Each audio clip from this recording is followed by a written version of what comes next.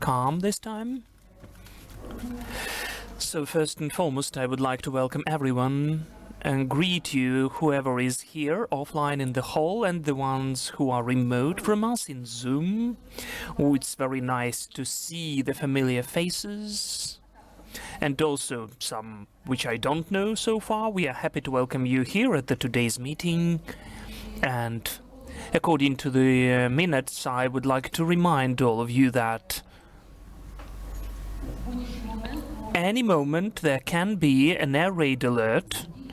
So the actions during the air raid alert are well known to everyone. We'll be obliged to stop, to suspend our work and to move to the safe place. The information where the safe place is for our institution and for those who are working and are here are on our schemes. After the air raid alert is over and there will be the official notification, we'll be able to come back to the hall to renew the work and go on with the point which was the last to mention. The second warning I would like to tell everyone for your attention is that the epidemiological situation in Kyiv city and in Ukraine is not the best. So if you don't feel that well, please do not stay in the premises with many people so that we could take care about each other and don't disseminate and wouldn't disseminate the infections. And now coming closer to our topic, the topic of our today's meeting. Our today's meeting has the following name: Agroecology and Access to Land, European Experience for Ukraine. We've chosen such a name of the topic, not accidentally, because under modern conditions, in the new reality, agroecology as the system of economic activity which provides the achievement of the SDG is in the agenda of the international organizations, the Committee of Global Food Security, the UN Organization on Agriculture and Food, and also for many countries it is still relevant. So even today there are lots of countries which have developed their national programs of transition to economic activity according to the principles of agroecology. And the modernized concept of agroecological development of agriculture and food provision is also focused on the basic human rights on food and the land and clean environment. So for Ukraine, under the current conditions, and because of the sufferings of our land and our people, agroecological activity is the only alternative so that gradually we could restore our production potential, nature potential, human demographic potential, because the type of food and the quality of food and the diversity of food which will be given to our people, it will lead to the recovery of their immunity, which has been affected by the stress situation and the low-quality water and air, low-quality food, which we are now buying in our stores with so high prices, which sometimes are higher than the European prices. That is why, in particular, to provide the economic activity according to these principles, the main condition is access to land. That is why we'll discuss today those issues, like access to land will influence agroecology, and agroecology will influence access to land and the recovery of Ukraine according to the Sustainable Development Principles. That is why we invite you to such a discussion, and we make you aware that this is the first stage of the discussions on agroecology and access to land. Then following two meetings, two seminars are planned to be organized till the end of the current year. One will be devoted to land issues only, the second one to agroecology only. So today we have to develop a certain foundation which will be developed developed further on and discussed as well, and we'll develop our own proposals from the civil society so that they could be taken into consideration during the negotiations process on the Ukraine's accession to the EU. And during this pre-accession period, many substantial part of money will be allocated and have been at least allocated to the countries which used to be in such a period where we are now at for agroecology. And it depends on whether we properly understand agroecology, whether these principles are really implemented into the practice of economic activity, and the efficiency of the use of this money will depend on that as well.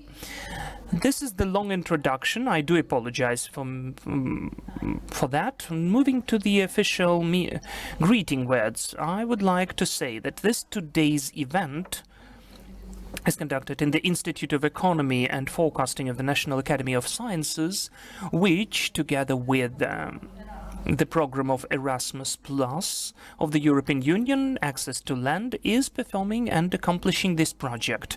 Besides that, we are joined by Ukrainian-Polish project Rural Rebuilding Ukraine.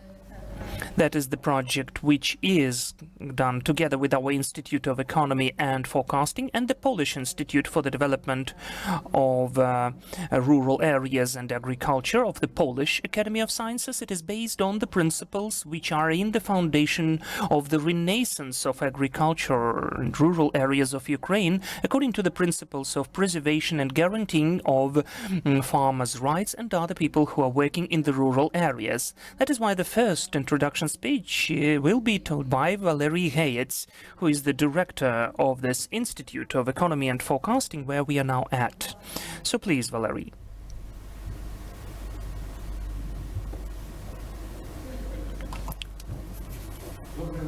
Good morning, dear colleagues. I have an honor to speak to you as with colleagues, because we are here in this institute, are meeting not for the first time, and in spite of the fact that Ukraine is conducting an awful and horrible war, in spite of the losses, in spite of the grief which many families have faced and the whole Ukrainian people faces, still we are thinking about the tomorrow. The institute where we are now here, in spite of all of the events, has been functioning, is functioning, and I hope will be functioning on and on. It will conduct its academic activity, and one of the tasks of it is to provide and accompany the processes of successful implementation of and accession of Ukraine into European economic space as well. The tasks which we need to accomplish in this part, first of all, is to invent the institutional basics and the basis according to which we'll have a certain adaptation process of the European practice of economic activity, including the agrarian sector, and how Ukraine will successfully move on in this direction, because all the historical past and all the inherent features of agriculture which were founded in the past, they need and claim serious transformations. And first of all, those transformations and challenges which we can find today in this uncertainty of the future of the world economic space. If we look at the challenges which are registered in the international financial organizations, first and foremost, they are listed for the future decades and sometimes even longer. Those are the issues of climate. Those are the issues of the industrial and trade policy, and also the issue of a human being who is living and will live under these conditions. If we consider these components, first of all, then our institute is conducting certain researches in these spheres, and that is why it seems to me that maintaining of our successful implementation as of today from our side is done a lot so that it could be like that. We welcome our European colleagues as well, who have joined us today, and sometimes because of the current circumstances, they connected to us remotely, and the cooperation with whom allows us together to search for new methods and shapes and forms which will provide the successful promotion of Ukraine. I wouldn't like to run ahead with my speech, any of the vision of this or that, because the project under the patronage of which we are here today is managed by Olena Borodina, who is the academic of our academy and who is the head of certain units and departments. And with her efforts and her department's efforts, we go on with the process of maintaining and of the implementation into European agrarian space. That is why this part will be omitted by me. Still, I hope that the ones who are listening to us and the ones who are present here personally, the ones who are joining us and are able to join us in the future, will have the information that the Institute today is totally capable to help and find new academic solutions in macroeconomic conditions of economic activity, including agrarian sector, the assessment of their consequences and perspectives, and also in the microeconomic as well. We know today how to work in the communities, how to provide and search for the institutional maintenance at the microeconomic level of the changes which are taking place in the settlements, including the ones where our farmers are living and working in. We know how, and we can solve the issues of infrastructure and logistics interaction in this sector of economy, so we will be ready to help you search for the answers of the challenges which are the current ones. And to some extent we know how and what can be done so that the person could successfully implement and be integrated into this environment and to provide social economic perspectives of equal access to land, to work, to the work job places, to the participation in this activity, which can provide interaction with the authorities of public authorities, both at the micro and macroeconomic level, and with the international organizations as well. To this or that extent, the Institute knows how and tries to grasp the approaches which exist already, so we'll be always happy to help you in your activity. So, in fact, as of now, I would like to conclude my greeting introduction speech and short information what is taking place in the Institute. And later, I would ask Olena to move on according to the agenda, because she is, as we used to consider, she is the inspirer. She is the organizer of our victories of successful implementation of Ukrainian agrarian activity into the European economic space. Glory to Ukraine, glory to the heroes. Please, Olena. Thank you. Thank you, Valery, for such high level of trust. We'll try to do our best further on, working together. The next introduction speech will be said by Monika Stanny, the director of the Institute for the Development of Rural Areas and Agriculture of Polish Academy of Sciences.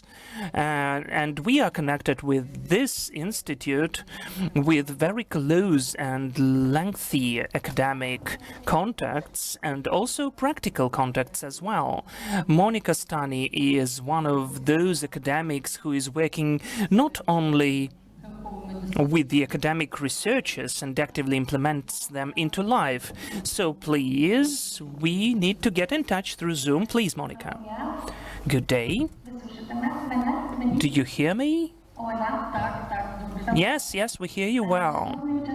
Dear participants of today's respectful meeting, for me it's a huge honor to have an opportunity to speak here and to take part in the opening ceremony of the seminar. I would like to thank the organizers for the invitation. I would like to say a couple of words in Ukrainian. My Ukrainian language, as you can hear, is not the best, but still I will help myself with my notes. You can see, I do apologize for certain mistakes.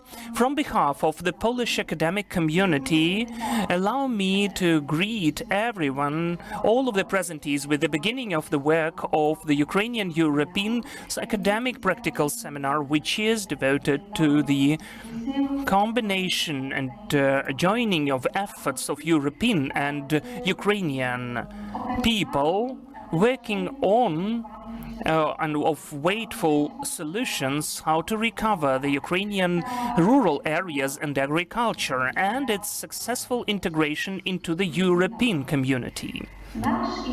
Our Institute for the Development of Rural Areas and Agriculture of the Polish Academy of Sciences, and I am its director, we had very long and fruitful cooperation with the Institute of Economy and Forecasting of the National Academy of Sciences of Ukraine.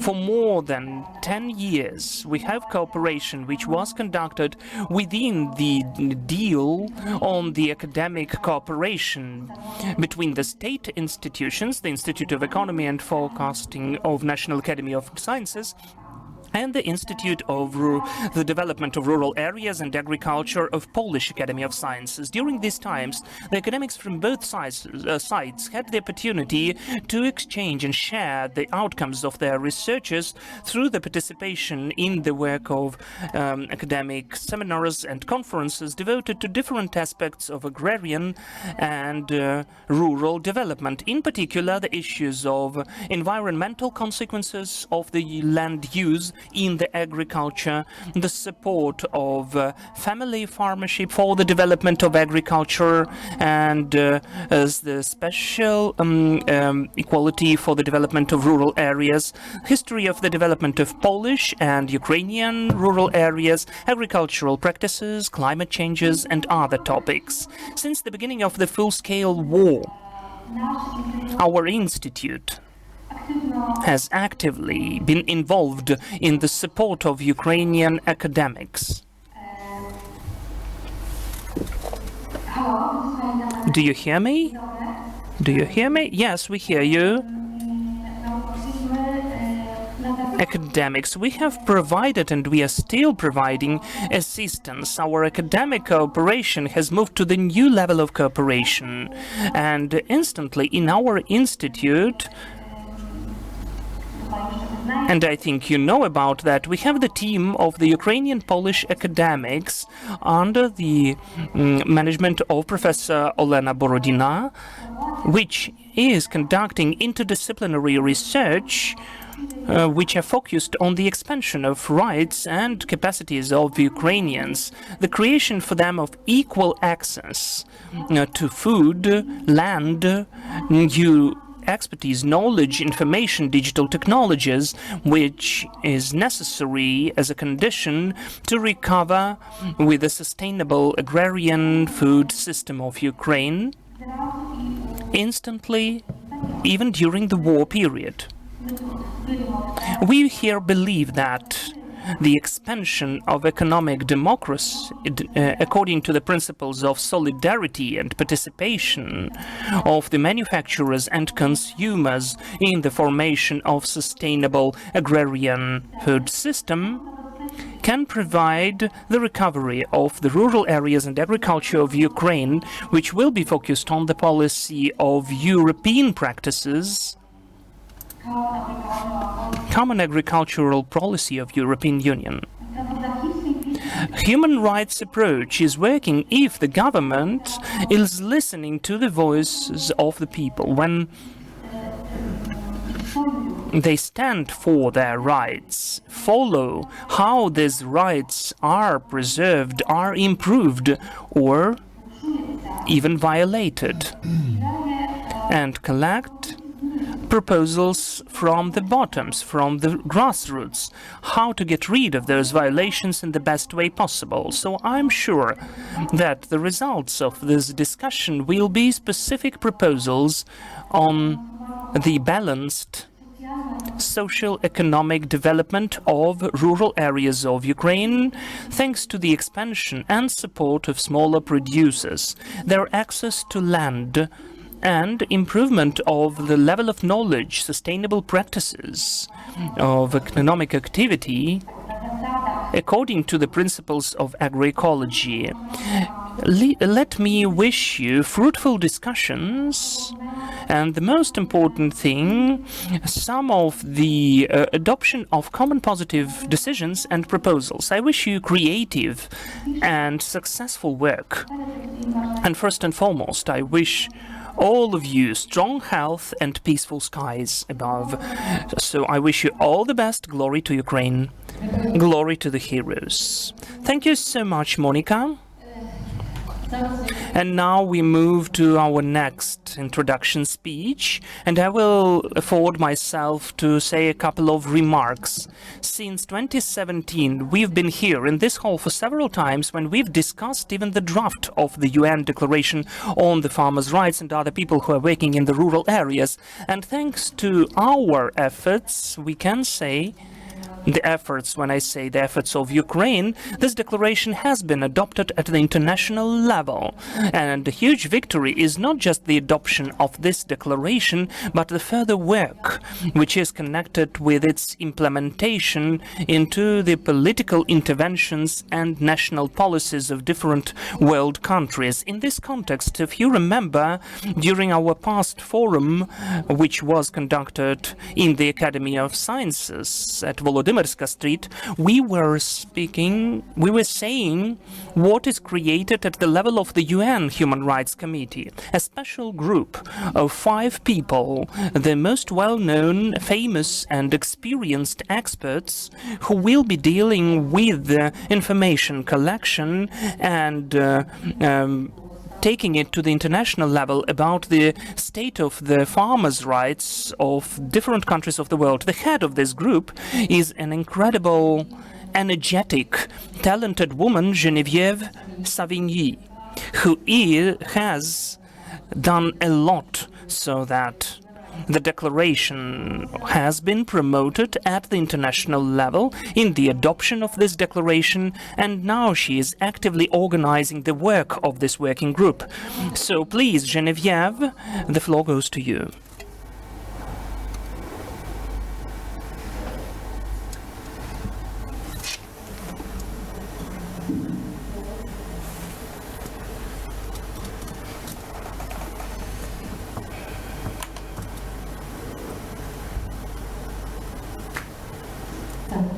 Okay, we have a technical delay, I guess. What's happened?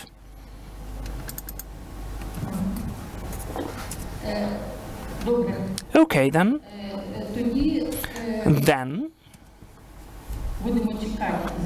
we'll be waiting for the connection with Geneviève. Now I'd like to give the floor to Viktor Honcharenko, who is the president of the Association of Farmers and Private Landowners of Ukraine, who is the permanent participant of ours and a colleague. Yes, please. You can take the mic over there, sitting there, but please, you're welcome to join me here.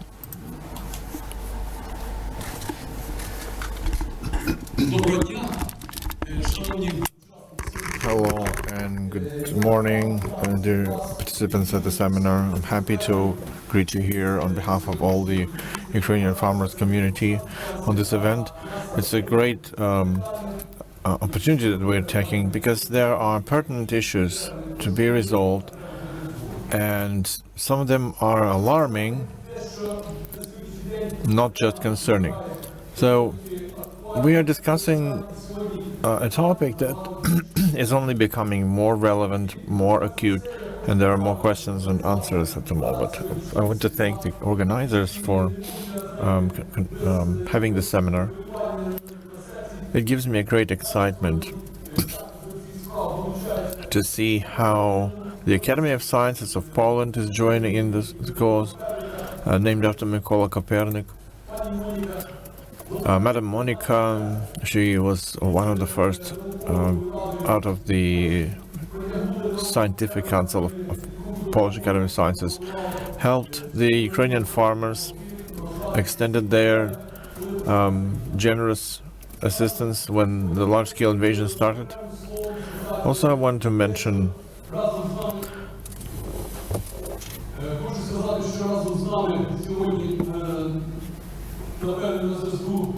we will hopefully have Ramona Dominicu online with us from Eco Ruralis, from the farmers movement in Romania. They were also among the first to extend their hand of assistance to Ukrainians. Thank you for our friends and colleagues. We absolutely feel your brotherly support. Also separately, would like to thank our Ukrainian scientific community, because the efficacy,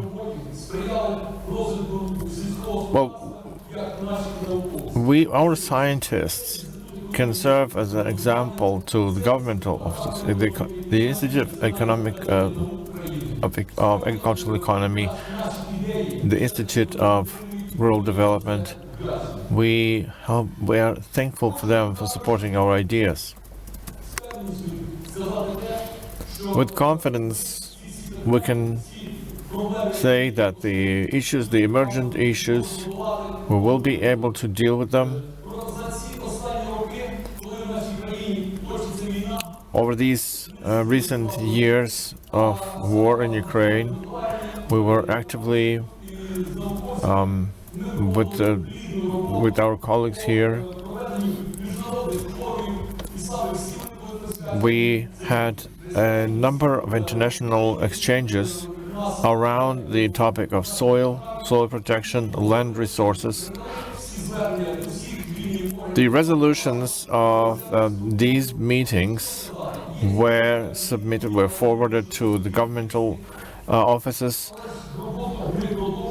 They are sadly not very actively engaged in our cause. They only give us formal responses. And the message is that the land market should be suspended for the duration of the war, because this war is also a war for our Ukrainian land resources. And the people who are defending our nation, the warriors who are our farmers, who came from agriculture, and now they are fighting in the army. But there are fraudulent people who find illicit ways to deprive the farmers of their land while they serve in the army. And that is an even greater concern, which undermines the faith in the main virtues of society, the dignity and honesty and fairness. So the UN had the Office of the Human Rights Violation Investigation. So the right to land, as it is violated for Ukrainians. So a really negative example, one of our farmers, very active farming enterprise from Odessa region, he was always in our forums, now he's serving in the army. And he gives a call and says, you know, while I'm here fighting, the banks are already walking in my land parcels asking to sell. He was concussed, he was wounded, nobody knows whether he comes from war. Here's live money, sell us this land. So this is the, it's hardly can be said as a misunderstanding or, well, and crime doesn't even quite describe it. So the land market as it exists now does not serve this nation. We keep stressing the point that this raiders and hostile takeovers of land parcels should be stopped. I understand that we cannot stop it completely, but we should suspend the land procedures for the duration of the war, the land transactions. And also the legislation is changing faster that we can count. Like there was this draft law 6013 against which we advocated for a year. So they put it in the drawer and then they produced it on the table again. And so the farmers were no longer in the list of companies that should be restructured. Let me explain for those who don't know. So they wanted this draft law to put all the farmers, like the joint ventures and family farms, with the same category with holders. So you have to become an LLC.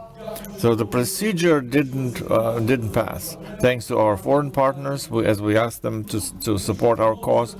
But then there's this new draft law, which is another cunning way to circumvent us. So now from the new year, the draft law was submitted where there was a proposal. All of the vendors, all the producers in agriculture should be categorized as farmers. So you didn't want LLC, let's make you all farmers. So this the old lady who has only 2 goats and a holding owner who has more than 1 million hectares, they're all equally categorized as farmers, and they claim the same right for subsidies, for state support. And when we say that we want to develop farmers, small farms, we aimed at European integration. That's what we're doing. And now somehow everybody's a farmer. Where's the fair competition? And we need to talk about it. And I want to wish everyone a great fruitful work, being motivated and produce important insight and enjoy the process of doing that, and find the capacity to really achieve what we set forth to achieve. Thanks, everyone. We thank our Ukrainian colleagues and our foreign colleagues. Thank you.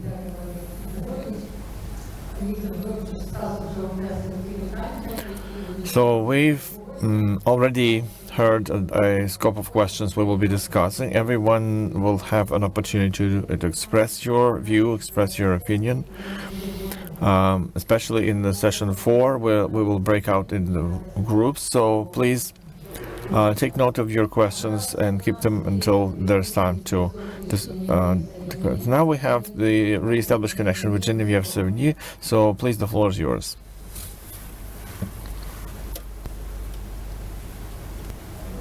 Good morning, and thank you very much. I'm very pleased and honored to be invited to this seminar on access to land and agroecology organized amid such a dire situation for Ukrainian peasants and rural people. My name is Genevieve Savigny. I've been a farmer in south of France during all my active life, raising free-range chicken, involved in my national farmers union, Confédération Paysanne, and at the European level at the ECVC, which is Via Campesina Europe. I'm now part of the working group on the rights of peasants with 4 colleagues, experts from different UN regions, and that is Western Europe and other states, myself, Eastern Europe, David Acobiant, that some of you may know, Asia, Africa, and Latin America. I was designated chair rapporteur of the group for this first year of activity as a tribute to peasants' commitment. As you may know, the declaration, and this working group is here for the Declaration on the Right of Peasants, the UNDROP, UN Declaration on the Rights of Peasants and other people working in rural areas. This declaration was obtained after years of efforts from peasants themselves through their organizations, with the support of some NGOs and states, with negotiations at the Human Rights Council until its adoption in the General Assembly in 2018.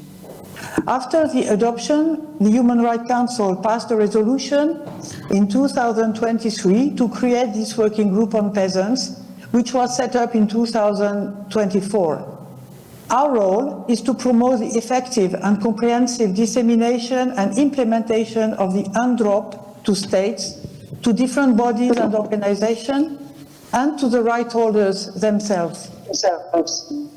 This implies to identify and promote good practices as well as to spot the gaps.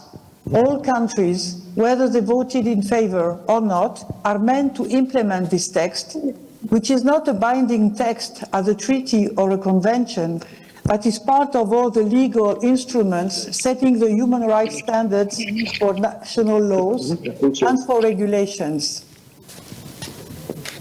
The UNDROP is a very comprehensive instrument, gathering in one text 28 articles, and it gathers all the needs for peasants to be able to make a living. It is under the responsibility of states to ensure that the rights are fully respected, but non-state actors also need to respect them. In the text, peasant has a broad definition and includes all those who practice or seek to practice small-scale agricultural production, but also fishing, fruit or plant picking, livestock raising, and also workers, landless people. And all those people who have a special dependency on and attachment to the land. I now stress the Article 17, which is the right to land. It is a core article of the Declaration. It is long and strong, and it says, I will cut a little. 17.1. Peasants and people working in rural areas have the right to land, individually or collectively, including to have the right to have access to sustainable use and manage land and water bodies, coastal seas, fisheries, pastures and forests, to achieve an adequate standard of living, to have place to live in security, peace and dignity, and to develop their culture. Then you have the provisions against all forms of discriminations, including against women, the recognition of customary land tenure rights, the protection against arbitrary displacement and evictions, the right to return. You have provisions on the need of agrarian reform to ensure that peasants enjoy adequate living conditions, taking into account landless and young people. And then I will stress the final paragraph, 17.7. States shall take measures aimed at the conservation and sustainable use of land and other natural resources used in their production, including through agroecology, and ensure the conditions for regeneration of biological and other natural capacities and cycles. Through these words, the Declaration depicts a beautiful project for agricultural development based on food sovereignty, agroecology, and peasants taking care of their land and natural resources for sustainable food systems. It is a great opportunity for me, as a member of this working group on the rights of peasants, to be able to listen to all speakers today, to hear how this vision is or can be implemented in diverse situations, including the situations in Ukraine. So thank you very much, and have a good seminar. Thank you. Дуже дякуємо вам, Genevieve. Thank you, Genevieve. And at the end of the greeting word, we want to provide the floor to Cécile Duchier, who is the manager of our program on access to land resources, which is a program part of Erasmus+. Practically, courtesy of this program, we have this opportunity to work today. Good morning. Do you hear me well? Yes. Okay. So yes, good morning. I am Cécile Duchier, so the coordinator of the Access to Land Network. And I really would like to thank the Agro Development and Rural Innovation Organization with the Institute for Economics and Forecasting to have organized this conference. It's an amazing job, I know, to prepare it, and I really would like to thank you for organizing it and allow also us to be part of this forum online.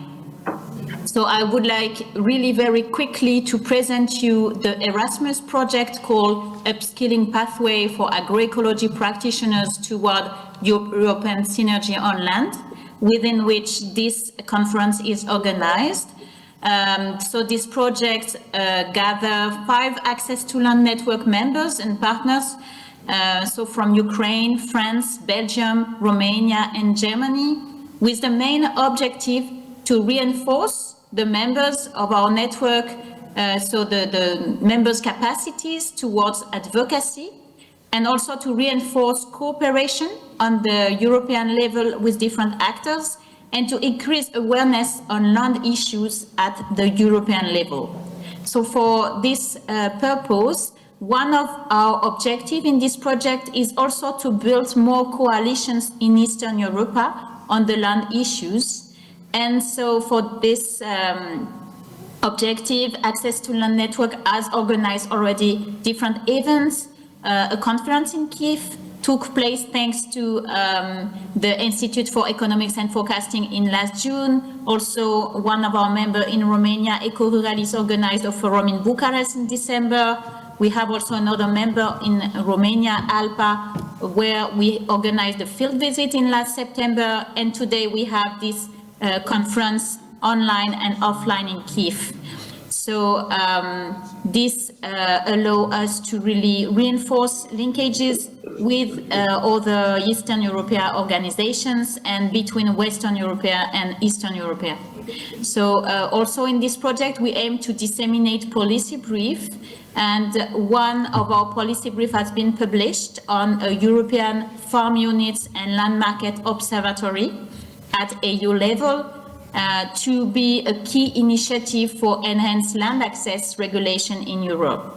And also today we will discuss of policy brief prepared by our Ukrainian colleague on the land issues in Ukraine and their national and European perspectives.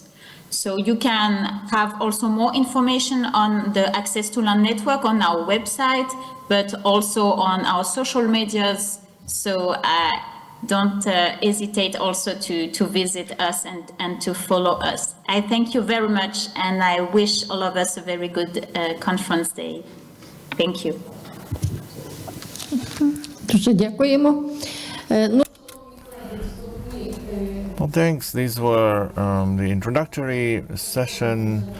We go proceed to our work, and quite short, I would like to present the system of how we have a hybrid connection format. Partially we are here in Zoom online, and there's a venue in session. So we will have 4 sessions today, and we will take turns. Ukrainian speakers will take turns with Ukrainian. So first Ukrainian speakers will present and in their interventions outline the most acute problems, and then we'll pass the floor to our European peers to describe how they, what kind of problems they face and how they resolve them. And at the end, we will have a session of work groups where we will discuss the key important issues that we selected and put them on online surveys where you expressed your opinion on the issues you would like to discuss. And in the end, we will do a summary session where we will outline the subsequent vectors for activity in agroecology and access to land. And then we will think how we'll shape and promote these proposals further to executive and legislative branch, both in EU and Ukraine, because as you heard, we have direct connection with many institutions and CSOs who work in this area. So we'll start with first three presenters. After these three presenters, we will have a Q&A session.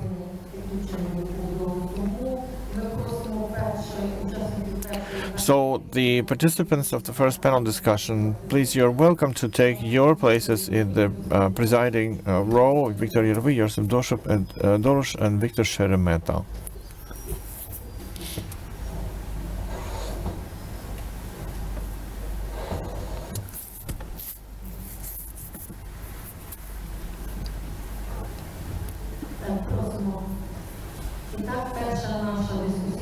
So the first discussion panel, the right for land, the family farmers, enterprises, and small farmers. Viktor Yervi will tell us about the project named Rural that I mentioned before, which is a Rural Rebuilding Ukraine project. It is about land market in Ukraine, how it works, what are the social economic aspects. Everyone is reading great reports, figures and graphs, the transactions, the volume of sales, the volume of sales sold, land resources, that we know. But what is the long-term and mid-term effect for the society? We have some preliminary results to present.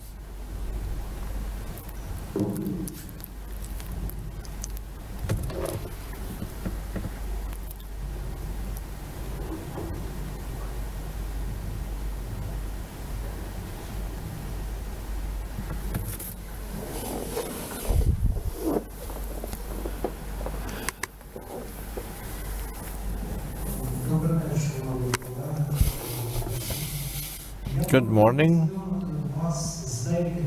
I would like to present to you some of the results of the research motivated and funded by the Erasmus project, as we mentioned before. The project is around who becomes the owner of Ukrainian land, the trends of land transactions.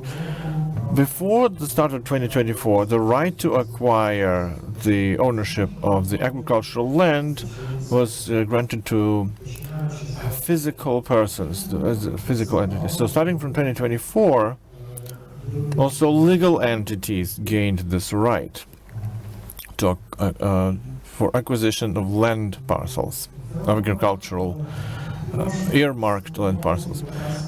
As we communicated with our European colleagues and in the process of our study, we maintained the position that small farmers who reside in the rural areas, who are well integrated in the rural communities, when local gromadas, they have to have the priority in acquiring land parcels of agricultural purpose.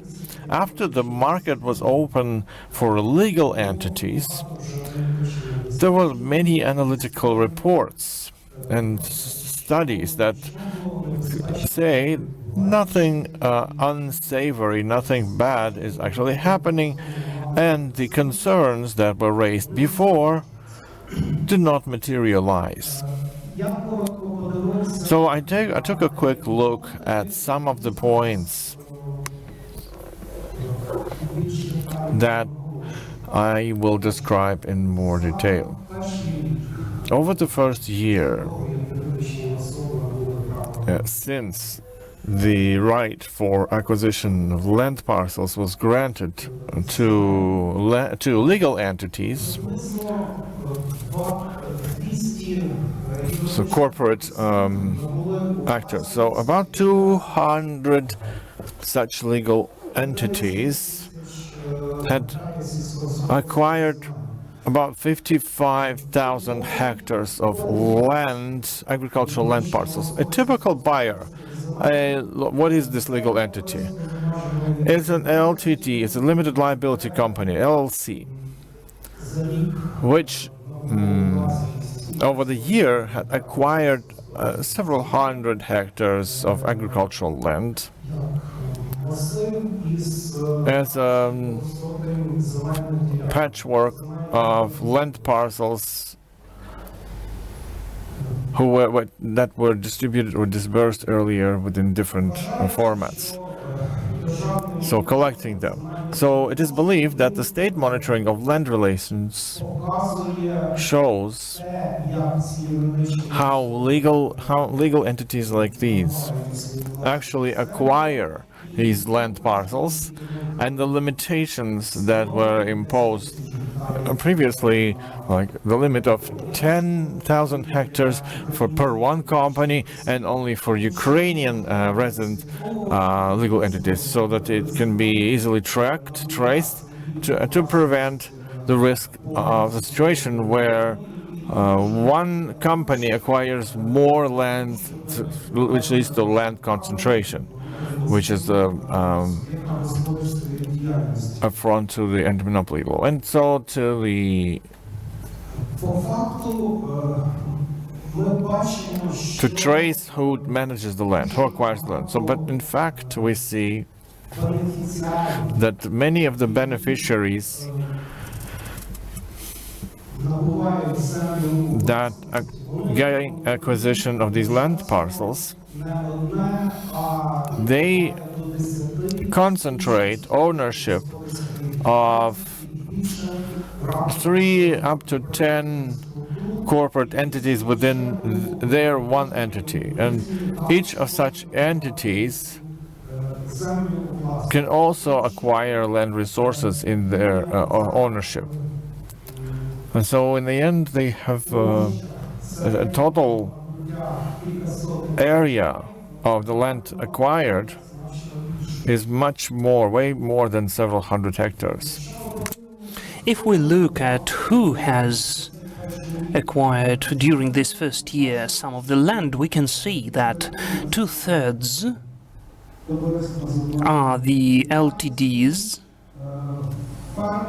Farmers are about approximately 10% of all of those who acquired land as legal persons, and here legal entities, and here I'm speaking about the acquirement of more than 200 hectares per one enterprise. If we look at the place of registration of these legal entities, we can see that 40% are registered in the cities, including every fourth is Kyiv city or the region center. That's what I mean speaking about taxes, whether they are paid for the rural development from those economic entities or anybody else. Approximately half of are registered in the villages, but if we look at where living and registered the end beneficiaries are of these acquirers, we may see that 2/3 of them are living in the cities, which means that those are the people who are almost not considering themselves part of rural communities where they are buying land from. They are not integrated into these communities. For them, it's exceptionally business, not local development.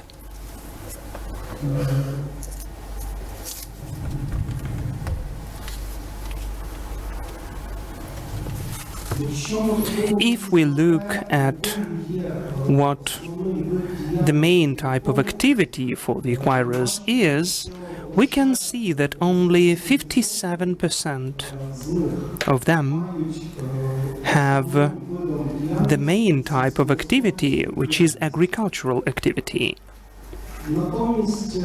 In spite of that, among the buyers, there is a substantial part. 13% are the buyers whose main activity is provision of real estate for rent and additional management of real estate for then award and buying and selling of their own real estate. So those are the subjects which have nothing in common with agriculture, and they come to the land market exceptionally for they consider land just as an investment, not a resource which has to help local development and the development of the communities.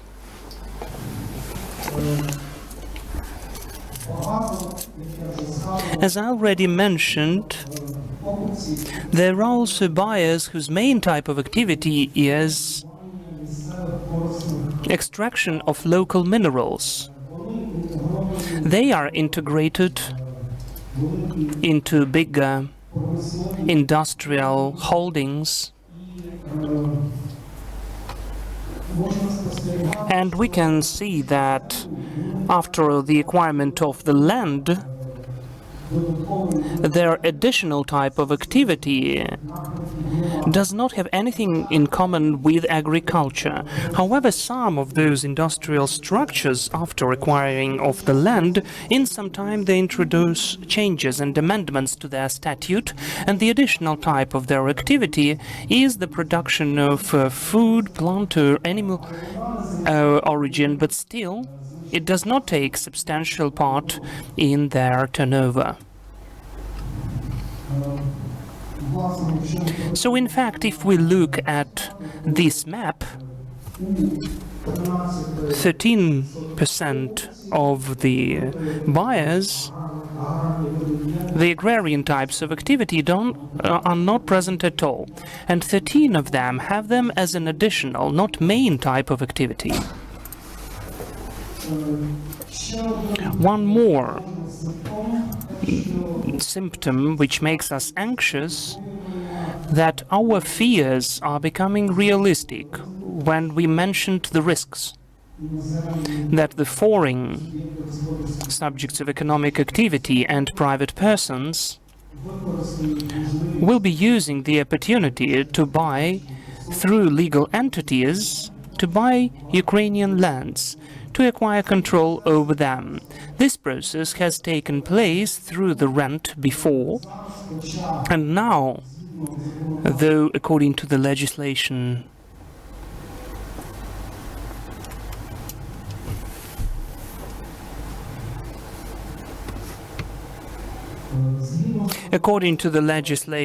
buying of the land as arable can be done only by the Ukrainian legal entities, still, out of 100 biggest buyers, approximately 10%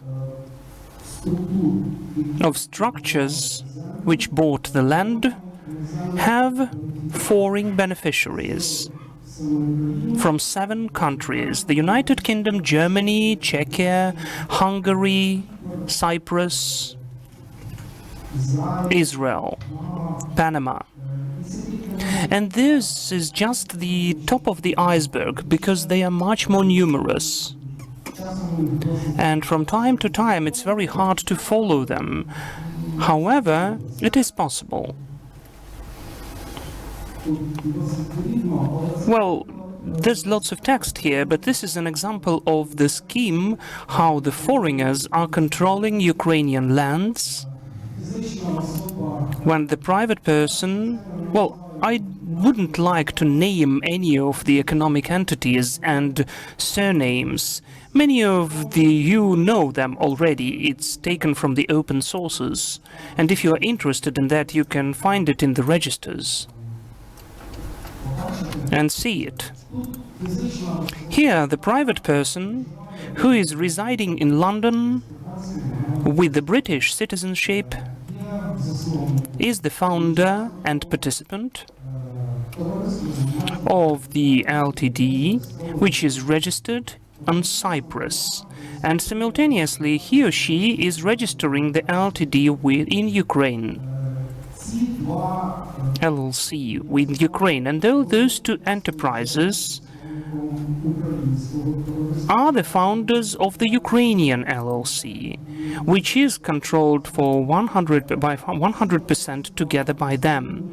Those LLCs have the main type of activity, agricultural one. But later, the following enterprise, which they register and control by 100%, is already the enterprise, the LLC in Ukraine, and its main type of activity is the operations with real estate. And this enterprise is acquiring agricultural land in Ukraine, so the end beneficiary and the one who is controlling this land is the private person with foreign citizenship or nationality. The variations of such schemes are numerous, which witnesses that the norms which have been mentioned in our legislation, those mechanisms are not functioning on the one hand. On the other hand, the monitoring which exists as of now in Ukraine does not perform its function to follow openly the volumes which are under control of one person through several other enterprises.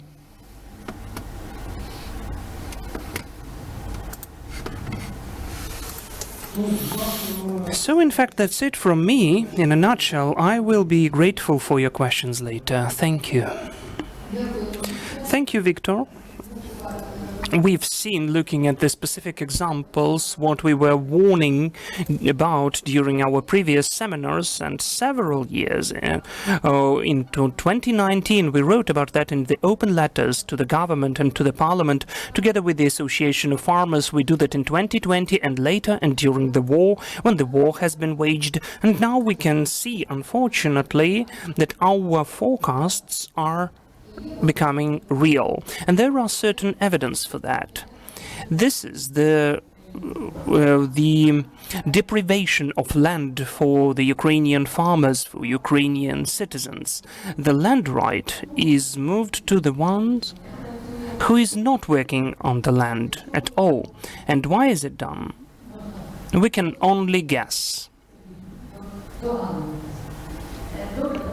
Okay, let us move on. I would like to give the floor to Josip Dorosh. Can I pose the question? Well, the questions will be later, after the three speakers, as we made a deal about. So the discussions and the questions after the three speakers at this panel, and then we'll discuss all of that, and every single person will have the opportunity to speak then. Thank you. Thank you, Elena. Good day. Esteemed organizers and participants of this seminar, could you show my presentation, please? Thank you for the opportunity to join the discussion with the European and Ukrainian speakers and practitioners on the access to land and agroecology. It's obvious that successful practices and recommendations of EU countries for Ukraine are needed. It's easier to study through somebody's mistakes, so very often we need the vision from a side. But for us, as the representatives of agrarian science, there is something to share, in particular with the representatives of territorial communities. I will deal in my speech with several issues connected with the management of land resources of territorial communities under the conditions of new reality. I cannot click the slide somehow.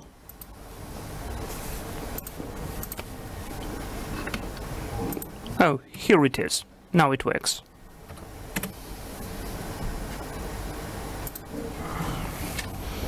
And the same again.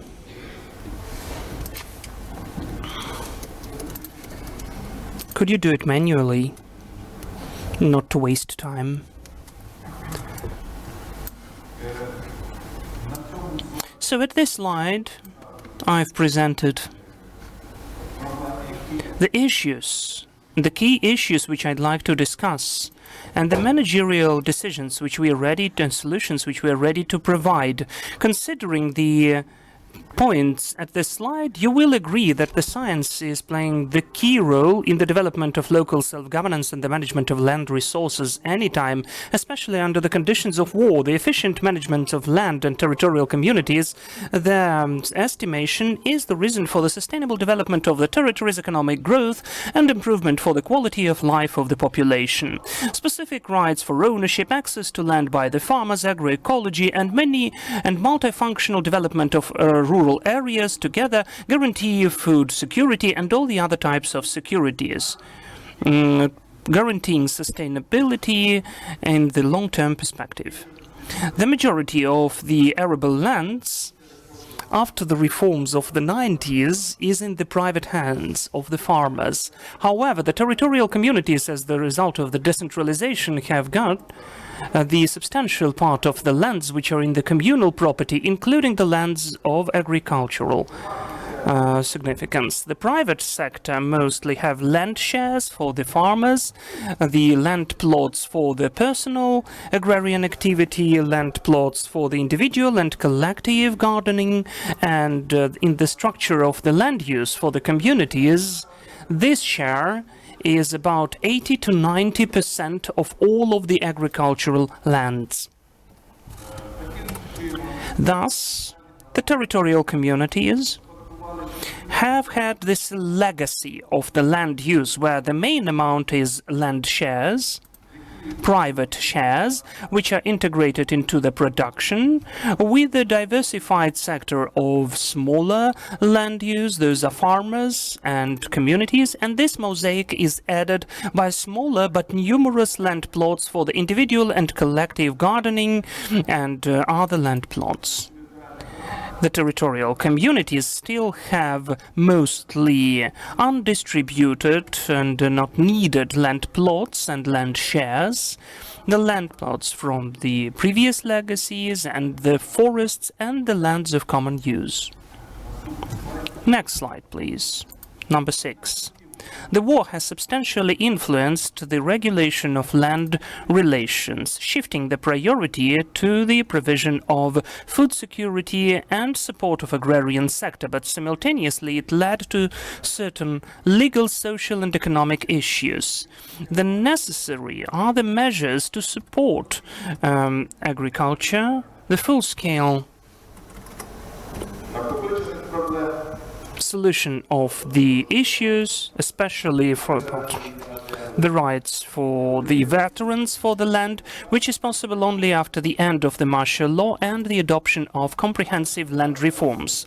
The rights for the land plots for the ex-combatants and their priority leads to the other issues raised about the availability of lands which can be allocated to the participants of the combats and persons for the individual construction, gardening, farmership, according to the Article 12 of the law on the status of the veterans of war and the guarantees of their social protection, and the management of land resources. In this case, can be including additional conditions while providing the prohibition during the land allocation during this period of time. This issue of allocation of land for the veterans is not new. It started in 2014. The scale has been gained after the end of the legal status of the martial law, when the substantial number of ex-veterans will come back home. A huge request will be seen in the regions with the highest level of mobilization and closer to the biggest cities. So there will be the request for land lots with different target, and under the condition of the deficit of free land lots, it will be possible to foresee certain compensations and reimbursements of the price of land lots, because an important issue which we need to raise under the new reality is the employment in the agriculture. Under the conditions of the post-war recovery of land resources, we see the acute issue of the efficiency of land use, including the issue of the regulation of the use and as we say, it just estranged property when the owner exists, but the land plot is not used. Because the land, first of all, is the production means, not the real estate or not the thing to save your money. So the issue of such property will be considered again in the management of land resources, because the available land plots as of today, they are not assessed and they are not used by their target, and by essence can be interpreted as estranged property. A certain number of land users and land owners have left the territory of Ukraine, and they left the land lots which won't be used how they should, and they won't use this land in any way. It's both about the arable lands and also the gardening lands for the individual or collective gardening, especially for the farmerships. And because of that, we need to develop the new approaches.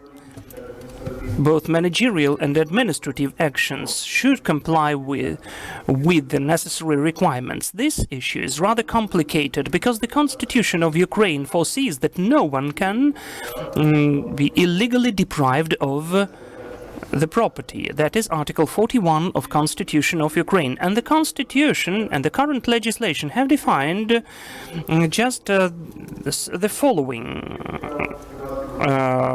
provisions for the subtraction or estrangement, that is the confiscation, with the reasons and conditions presented on the current slide. So we'll have the issue of the regulation of these issues, the settlement of them, and we need to find the way out.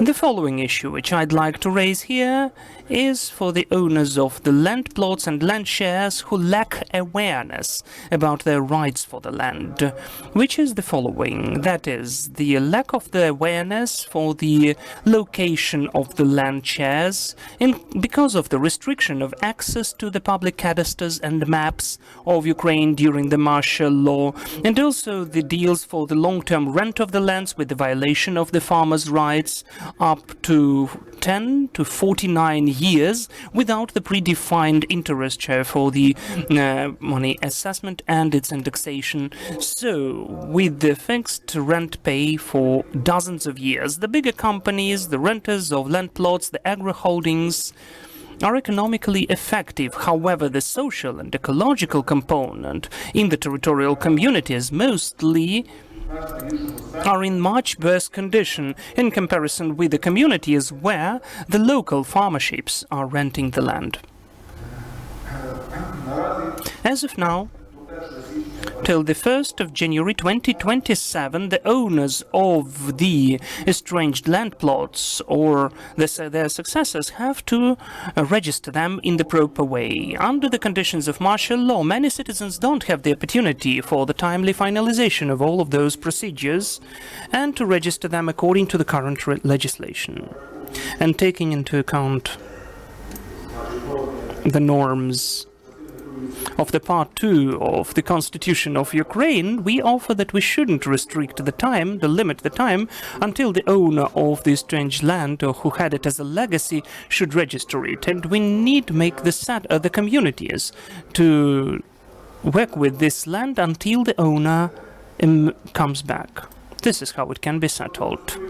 Let me show the options which are for the solutions which are typical for the communities about the lands. According to the outcomes of our academic researchers of 7 territorial communities which are located in the Kyiv region, which were affected by warfare, and in the agglomeration of Kyiv city, Dnipropetrovsk region, which is close to the combat area and which are in the zone of extraction zone, Odessa, which is close to Danube logistical zone, and Transcarpathia, mountainous peaceful region, where we had certain typical issues defined.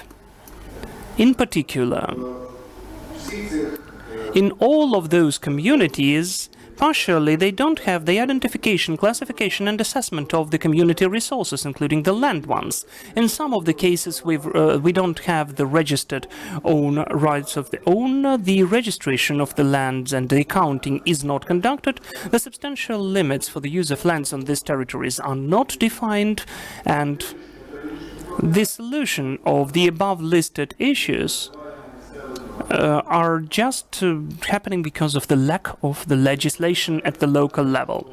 In spite of the situation that in Ukraine, for the modern technological platform, we conduct this process since 2013, it includes data about not all of the land plots for the lands of the state.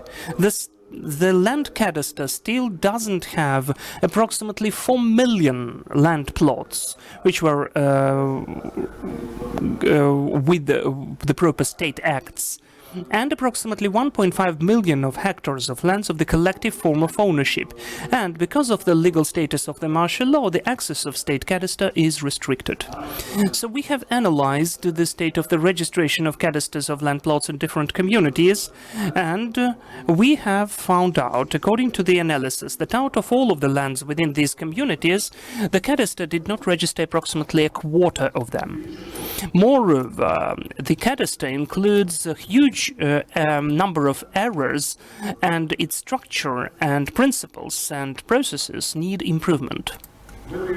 We found out the problems of spatial identifications of the limits of territories and territorial communities because of the reforms of administrative territorial order of Ukraine, which is connected with the emergence of new and some of the undefined issues between the neighboring communities about the limits of the territories of these communities.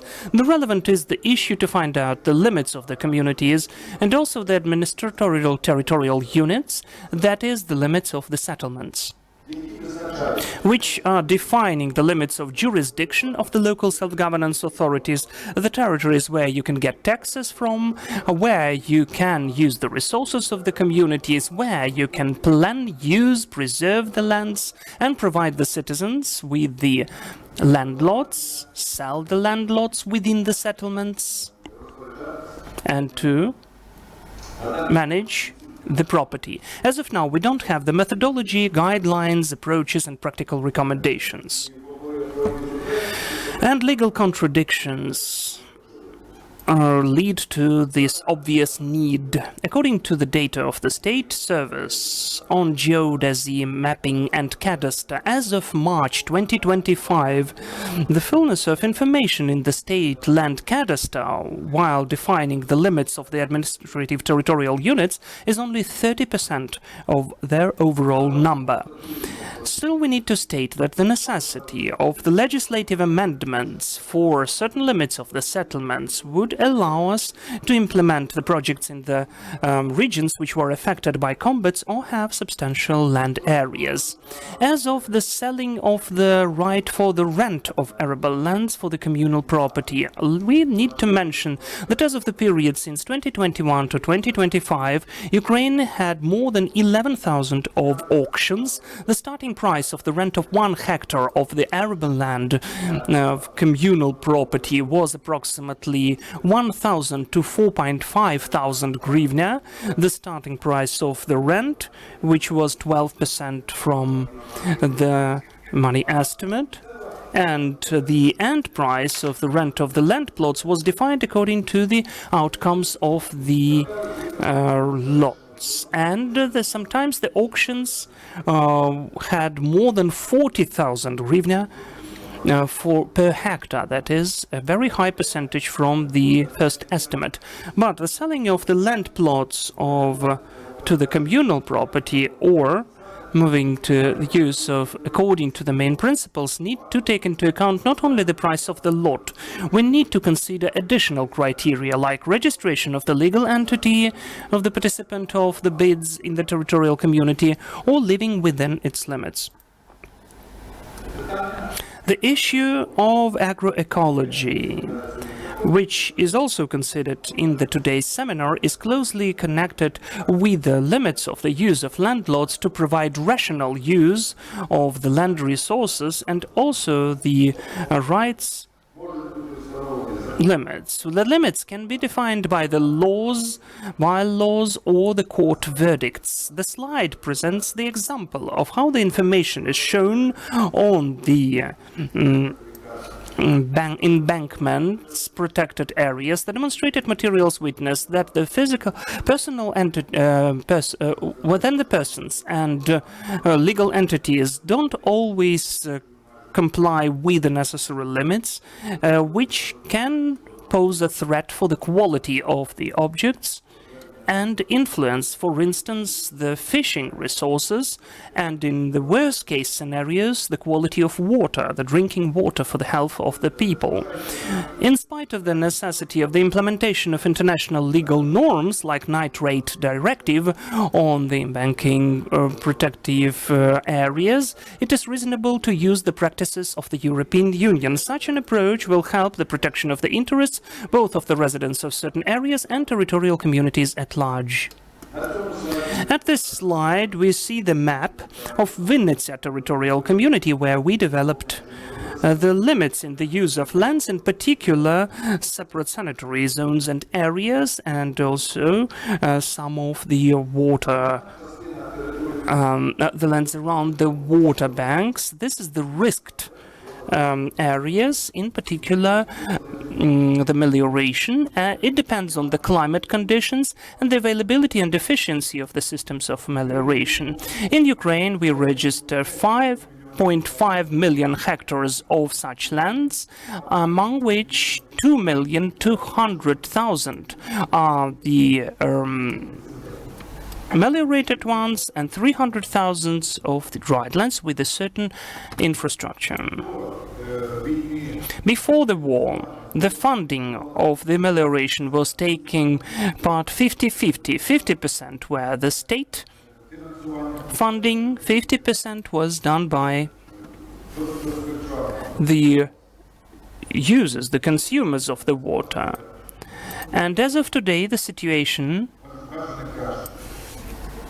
could be better. For instance, for Odessa region, Suvorov territorial community, we developed the concept for the management of communal lands of this community, which also included the older database for the lands and water use, including our recommendations. The territory of the community created the organization of the land users, which has the name of Water of Life, which got some of the melioration objects of Suvorovka system, and they provided the irrigation system to restore the areas for irrigation of 1,500 hectares. In this context, let me also name a different aspect of land relations connected with the water objects. According to the current legislations, the water objects are given for the use according to the rent contract, together with the water objects in the procedure predefined by the Land Code of Ukraine. So the right for the rent for these objects is covered by such water objects as well. For the use of the water objects, the renter has to pay the rent, but under such water objects. So the contract which is awarded for the water object only does not foresee the rent of the land plot. There are many such contracts, especially when the land parcel under the water or water area is in communal property, and you have to somehow bring it to compliance with the land and water resources management laws. So comprehensive laws implemented in 2020 on according to the Gromadas management up to 2025 January 1st, they had to come up with these plans, but such comprehensive plans still are not developed because it's too much work, and the draft law is now in the parliament, which postpones this development. What solutions we suggest for communities, for Gromadas, in terms of management of their land resources? We have designed an automated system of calculation of the land parcel assessment. We call it Neo Gromada. The system has quickly become not only the calculation of this assessment for communities, It allows for comprehensive management of land resources on territorial community. It's important that the system works not only with data, but their spatial representation. So the map is the basic part of the system, whereas every user, depending on their clearance level, they can have access to it, and they can see everything in spatial representation. The local self-governance agencies have access to all the data around their community, but all private owners have information only about their parcels. So there are residential areas on the map, different groups of clusters of land parcels, etc. For community members can see the area and approved assessment. They have the zonal coefficients and ratios that have an impact on the calculation. So there's also encrypted database number of land parcels, the cadastral number, the form of ownership, the area, and the calculated value and spatial position. And the data on the land parcel is also represented in tabular format, where you can search by different criteria, and also using filters by status, as for the ownership type and target application. Also, next there will be the assessment methodology, but because current methodology is not maintained by the cadastre service. Also, the system creates reference files for very convenient PDF publication. The system calculates or keeps track of number of landowners, which can easily allow you to see how many parcels are within such ownership. The community can upload their reference documents using the template and algorithm, where they notify the size, the value of payment and fees, and the assessment data. And also the program publishes analytical reports, their status, their assessment, the data, the analytics, the target application, the area. Also, the system provides analytical data to prevent misattribution of data.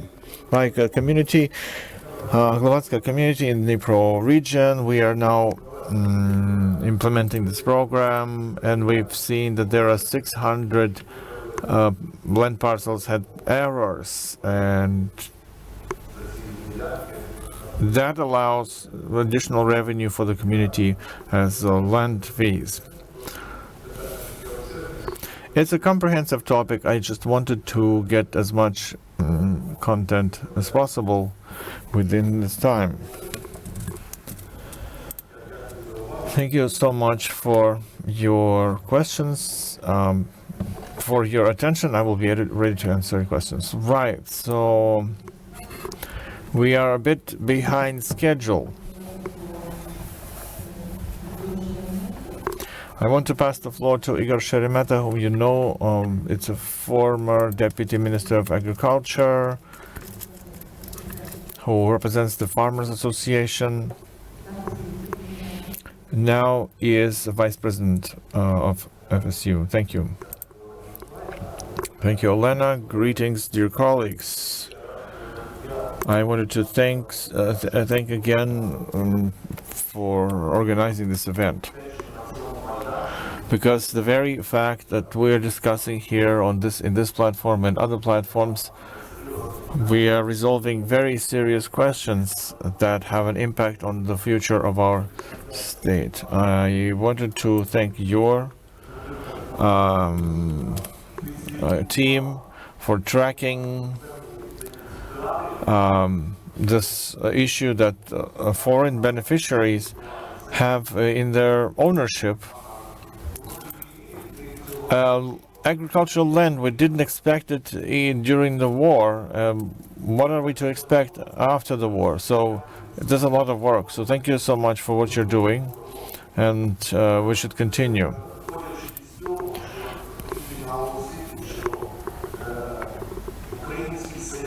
I wanted to stress that the Ukrainian farmers have to be the backbone of agricultural system of our country.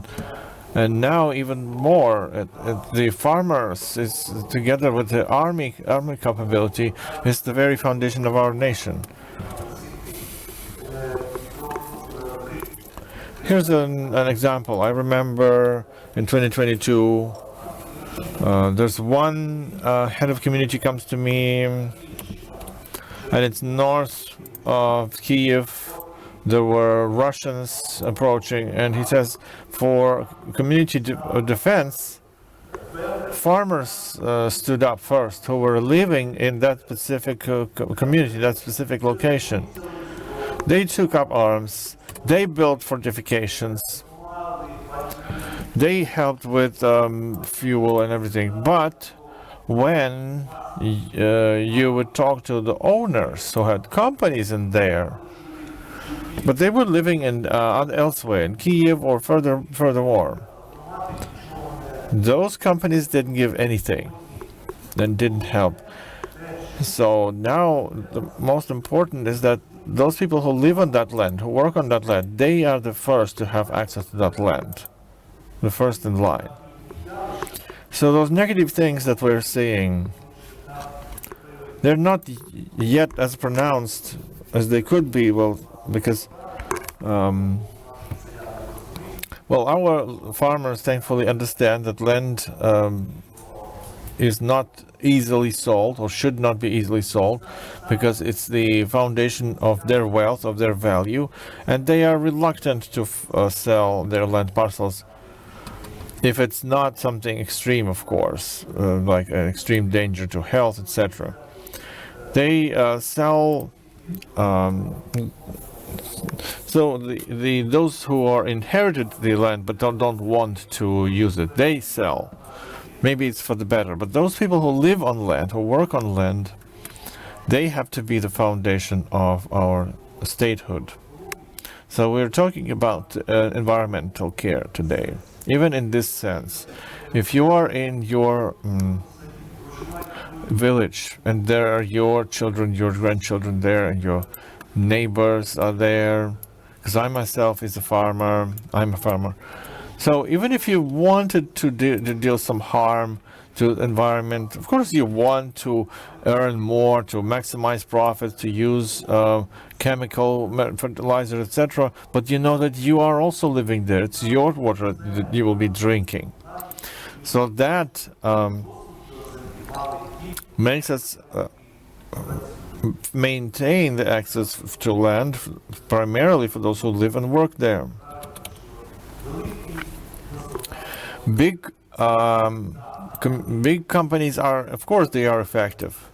If you have a lot of area, even if you don't go outside of this size, like 2,000, 3,000, if you're doing grain and crops, they are effective. But if you look at the where they live, so the owners live in Pechersk, in the center of Kiev, or in London, or in Cyprus. So the company is making some money and paying taxes, but the owners, and even if we talk about small companies, they are spending their earned money not in that vicinity, not in that village, not in the city around that city, which does not at all help the development of rural areas, of rural territories. So the farmers, if they live there, they spend there, they support their community, they support their locality, they support the agricultural infrastructure, which does not lead to deterioration of our resources and human resources. But what is happening in Ukraine, that they adopted a completely liberalized market for land sales of 100 or 10,000 hectares without limitations. That is way overboard, I would say. That is a very negative thing. And it's it's bad for country's security. So what we're doing today, what we were doing earlier, and what we have to do, we have to raise our voices, make our voices heard. We have to communicate that this is the wrong direction to move. As I said, the negative effects are not yet fully pronounced, but if we can anticipate them, if this free-range sales of agricultural land, this will lead to eradication of rural areas, which undermines our statehood, our nation. Just last year, I was on a similar event, which was conducted through funding of the international organizations. There were American funders, and there were some state institutions present. And SEOs were there, but I've seen people who had a different opinion, that this wasn't anything negative. Even the situation where there's a fair market for everyone, they maintain that this is good. Well, am I wrong or not? But you know,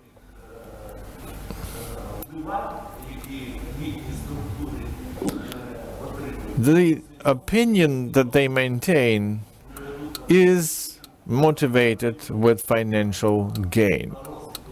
So the financial gain has the biggest voice, not only of our farmers' development, but the national development. When money is the only voice that speaks, that situation can lead to drastic disappearance of rural population.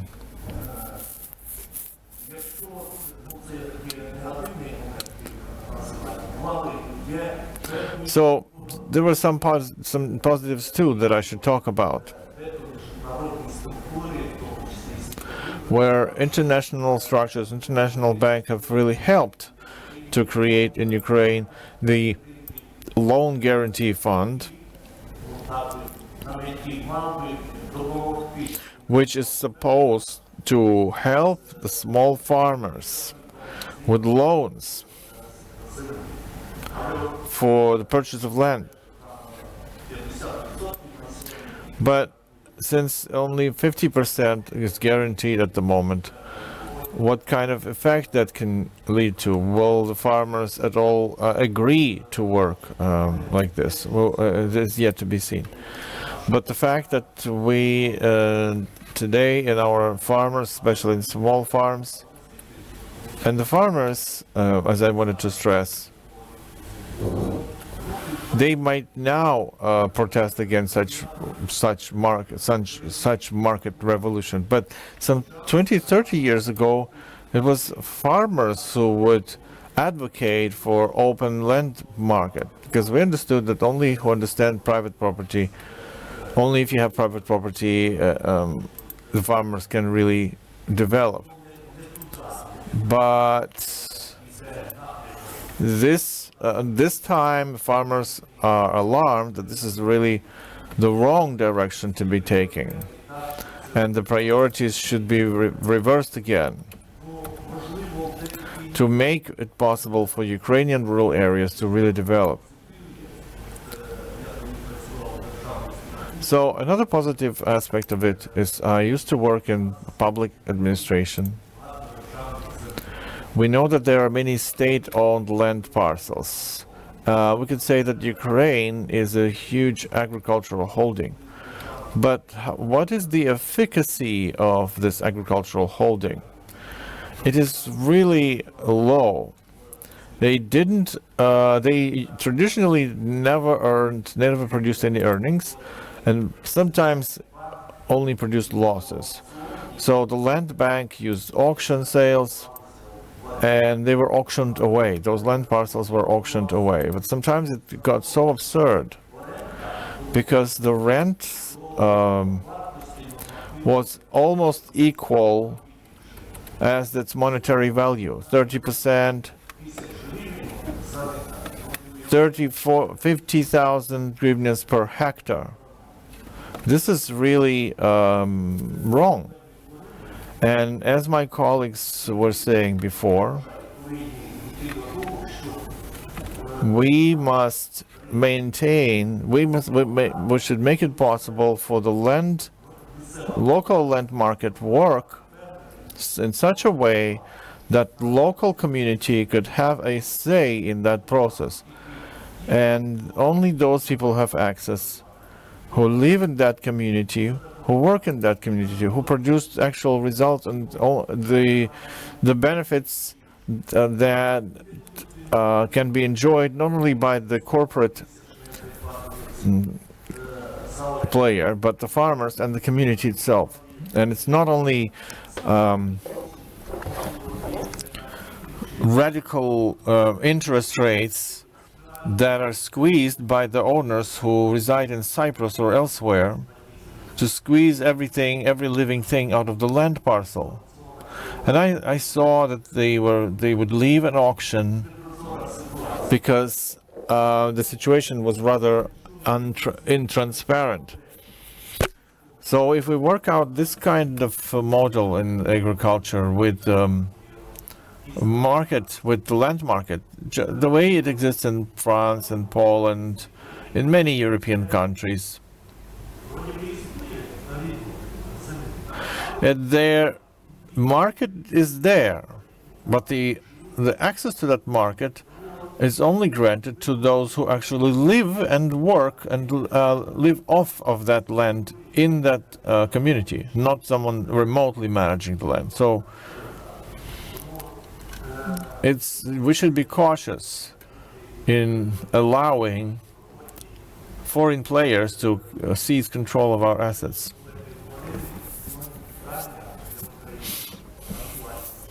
So the relevant question for the challenge for Ukraine, I remember back in 2015 where the boys came back from frontline and would urge the parliament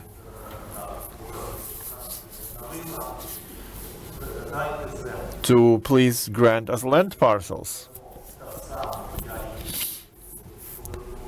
And the government was not so generous as they are with corporate players now. So in our Farmers Association, this is the way we see it. And today, since our country is and will be, unfortunately, in the mortal danger, because from everywhere we have enemies standing in the north, in the east, in the south, in Transnistria, everywhere. So after the war, hopefully, in the frontline zones, there should be land parcels made available cheap enough to veterans, to younger veterans especially. Like we're talking about what farmers can afford. If I'm a farmer and I don't have inheritors, if I can buy some land parcels for 10 years, and then I will sell it to an oligarch. So all these land parcels should be given to young people who have a higher priority to develop this land, who plan to spend their life there to pass it over down to generations. Whereas in frontline regions, there should be farmsteads created using the Swiss recipe, the Swiss principle. You live on that parcel of land, you nurture it, and you defend it, even if you are supposed to build fortifications. And we have experienced people to do it, to be able to live and work there and defend our country. Because No one else other than it's down to ourselves to protect our left. We can get some assistance, but it's irregular. Only if we have our own defense capabilities that we nurture and support and give opportunity to work on that land parcel, which they may inherit later, that will be a great addition. And we believe in our association there's a great future for that. And it gives opportunity not only to protect the farmers and agriculture, but defend our nation. Thank you. So before we go into Q&A, we did not have the coffee break planned. So each of you can just visit the cafeteria and just feel free to continue using coffee or tea here. Also, we are collecting online questions. We have a list of them now.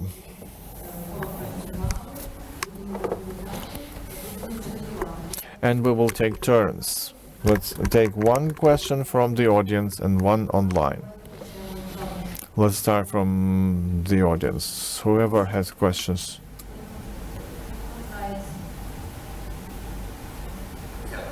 Thank you. Thank you for great presentations. All three presenters raised an issue on efficacy of agriculture as an enterprise. And everyone maintained that big companies, big holdings are economically effective, not otherwise. So I think that in itself is a distortion. And this distortion happened because we did not debunk the myth of efficacy of huge conglomerates.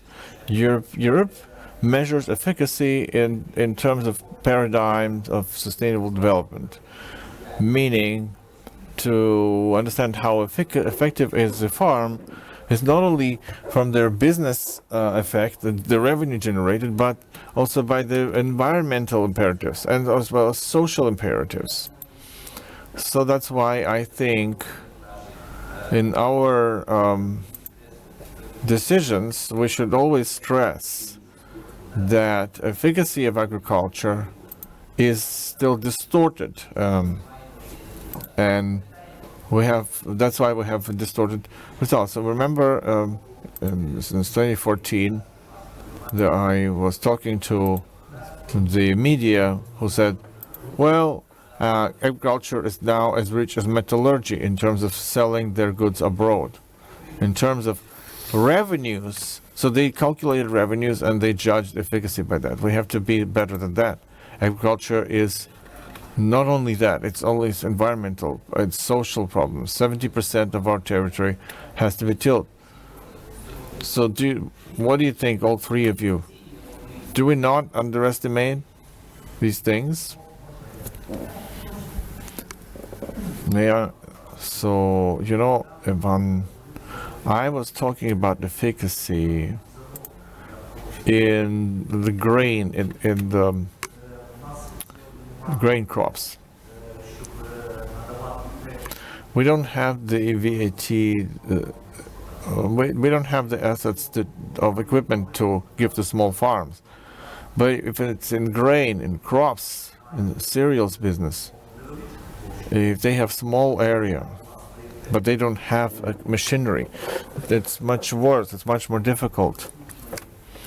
Wherever they have potential like harvesters up to 500,000 hectares, this is where they are really effective. So a harvester is working to full capacity. If there were small, medium, if we had like a rental service to rent harvesters, that would be great. But what if we talk about horticulture, dairy? This is where small farms are winning, and that's why we talk about Polish companies. there's a small gardens, small farms. They are the full suppliers for Poland and also for export. So in grain, in crops, that's where bigger companies more effective up to a certain limit.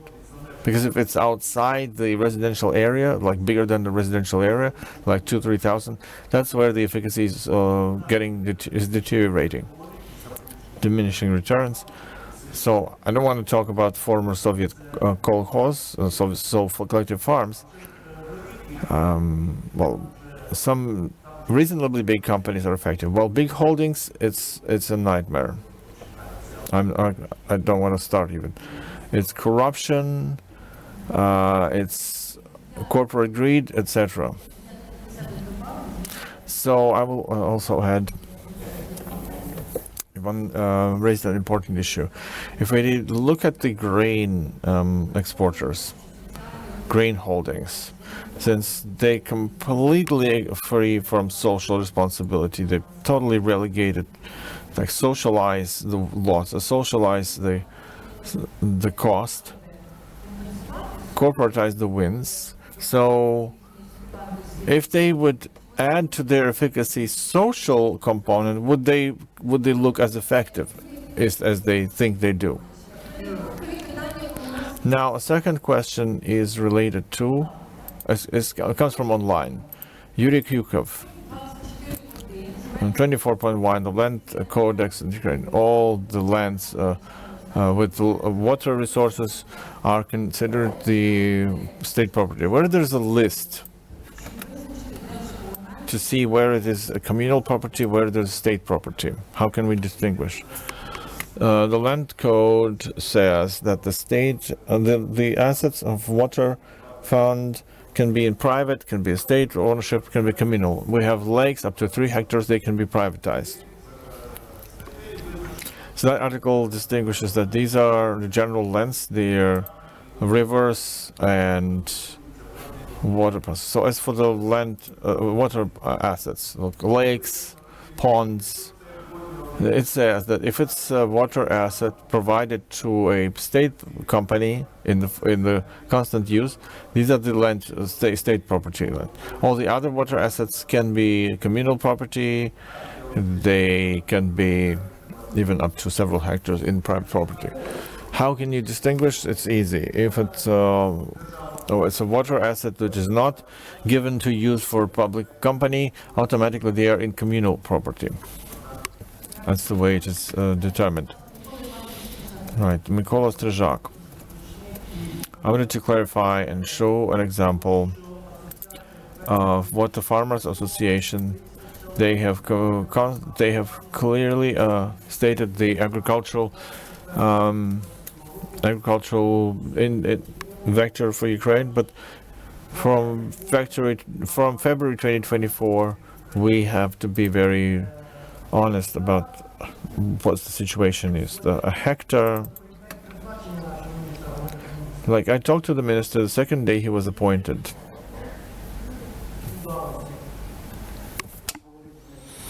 And I spoke to him in Davos as well. Those are totally different views, though only 3 months have passed between the events. First of all, economically, everybody is looking at him. Economic efficiency of a hectare. But the issue is that I gave an interview and I said 90% of the people at the front line, if we take the district centers, this is also an agricultural land, the land of village communities, I got a confirmation by Volodymyr Shabla that it was 95%. If there are no farmers, there won't be anyone to protect Ukraine. This is the first issue. And nobody speaks about that. Another issue is Palestine and Israel. Palestine sold the land, and they have the state of Israel there already. The land has the statehood function. If there is the land, there is the state. If there is no land, something else will emerge. No one pays attention to that. So when, after the second day of the appointment of the minister, I talked to him, he totally approved the formula that bigger agro holdings have been estranged from the support of the armed forces of Ukraine. But the agro-holdings which used to be on the occupied territories of Zaporizhia and Kherson regions quickly found common grounds with the occupational authorities. After the deoccupation, liberation of Kherson region, they again found common grounds with the Ukrainian authorities, without taking part in the protection of the Ukraine's interests. Only on the occupied territories, the guerrilla movements have farmers among them who do not acknowledge different language of communication, and they say that my land is my state. Everything is there, but 3 months passed, and again we can see the change in the opinion of Mr. Milovanov. The economic efficacy of a hectare. And again, everything went to the same conclusions. So now being in Davos, communicated with the farmers, and one of them is the Ukrainian farmer who has become the farmer in Switzerland. Well, first of all, they have 4 languages in Switzerland, and it's a lie about the language issue here, because they have the enclave, and where they have the Germans there, you need to know German. Where there are French, you need to know French. Where Italians are, you need to know Italian. Everything is okay, and you don't need to invent anything. But to become a farmer, first of all, you will not find a working place if you don't know the local language. Everything starts with the language. Secondly, education. And the third, experience of work. And then he was given the right for the rent of the land for 7 years so that he could be an appropriate citizen of the community. He even has to go to the church, to the school or kindergarten if you integrate and identify yourself with the local community, that you are the patriot of this community. Then the community will allow you to buy this land. The same as the Association of Farmers used to say. Nothing new. And among all of the limits and restrictions we were warning about, one unpredictable one is that the prosecutors, the judges, the bandits, the ministers, the MPs will be doing that. All of that really took place, except one. I could not foresee that the IT guys took the 51% out of private persons, 52% of IT guys bought the land. Why do they need the land? And we violated the rule. When we had this land sharing, the land was provided to find out an efficient host to create the agricultural enterprise. So if you did not create an individual farmership, you did not have the right to keep this land. This was the first violation. Whatever they say, foreseeing thanks to the Institute of Agrarian Economy and the Institute of Economy and Forecasting, it is working. Both us and they, we are thinking, and you need to substantiate academically that it's right. The only drawback is that both a year and 2 years ago, if you remember, in the Academy of Sciences, we had the discussion of the fund of partial guaranteeing. Do you remember that? They told that they will create the fund of partial guaranteeing, and I was insisting that if it does not have the appointed head by the recommendation of the Association of Farmers, it will not work. Mr. Vysotsky was standing and telling lies, including the lies to the foreigners who were present there. He was telling lies because yesterday he appointed his application for the fund of partial guaranteeing. 200 million were allocated, and thanks to agroanalytics, 2 farmerships were using this fund. Victor, do you remember how we created the concept for the development of farmership for 3 months, and it never moved on until we appointed, by the recommendation of the Association of Farmers, Deputy Minister and the Director General of Ukrainian State Fund? Our authorities agrees with everything, but the manager, the top manager, will be the person from them, and the main consultant will be Mikhailo Sokolov. We all know that, this current situation, so we wrote to them, we didn't get a response. We know how it takes place and how it should be, and we know where we are now at. We cannot solve an issue how to achieve our vision, and today we again consider those are the mistakes, those are the errors. Everybody is saying about the errors. And I'm the only one to say that this is the idea of a crime, how we can be deprived, Ukrainians can we be deprived of Ukrainian land. It's a crime, because we have warned you, we said, we persuaded, but the outcome is the opposite. And to conclude, let me say that they say that we lack money, it's the war, and one more point and another one. As for the improvement of the concept of the farmership development in 2018, we published the materials that only one Mr. Bakhmatyuk got from the state $1.1 billion of dotations from the budget. All the farmers together, 43,000 of farmerships, got 1,000 times less. There was money, but if at least half of this money was allocated for the development of farmership, it would never take place.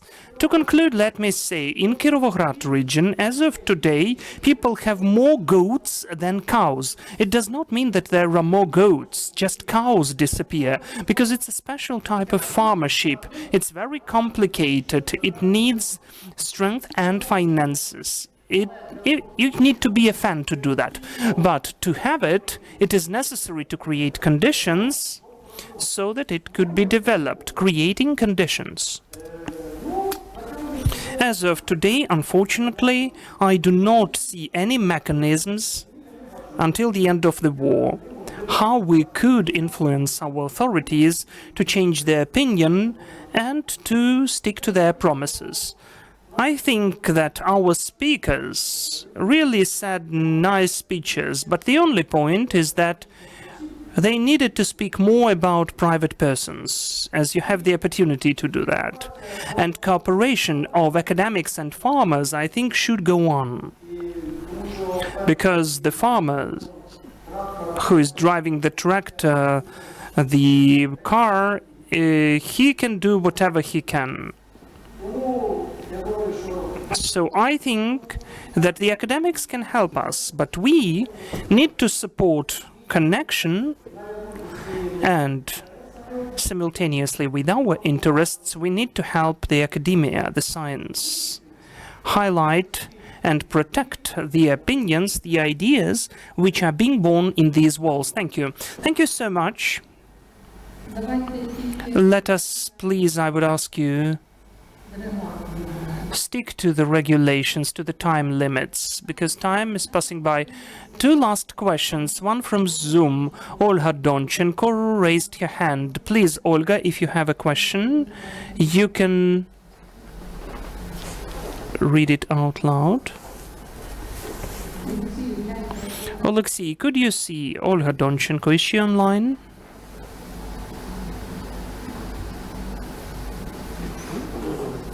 Let me say words while she's not there. Okay, Poltava.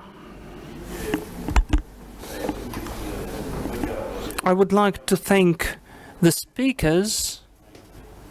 You know, it's дуже сильний фон. Those were the deeper explanations. Whoever was listening to that understood that. So I have the question to all of the three. First, if there is any information about the regions on the sales, that is for the first speaker, region by region, and where the sales were the highest, of the land, I mean, of course, because I could not hear that in your speech. As for Viktor Sheromata, about the land allocation for the ATO veterans, of course we support it, but only to those who would like to work, because in Poltava city there were lots of cases when the group was organized of the combatants. They were cooperating with the state land cadastre. The administration was interested in that, and the farmers were just taking their lands. It's not just a separate case, unfortunately. So not to have such cases, we would like maybe if they need more money than the land, it's another issue. But if they need the land, the farmers are ready to share, and there were such cases as well. And as for the third speaker, or the second one, I have you had a very deep analysis, but in Poltava region, unfortunately, there are cases when the farmers submitted an application to the local councils and amalgamated territorial communities, and for years, they did not consider some of the applications for the sales, for the permanent use. There are cases which are already at the court level, and I think that there is a huge space not to comply with the laws which tell that the farmer, the citizen, has the right for that. In this situation, how do you see it can be improved? Thank you. Thank you, please. But please, try to be really brief, because we have one more question, and this will be the end of this discussion.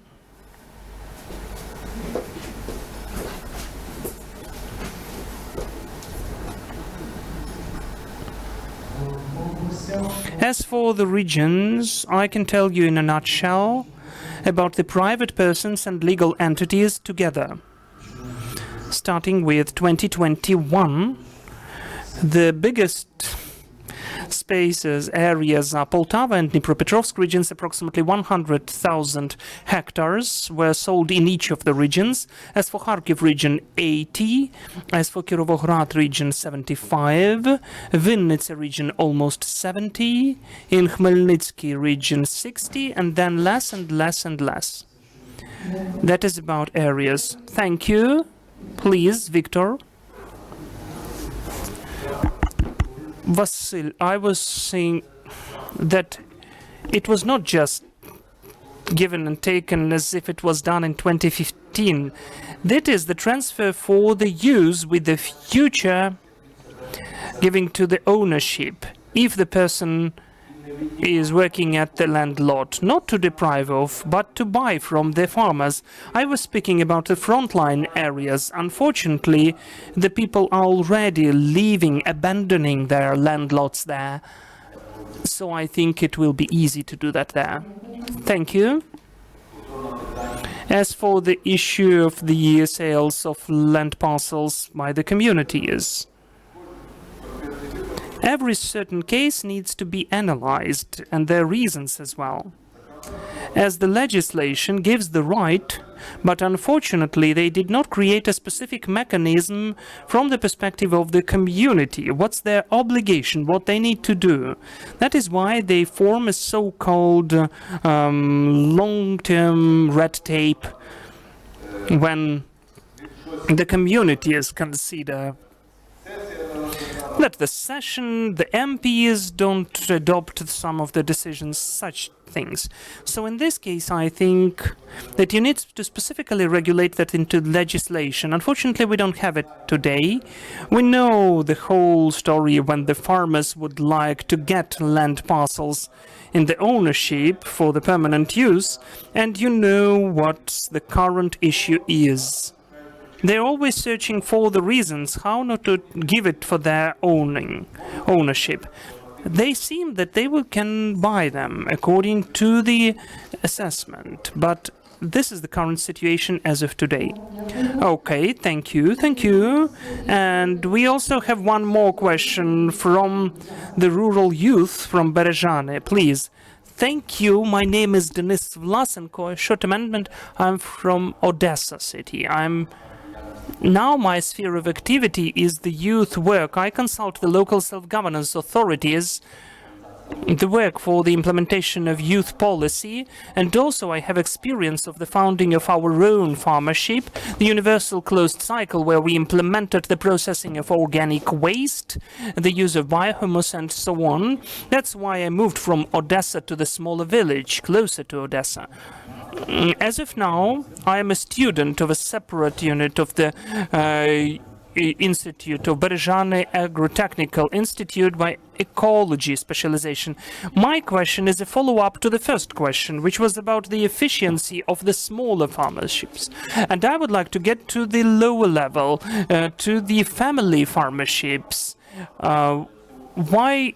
Because I had my own practice in that. When I started to do that, I heard a lot that it's not efficient, that this is the stupidest decision by a young person who moves from Odessa city to the village, developing the economic activity and joining the youth activity and taking part in many events. I heard the same from the MPs who belong to the Line Committee of the Parliament on Agrarian and Land Policy. So taking all of this together, I had an impression that we have the whole targeted state policy to destroy the Ukrainian rural area. The figures show it from different sources. If we look since the beginning of the independence, as of 2012, almost 500 of villages are registered as vanished. More than 4,000 villages have fewer than 50 residents as of 2012. We don't know what's happening now. If we look at the map, this is Chernihiv, Sumy, Kharkiv regions where the invasion was going on from. So there were no people, there were no residents. The issue is that whether as of now we have tools, information, statistics, some information materials which could either defute or just refuse the point that the smaller farmerships are inefficient. I would like to have such data and to use them in my work with the communities, with the local self-governance, so that we could show them that this opinion is wrong, as it leads to the outflow of youth from the communities. I'm speaking about my community, about the vanishing of villages. I went through the villages which totally disappeared. We went to the village which is totally abandoned, and not because of the combats. As for me, the availability of such information would be valuable for me, some materials or data to use them and work with the local self-governance authorities, because in the decentralization reform, the local self-governance authorities have some authorities to change the situation, to shift the tendency of the youth outflow to the development and the support of their development, in this case of the agriculture. If there are some materials like this, do you have them available? I'm interested in that. I would be grateful if I could use them in my work with the communities. Thank you for the question. Our institute, during the recent 10 years, has developed lots of materials like that. We all have them available both at the website and in our publications, so we can closer cooperate with you, and everything will be accessible for you. And besides that, from time to time, on a regular basis, we provide our academic analytical notes, which also highlight these issues locally and regionally. Okay, thank you everyone for this first session. A very short one. Please, Ivan. That's about my question. The thing is that the assessment methodology for the activity of agricultural enterprises, or maybe even agriculture at large, it influences the assessment of the agriculture. If we do not take into account or internationalize the costs of the social nature and ecological ones, we say that we have a super efficient agriculture. We have so much of grain giving it to the world, but in fact we have a really inefficient agriculture. It is fully degraded, and we need to assess the agrarian policy as unsatisfactory, because agrarian policy has created such conditions. And the last point, what was mentioned by Mr. Stryjak, that there should be some responsibility and liability, there should be control. It's not about the law, we haven't settled these or those issues. The thing is that we don't have monitoring to comply with these laws. In 1863, President Lincoln provided the law on the mansions and lands closer to them.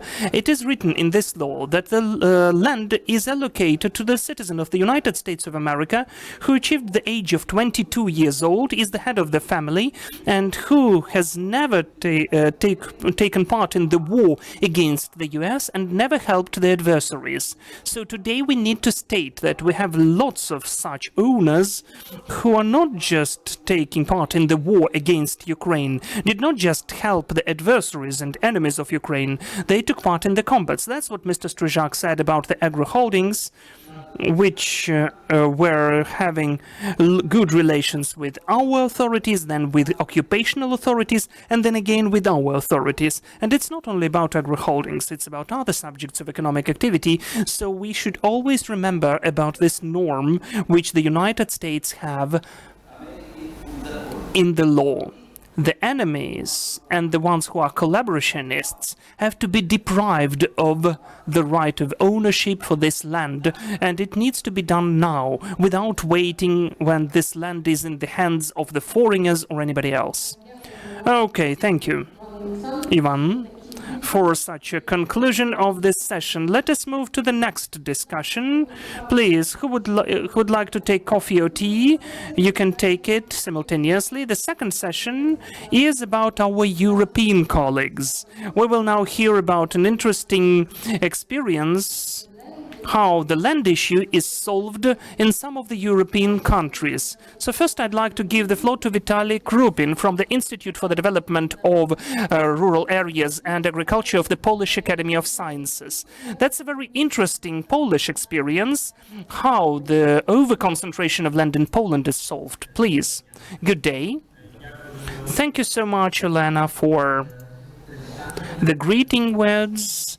Dear colleagues, today I would like, well, first of all, to express my gratitude that I've been invited to this seminar and to express my happiness that we have such nice common work with Olena within the project of RUAR, that is Rebuild Ukraine, which we conduct together with the Institute of Economy in our institute, my institute, the Institute for the Development of Rural Area and Agriculture of the Polish Academy of Sciences in Warsaw, together with an Institute of Economy and Forecasting of National Academy of Sciences of Ukraine, and the Institute of Land Use of the National Agrarian Academy of Sciences. So the outcomes of our work show really huge issues in Ukraine. You as practitioners, as I can see that we can have here many practitioners, farmers, you know all of those issues. So I really loved the last comment from the audience about the compliance with the legislation, because the legislation can be harmonized, can be adapted to the European one. It can be taken into consideration all of the needs of the smaller family and other types of agrarians, but the issue is to, in fact, enforce it and to comply with it. So this is about the quality of the management, as we can say it in academia, that is quality of governance. And it is not the best in Ukraine during all the last 30 years. But today I'd like to present the outcomes of my research and some of the interesting materials which I found among at my colleagues in the institute we are cooperating with frequently. First of all, I would like to speak about the regulation of the land concentration.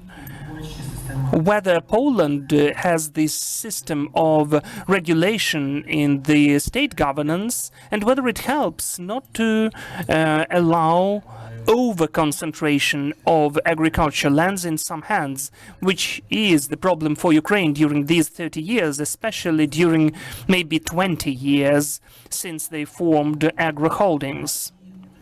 And instantly, in the beginning, I can present you such a short review of the changes during the 10 years. Here we can see in Poland, as of 2010, all of the subjects of agriculture were 1.5 million. As of 2020, they have already become 1,300,000. The difference between the upper and the lower part of the table is that above we can see all of the subjects of agriculture.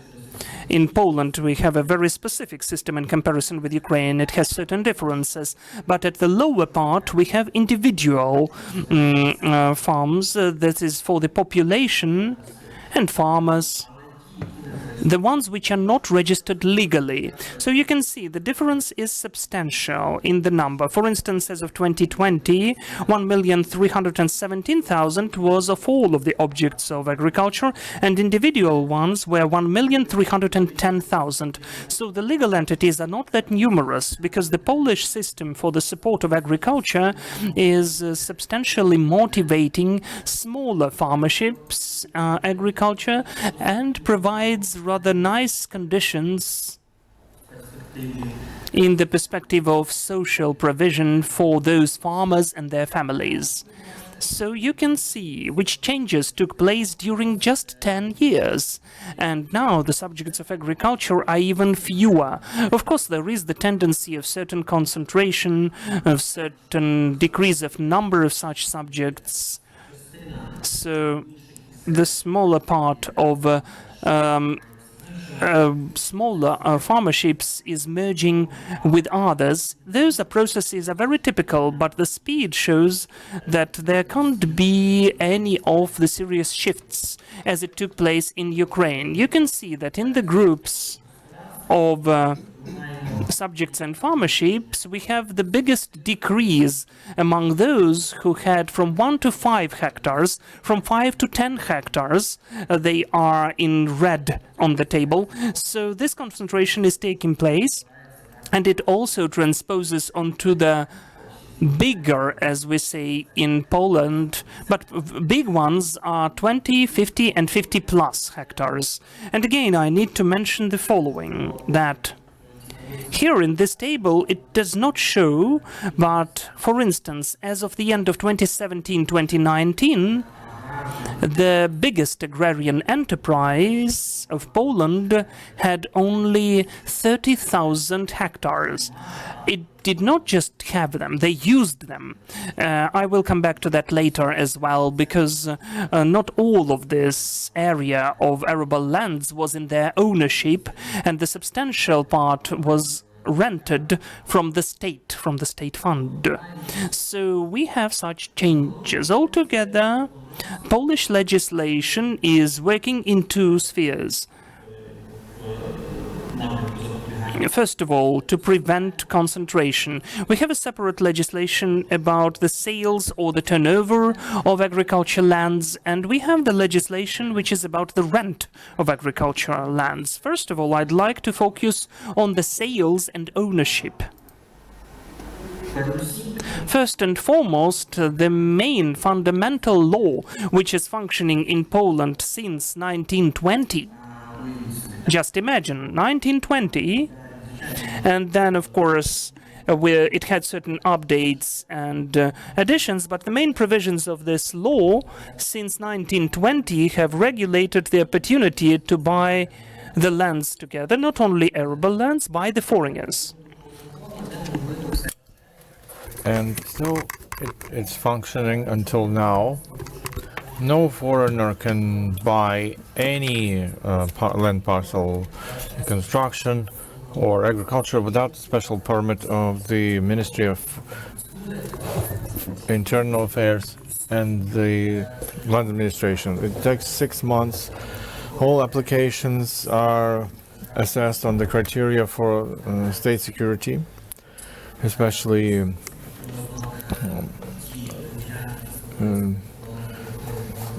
the scrutiny is to the parcels that are close to the border or strategic assets, as well as agriculture. And so this law used to work in Poland for many years. When Poland finally is on the way to EU accession, it became evident that, according to European law, access to land should be open to European citizens. So Poland, in negotiations, had agreed with the EU that after 2004 EU accession, they can still have 12 years transition period to sell the agricultural lands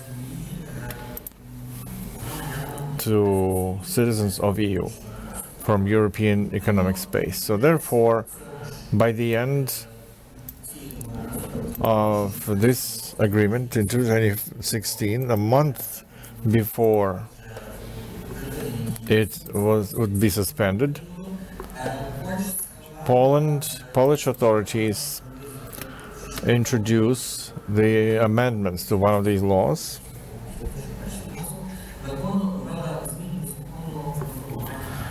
and it's the law on shaping of the agricultural system.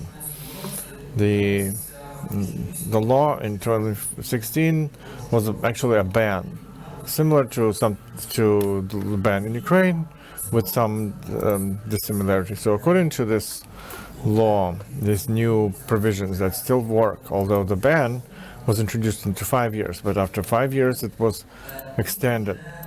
This is where, in order to be within the European legislation, Polish authorities introduced the limit to limit the total area of agricultural land that any agricultural company can buy, including the foreigners. So they distinguish the European citizens and Polish citizens. So this limitation has been implemented, and it's pertaining to all citizens. So 3 hectares is the limitation. But it's the 300 that one person can buy either individually or as an agricultural company, as a farmstead. That also has legal status. But that's not all. In 2016, there were a lot of new criteria that are still working. Like a person that wants to buy agricultural land also has to have agricultural education, or at least prove that they have experience in agriculture. They have to prove that they actually have enough competency to continue working in agriculture. Also, they have to show that they live no less than 5 years in that area. So basically, they make sure that the disbursement of agricultural parcels is conducted with certain ethics in mind. So those who would like to buy land on other preferential conditions, they have to go to a national agency to support agriculture in Poland. And then each particular application is reviewed separately.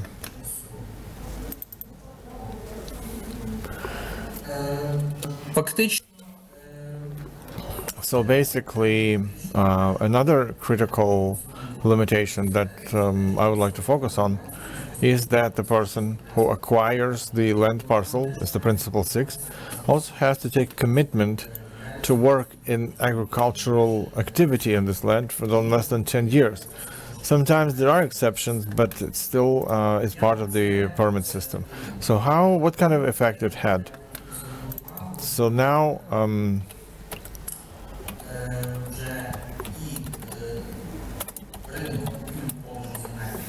so I would like to focus your attention on the Polish land market, which started during the reorganization of Soviet collective farms. So it started in 1992. And so this is where we have the chart of where the sales were the most active. But there is a nuance. It is the sales to state treasury.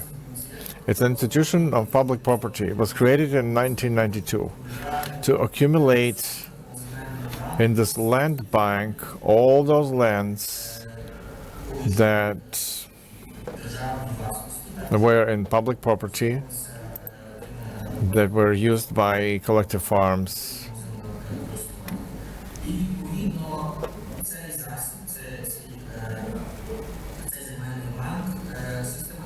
So that land bank systematically was sold to the residents, the Polish citizens, according to the limitations, and that land bank, accordingly, was sold out. As for administrative solutions that emerged from that law that I mentioned, so since 2017, there was the necessity to get these administrative decisions for land buying, and so look, blue rhombus say the total area of lands that were sold on permits, that permits were submitted to.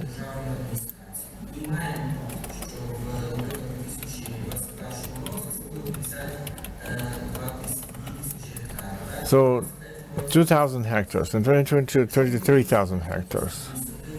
If we look at the number of administrative decisions that were made, you can calculate that at least if in 2017 the average hectare that per one contract, 2.5, small volumes.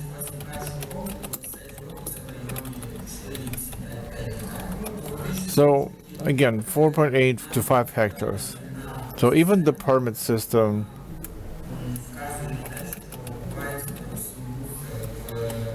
so it shows that there's a movement between small owners.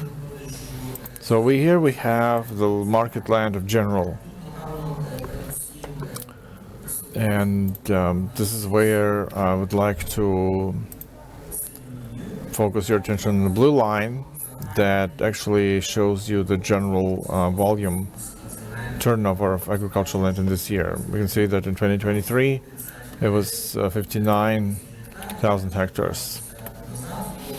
If we look back, then within this permit system they sold 34,000 hectares. So we have this difference of 25,000 hectares. So that's how the agricultural land market works in Poland. If so the neighbors of volumes, so 90% it's local land distribution.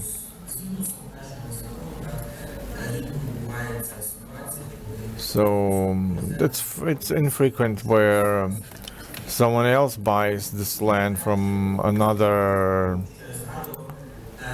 location. And the Agricultural Property Fund at the State Treasury, which was created in 2022, was the key institution that helped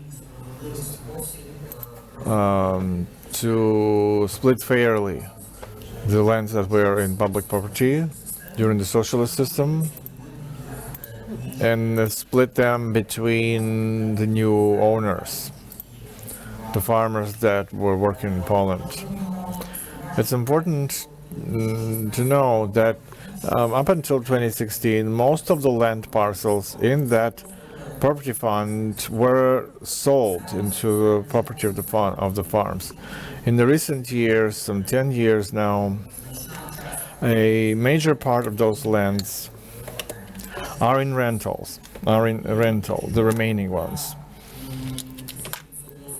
So if by 1992 this state property fund managed to collect almost 5 million hectares, 80% of them originated from collective farms.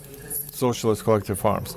And then for 23 years, they sold 2.6 million hectares. And you can see that 2 million to physical entities and only 1,500 to legal entities. At the moment, you can see, I showed you the map to see the changes between 1992 and 2024. Both in geographic distribution and the sales and what remains. So basically the second map shows you what lands, what voivodstva remained by 2024. So right now the fund manages 1.3 million hectares. Out of them, 1 million is in rental. The rest is not sufficient quality. Therefore, they don't use it. And now we go from the market of land sale and acquisition to rental market. The rental market, the key law to battle the concentration of land assets by singular companies is the law on management of agricultural land from the state treasury, because the lands were passed over to the farmers' property in the 90s and then 2000s. But in 2011, some of them, as the government believed, accumulated too much land in one hand. So this decision was passed that those that are big or too big, according to a certain threshold values, they have to alienate or give away 30% of their agricultural land. So this is a rented fund.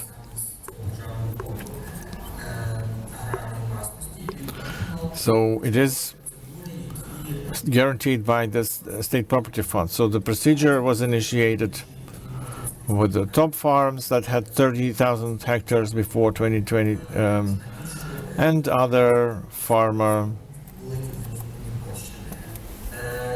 like Poland, big in the scale of Poland. So over the recent years, we see the rollback to the fund. So they return to the fund with the decisions regarding the accumulation, like 30,000 hectares.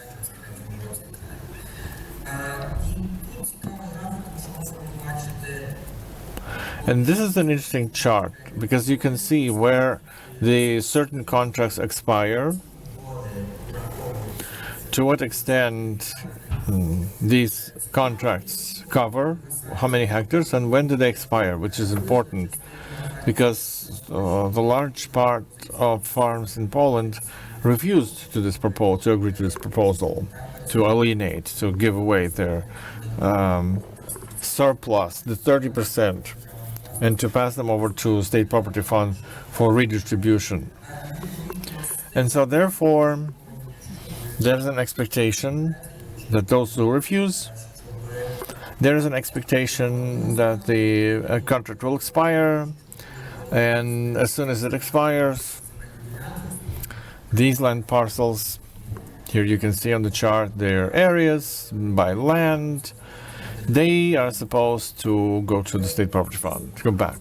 So what are the conclusions? First of all, the legislation in Poland in this regard, which battles the land asset concentration, is well synchronized. So it basically works. So of course, the larger agricultural lands, they are not satisfied with the situation, with this 300 hectare limitation. It does have some limitation to scale it up, but the system works. It really works. The executive branch does enforce it, and it works as according to the law. So these approaches really helped prevent excessive concentration.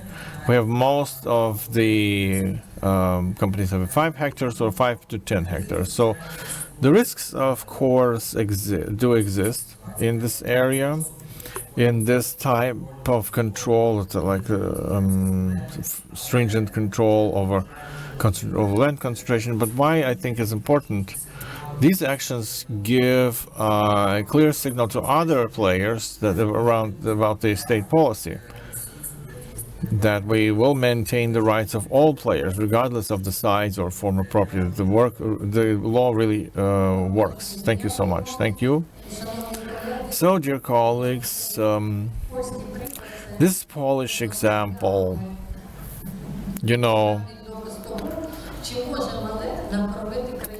is an example. Can a small thing feed the country? Like, small players will die out, it's going to be the big players who will produce everything. So Poland is a great example of how the small players can feed the country and provide the real export. So let's proceed to the second speaker. We are a bit again over time, so we'll now be hearing some Danish experience, how they support access to land for small farmers and the young companies for agricultural. So Lars person. Thank you, Olena, and thank you for the opportunity to speak at this event. I must say that I am deeply impressed that you have the strength to organize it, despite all the challenges your country has as a result of the Russian aggression. So my deepest respect for your efforts.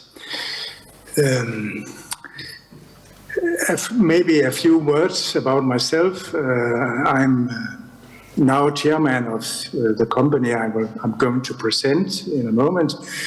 Before that, I was for 40 years the CEO of the Danish cooperative bank that was pioneering in financing organic farming and organic food companies. So we in some way paved the way for the organic farming in Denmark. And I have all my life been working with issues around farming and land ownership and so on. So please, next slide.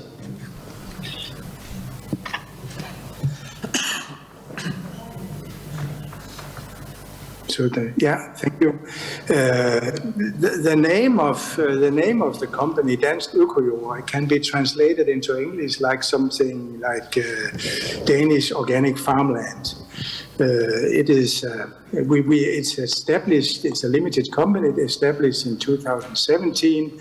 It was an initiative from the Danish Society for Nature Conservation, jointly with Organic Denmark, which is the Federation of Danish Organic Farmers. And the purpose of this company is it's the threefold. It's to promote citizen ownership, citizen responsibility towards the land. It's about access to land for new entrants, so meaning young farmers having a chance to coming into farming, and then finally to protect the land through organic farming, protected against pesticides and all the kinds of environmental problems. We don't see we don't see land just as a commodity or just as an asset like any other asset. It's much more connected to the community, to the society. The land is also the landscape, it's the nature, it's the groundwater under the land, and so on. So it's not only the responsibility of the owner of the land, but what happens on his land. It's something that impacts the whole society around the property. So the company Dansk Økojord, Danish Organic Farmland, is based on 900 shareholders, what we call impact investors, meaning that they are not investing for a huge profit. The profit is very limited, but much more for the impact the investment has on the society.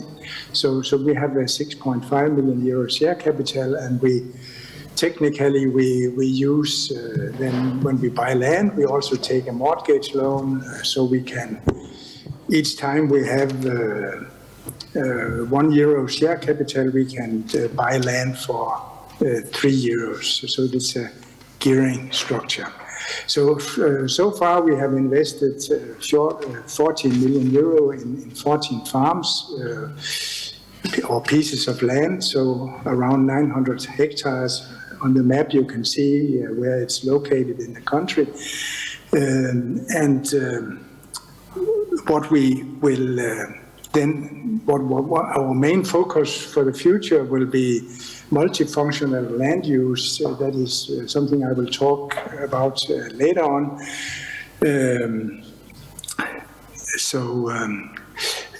And just to underline that our company as such does not receive any subsidies, and we don't receive any project money.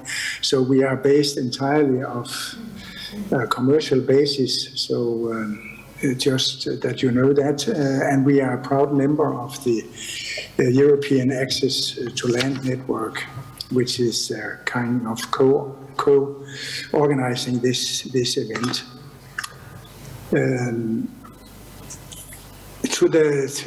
Denmark is sometimes described as a kind of green front runner, which is something I want to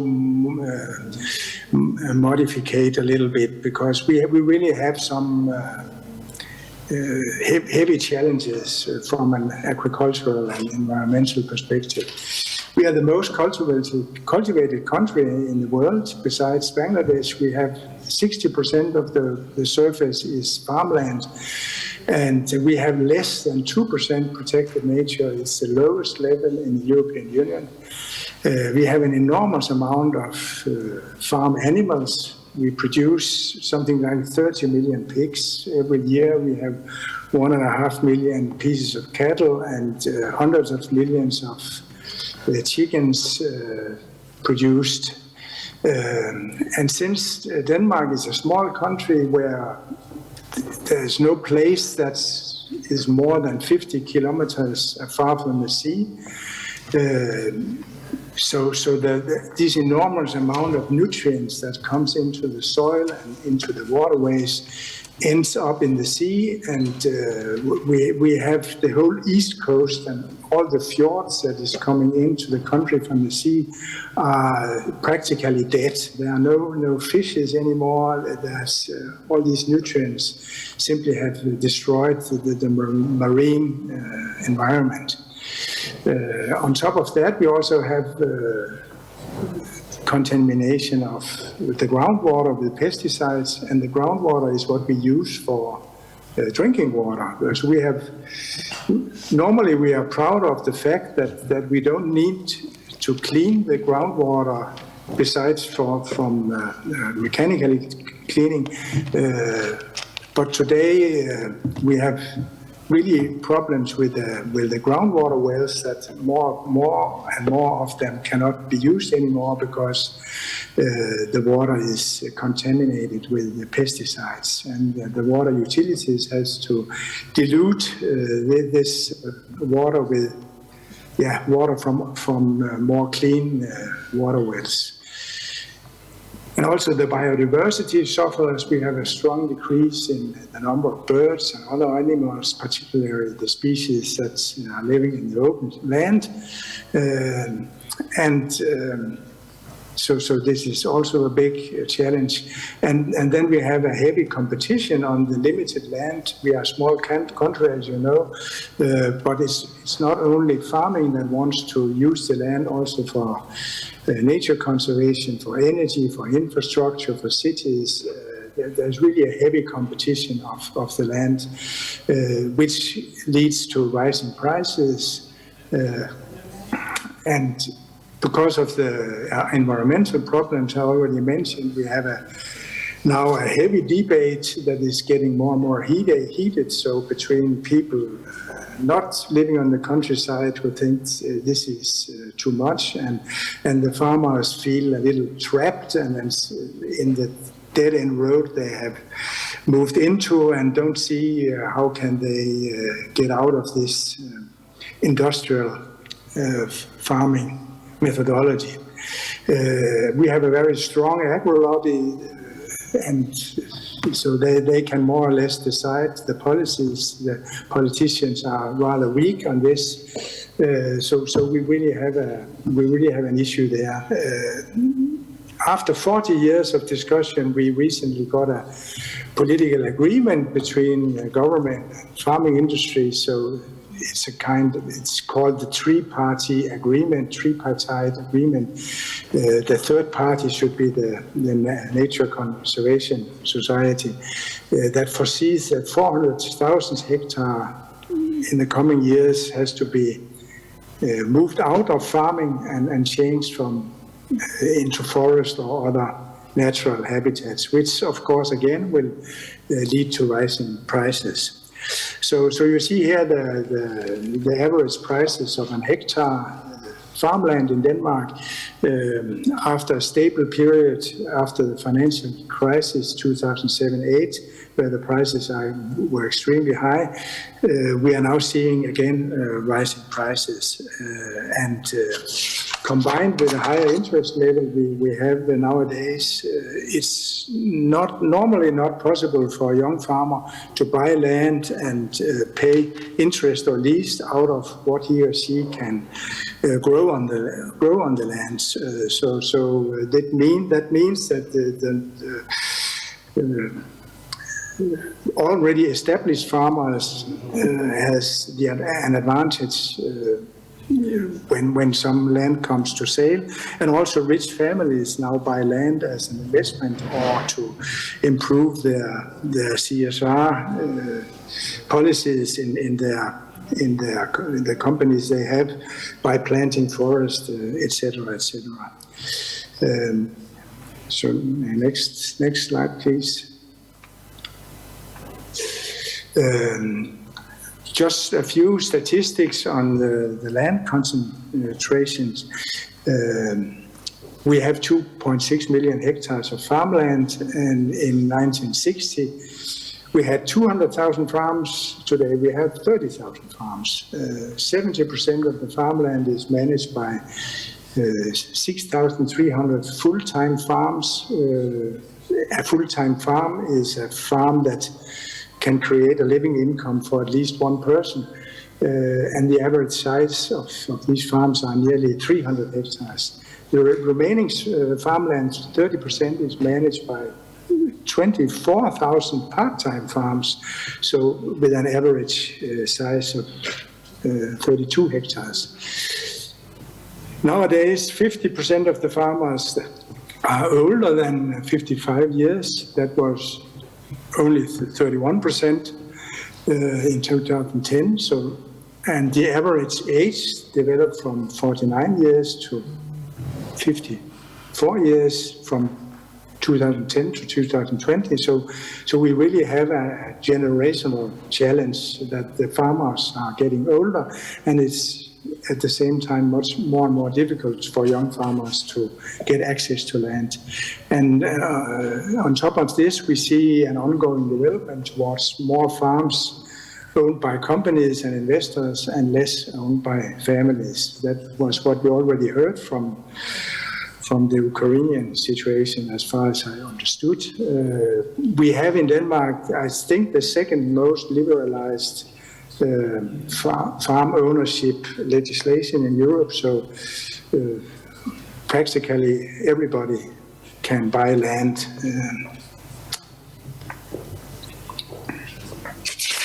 So we are coming closer to a situation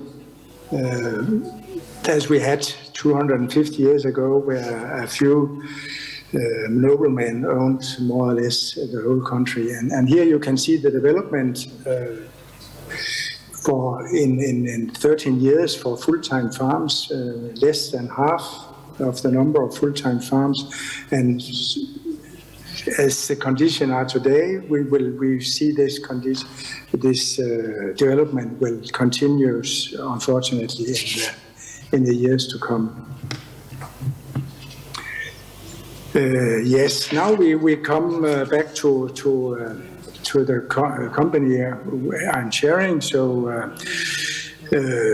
and how we try to mitigate the situation with the high prices on land. So when we began our operations in 2017-18, we could buy a small or middle-sized farm, and we sell the buildings to a young family and lease the land to them. And that was economically viable at that time. But today the situation is different due to the reasons I have mentioned. And that's here where what we call the multifunctional land use come in. The core idea of multifunctional land use is that food production is not the only part of the utilization of a piece of land and basis of the income from this land. Now other services should also be delivered, and we could call them ecosystem services. This is a kind of a headline. And the most important one for us is groundwater protection, because we can collaborate with the water utilities, where we can, if we place an irrevocable ban on pesticides in the land registry on the piece of land we have bought, we can often get a compensation up front from the water utility of 50 to 100,000 Danish kroner per hectare. This means that the net price of the land acquisition is then lower, and then it makes it easier for us to find a young family as a leaseholder. Another ecosystem service is to lower the amount of nutrients, particularly nitrogen, and that helps the waters and seas to recover and also to enhance marine biodiversity. We can, on some of the land or part of the land, we can plant new forests and get a national subsidy of 75,000 kroner a hectare up front, and even in some cases it's possible to keep the annual cap, so subsidy, as the subsidy from the European Union. Also what we call forest farming, which typically means fruit trees and also nuts, bushes and nuts. That is can be basis for an income from a specific EU subsidy for fruit and berries, and we can also combine with energy production, so maybe photovoltaic or windmills, which can pay considerably higher leases than farming. So all in all, these supplementary income streams from the multifunctional land use help the organic farming in the way that we can lower the lease, and in this way we can overcome the high land prices and the high interest level. Also important for us is to provide public access to what we create of forests and other natural habitats, underlining the concept of land as a kind of public good and public responsibility. Yes, let's have the next. This is about just to say a few words about biodiversity, what is also something we put an emphasis on. So we have climate and biodiversity plans on all farms. We know from research that biodiversity can help the production. It's not something that lower the production. It's on the contrary, by increasing life in the soil and the right insects, the birds, etc., can all help the production. The landscape really needs to be revitalized again, away from very large fields. That is in reality deserts from a biodiversity point of view. As we know that the life, the insects, all the creatures come in from the periphery. So if you have a very, very large field, there will be almost nothing in the middle of that large field.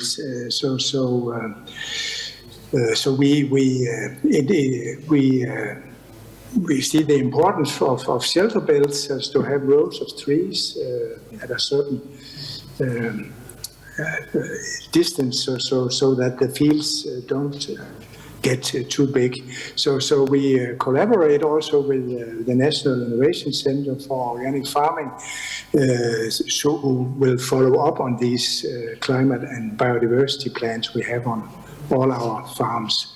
So we identify spots that cannot be farmed efficiently. So maybe we can establish a pond, or there is already a pond there, or small lakes, banks of creeks and rivers, where we don't farm too close to the river, etc. Low-lying areas and meadows used for permanent grass is also important. Grassing animals, so there we stop the drainage, which will then keep the CO2 in the ground. As I already mentioned, forest farming is also important. So on my last slides, I have a few examples. Where here you can see the shelter belts and also a wet corner a little bit to the right in the field where there's no crops. In the next example, there we can see corridors of wildlife. There's also here a lake, and the field is surrounded by shelter belts, so that life and insects can come in from the perimeter.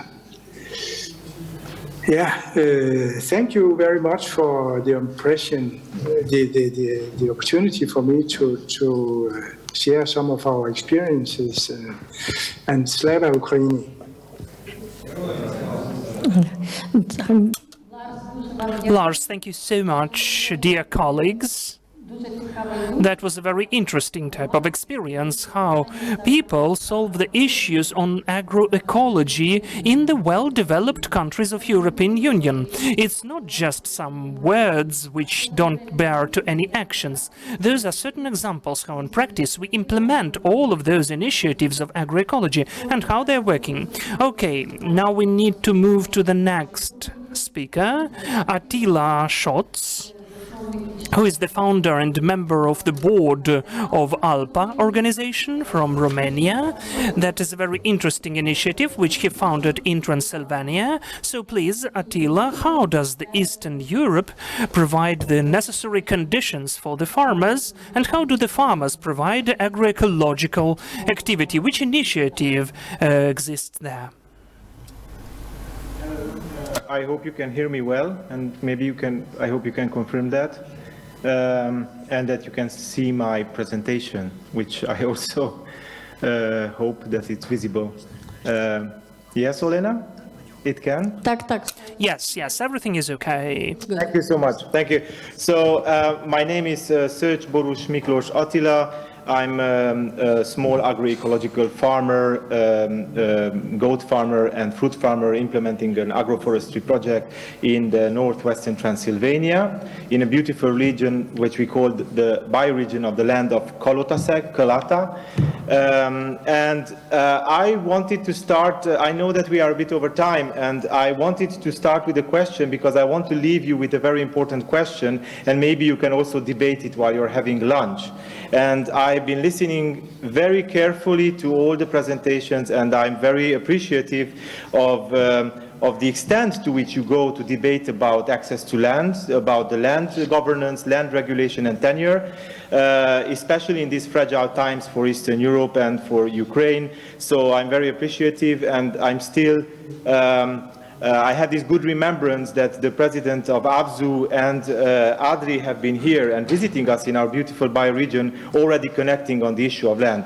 So I want to start my presentation with a question, and then I will present a context of my country, and then after that I will finish with one solution that we are proposing from the ground through my organization. So first of all, the question, who are the future farmers of Eastern Europe? We've been talking about land distribution, we've been talking about challenges, and if we look 20 years from now, who will be the people that will provide food for our citizens?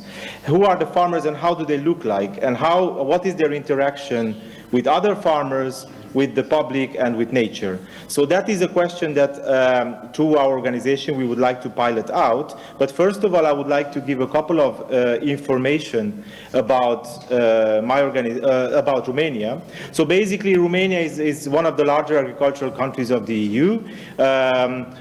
We have a labor force that is around 30% that is employed into farming. So it's a large, many people farm in Romania. We are a country of farmers, we're an agrarian country, and we also have a lot of farmland. We have around 14.6 million hectares of agricultural land, of which a large area, 63%, is arable land.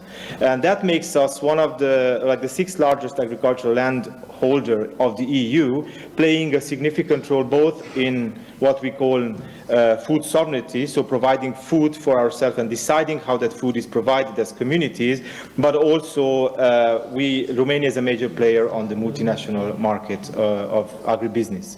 So I just also wanted to share that roughly or a little bit more than 2% of Romania's farmlands are certified organic. I just wanted to put out this indication that is, of course, very refrained, because certified organic is just one point of agroecology, but this is something that it was measured. So around 300,000 hectares of land are certified organic in Romania, which is quite low faced to how much land actually Romania holds. So when we talk about the distribution of farmland in Romania, we see at least two big farming landscapes. The key agro-industrial areas, which are mostly southern Romania and eastern Romania, near the Republic of Moldova and near Bulgaria, the Danube Plains, which are basically the arable lands of Romania, which is also part of the Chernozem belt, so it's highly fertile land. And then we have, on the other hand, the Transylvanian plateau, where we have the more peasant agriculture. Of course, peasant farming is predominant in all areas of Romania, but in a concentration, there's a lot of peasantry, small family farms in the Transylvanian area, where also I live. And if we look at statistically, the size of an average size of a Romanian farm is 3.65 hectares, which is quite low. It's human scale farms, as we call them. It defines our landscapes to the whole mosaic of colors, especially now during springtime it's starting. And over 75% of farms are under 5 hectares, and 1% of the big farms of Romania actually control half of the arable land of our country. So that's also, on the other side, is a dichotomy of farming, where on one side we have a lot of small-scale farmers still in the countryside, but then we have a lot of agricultural enterprise concentrated since the 90s, a lot of land. When we talk about land tenure systems, I just wanted to mention quickly that after the fall of the communist regime, Romania gradually went through an ownership dominance land market. So then we have 96% of the farmland in Romania is privately owned, but with a lot of farmers. Almost 4 million landowners are still there, so there's not all of them farmers. I will point that out later. But there's also a significant leasing activity. Basically, 30% of farmland in Romania is leased, much of that by large agribusinesses from the southern regions that I was mentioning. And there's also quite a lot of foreign control that is documented, and for foreign presence, it was mentioned all around toward the conference. Around 20-30% of these large farms are with foreign control, under foreign control, many of them from the European Union, but also from the Lebanon, for instance, or the Arab countries. So we quite have a lot of significant presence of foreign dominance, as it was mentioned. But we are a country between, as we say, between David and Goliath. So basically, we have a country which has a lot of small-scale family farmers. Many of them are subsistence or semi-subsistence farmers. This because of the historical public policies and also this dominance that came from agri-industry. Many of the self-sufficient farmers rolled back in time in subsistence farming, basically many of them producing for themselves, which is their basic human right. But then officially they earn above the poverty line. They earn quite little money, and a lot of the money that they earn to subsist is on the gray market, basically. And they receive a very small quantity of the Common Agricultural Policy funds, basically the subsidies. Only 15% of them are even in the target or beneficiaries of the cap. And on the other side, we have this huge concentration. I will not recite all the numbers you will see there, just to see that really 12,000 large farming enterprises control over 50% of the production. Much of it is commodity production. A lot of it is export oriented, and that already 4 million hectares of land are under control of foreign entities or multinational companies. Many of them not farming companies, but banks, investment funds, IT sector. It was mentioned. It's also present. So in a bird's eye, what I wanted to say is that from the European policies, basically Romania, from these millions of farms, only 800,000 farms benefit of public aid. And that's a huge problem that we have to solve from the grassroots through. Also, 80% of the direct payments go to 20% of the farms. So a lot of the farms miss out on the direct payments, on the subsidies that should be fairly coming also towards them. But 190,000 farmers in Romania are using or participating in eco schemes that Lars, our colleague from Denmark, also was mentioning. So they are basically stewards of nature while farming, and a lot of the small-scale farmers are using eco schemes as a form also to support themselves. Well, that's where farming and nature come together through a peasant farmer. So now, then there is a slow land consolidation policy. I don't want to be misunderstood. Me personally, I'm not a fan of land consolidation, but there is a huge fragmentation of land, which makes, because of the inheritance laws, sometimes under the threshold of viability, many farms. And that needs to be solved with the community together and with the farmers together for the sake of future farmers, so that they can be economically viable. But what we see until now is this severe case of corporate land concentration. That's the only kind of land consolidation program that is really happening in Romania and is destroying our farming sector, to my subjective opinion maybe, but it's not.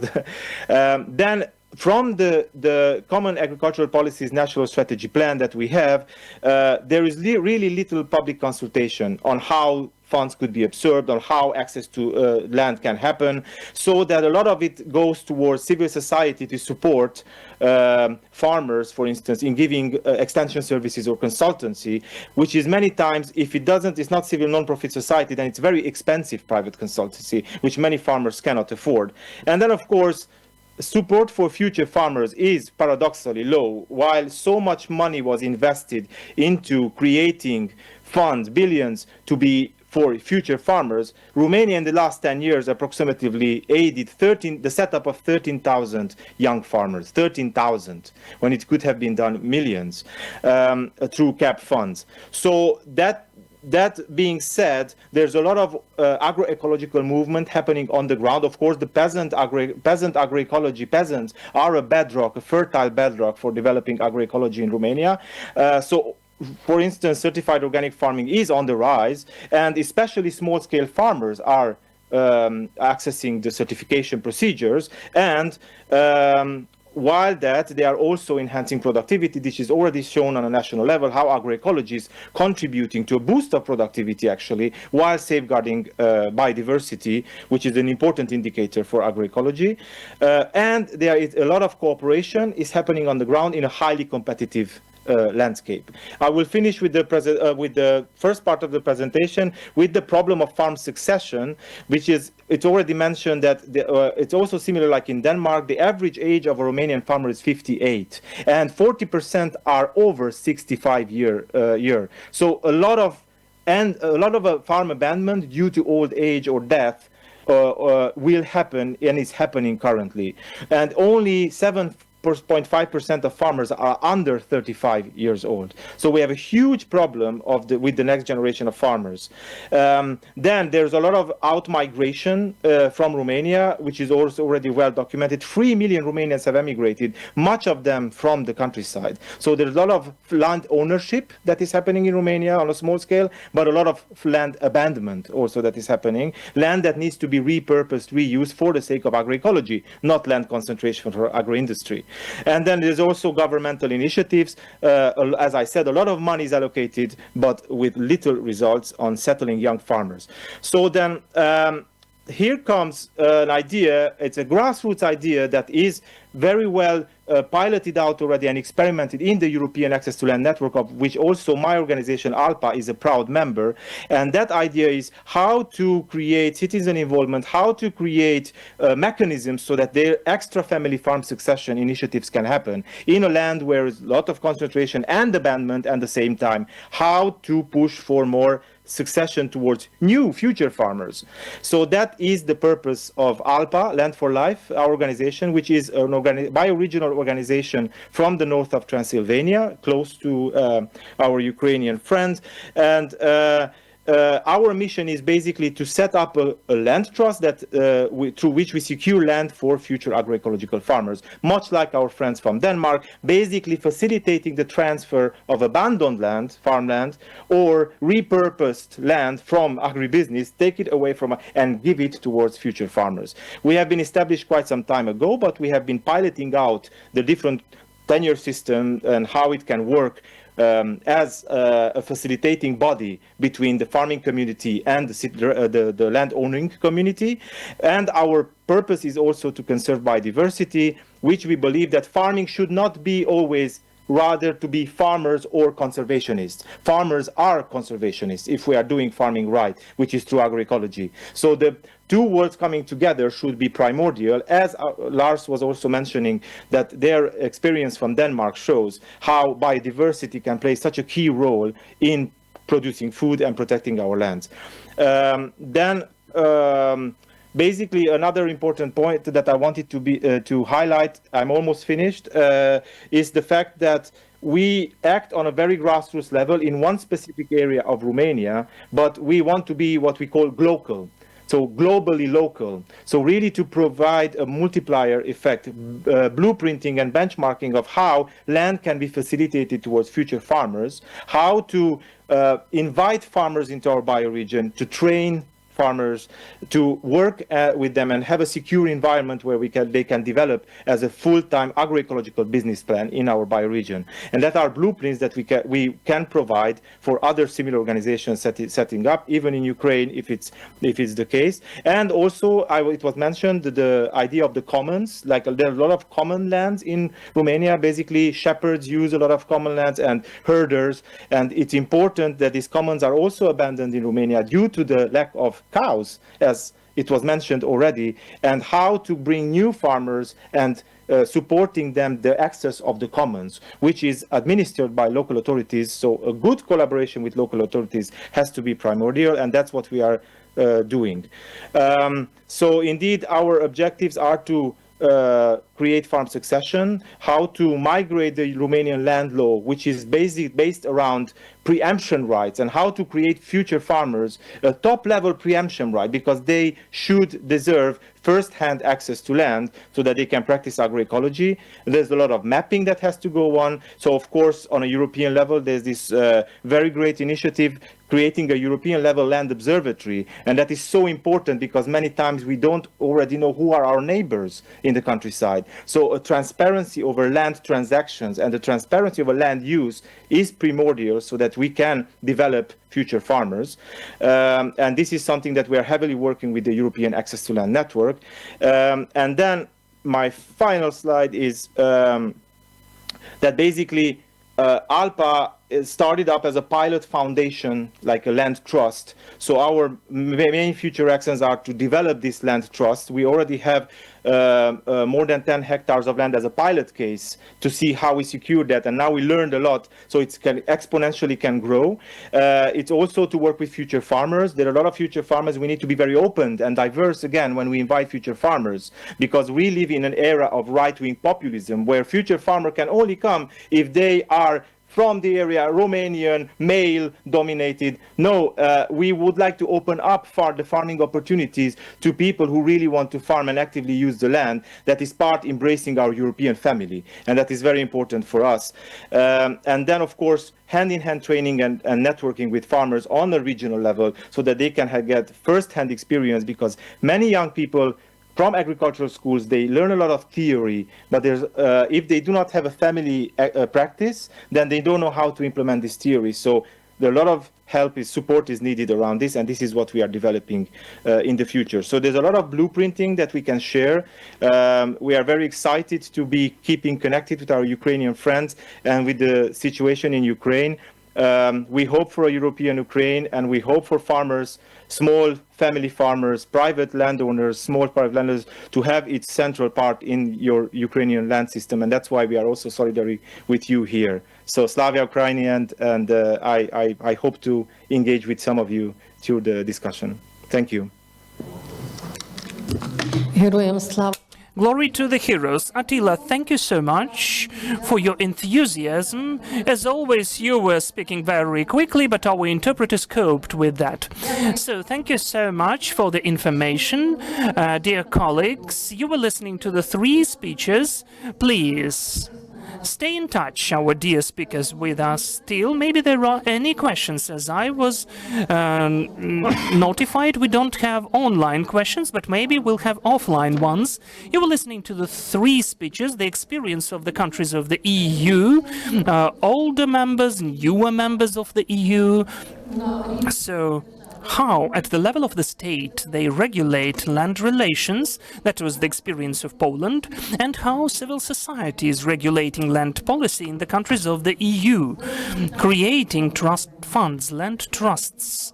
And in the richer countries, the citizens are buying them into their own ownership to preserve biodiversity, to develop agroecology, to still have the surface waters and revenues, and to involve youth in the rural areas. In other countries, which are not that rich so far, that is done according to the contracts with the state authorities who take the lands without acquiring it. But in any case, such initiatives exist, and we would like to get you acquainted with them. If you've got any questions to the speakers, please pose them now. Or you understood everything already? No, there is a question. Please, Victor. I would like to thank all of the speakers. Those were very interesting and substantial speeches. But I'd like to state the fact that still the closest model is Polish one for us, in my opinion. The development of smaller farmerships, productions. It is the easiest way to focus us upon it. And we can see everywhere that there is the lack, the drawback, that the farmership is getting older. The farmers are aging. I am amazed that the average age of farmers is 50 to 57 years. And it is also the figure which makes me anxious. Maybe this figure is lower in Ukraine, but we also have this tendency of aging. So we still need to state the fact that our vector needs to be closer to the European development of farmership, and Polish model is the closest for us. I think that we need to speak about that, and we thank Vitaly Krupin for such a full of sense and interesting detailed speech, information as well. We will use their data, and still we would like to have further cooperation. Thank you. Thank you so much, Victor. So, I have an announcement. After the first session, Alexander Balko in Zoom asked us 4 questions, and these questions are more private questions. You know, Alexander, please leave your coordinates, and our experts absolutely will answer you. Now we have the following agenda. Thanks to everyone, to participants and listeners and speakers, that regardless of previously being behind schedule, now we are on schedule. So we will have lunch break now in the nearby facility, and we will resume our work in an hour, 14:30 Kiev time, to continue. Our work will have a third discussion panel. We will be discussing agroecology. So we'll have an experience of practicing farmer from Romania, and you'll hear how agricultural initiatives are supported in developed countries in the world through creation of incubators for organic farmers. And you will also hear the information from our Ukrainian researchers who are designing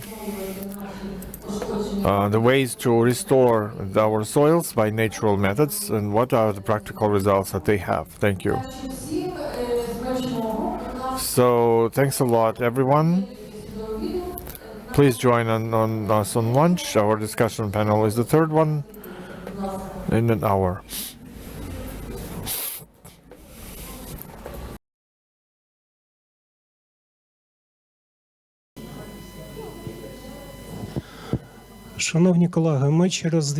Dear colleagues, we will renew our work in a couple of minutes. Please take your seats.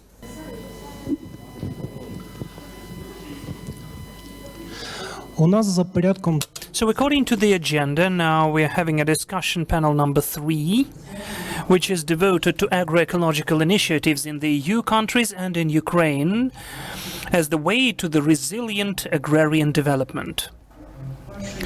The first speaker in this panel discussion is Bogdan Suliman, the coordinator of the working groups on agroecology, law and seeds and youth of Eco Ruralis organization from Romania, our longtime partners and friends, with whom we are productively and efficiently cooperating.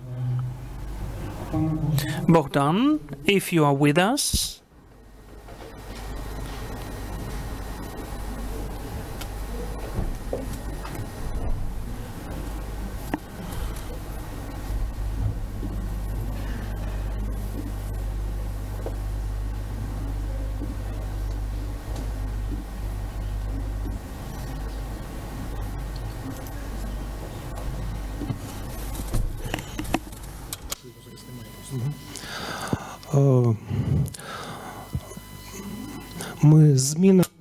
We will change the order of the speakers then. So I would offer to begin with the speech of Niels Morris, the coordinator of the French incubator network of agroecological farms Reneta. Niels? Hi, hello. Can you hear me? Yes, the floor is yours. Okay, thank you. Can I share my screen with and you? Can you see it if I share my screen?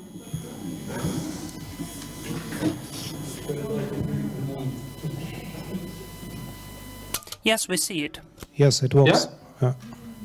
Okay, so hello everybody. I don't know how many people I'm talking to, but I'm happy to be here. Just some, so I will present the concept of farm incubators as we implement it in France for about 10-15 minutes.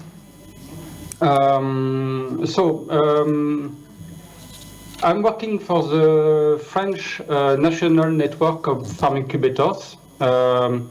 It's an NGO established in 2012, so more than 10 years ago.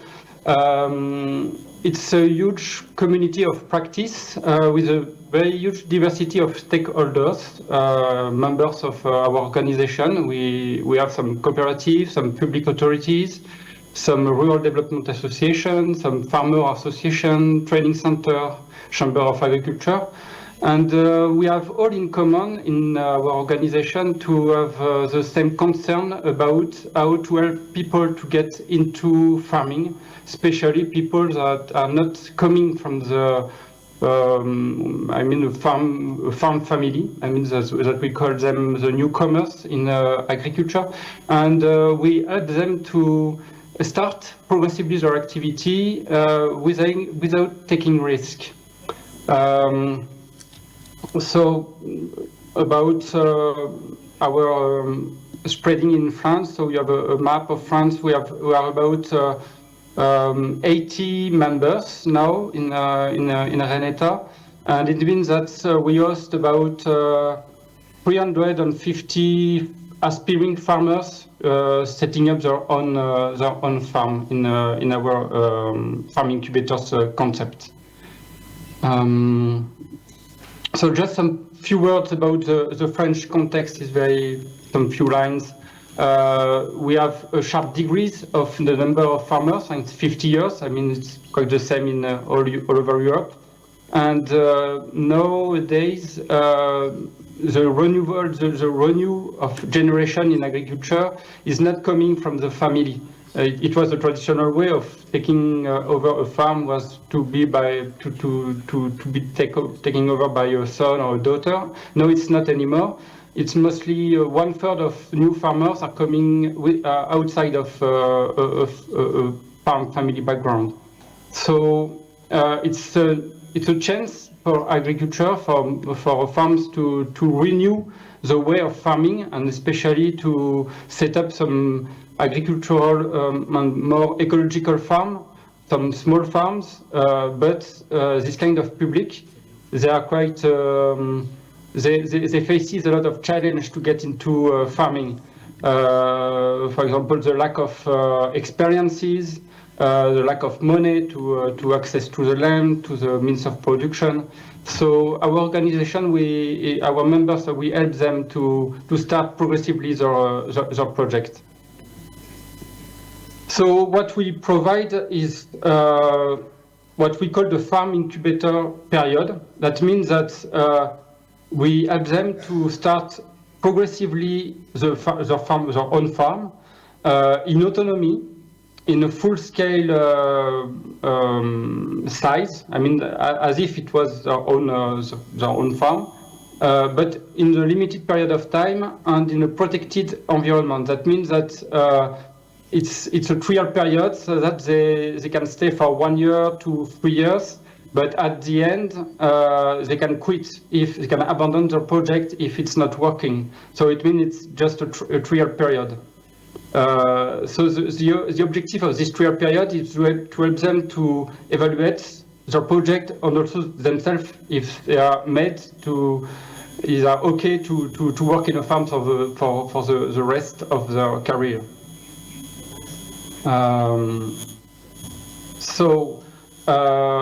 To provide a farm incubator period, we observe that we need 4 conditions for that, to create this condition of a farm incubator period. First, we have to provide a legal framework. That means that it's to give them the opportunity to experience their own project, but they are not they're not internship, they're not in a training, so they make their own decision, but still they can quit. So legally in France, you can be hosted by an organization that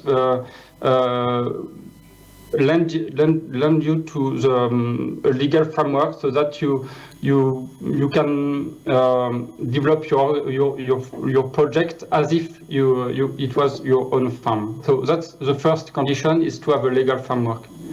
The second condition is to provide them some facilities to start their activity. So by facilities, we understand land, equipment, and building, so that they don't have to invest immediately, and so they can just try, and if it's not working, they can quit without any personal investment.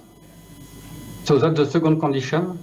And the third condition is to provide them support and a mentoring system. That means that to help them to step back for their experience, to learn by their practice, and learn also when they make mistakes, so that they can also correct it.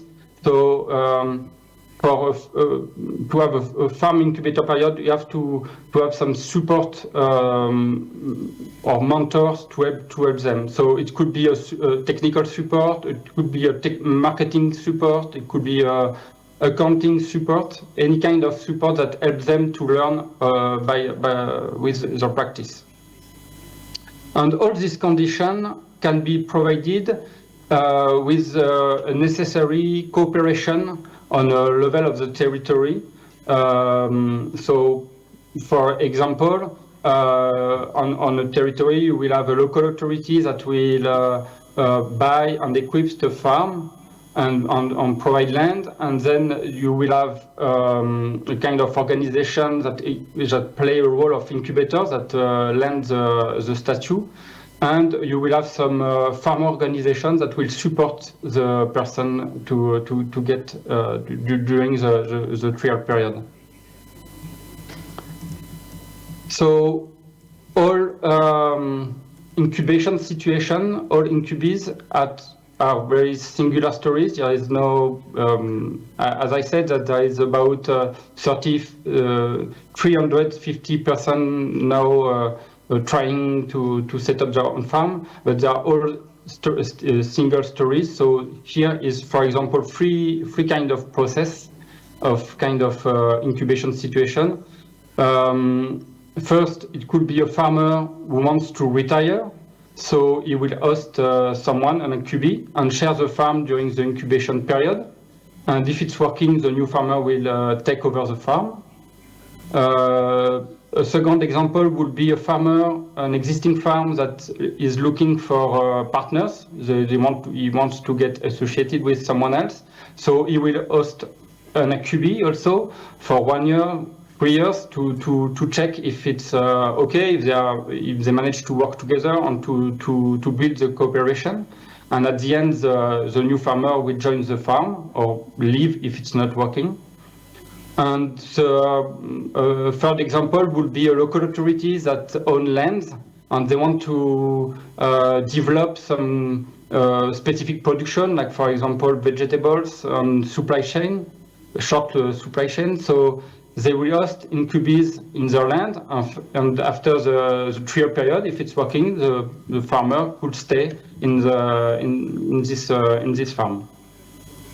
So this is just kind of example of incubation situation. And just to finish about this, some results. So as I said, in 2024, there was around 350 farmers in the incubation situation. Since 2009, it's a more 250 farming incubators, so farmers passing through a trial period. And they are mostly 90% of them, they are newcomers, as I said, that they have no agricultural background. And about 75% of them, they make their project a reality at the end of the trial period. And only 15% of them, they abandon. So that means that they were not ready to start their own farm.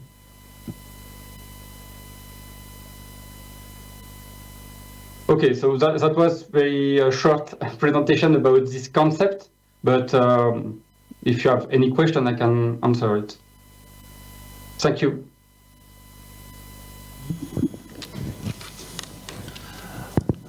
Thank you very much, Niels, for your very interesting presentation. We can instantly move to the Q&A session if there are any questions. To Niels, please. Any of the presentees, do you have any questions? Шановні колеги, Dear colleagues, we have some unpredictable circumstances. Unfortunately, one of the speakers was taken to the hospital, and the foreign speaker is not joined us. So if you've got any questions to Niels, let us ask him now about the business incubators. Alexei, do we have any questions online in Zoom? No questions left. Okay, then we thank you so much, Niels. And we have to move on then with our agenda. So our last session is the work in groups. So now we will divide you into two groups. And we'll do that in the following way. Let us just count one by one. I will calculate 1, 2, 1, 2. And each of you should remember your number, okay? 1, 2. 1. Igor Vasilovich. 2, 1. No, Igor. We need to divide you from your colleague, to separate you. 1, 2. 1, 2. 1. And you can calculate it on your own. 1, 2. Professor, you're number 2. I'm number 1. I do apologize, you're number 2 today. 1, 2. We do not calculate you. 1, 2, 1, 2, 1, 2, 1, 2, 1, 2. Do you remember your number? Every one of you. Group 1. Alexei, where does the first group stay?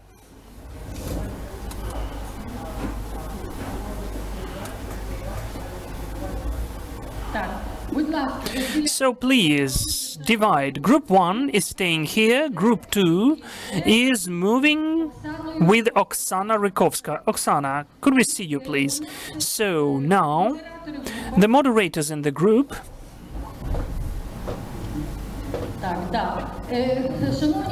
Dear colleagues, the ones who joined us in Zoom.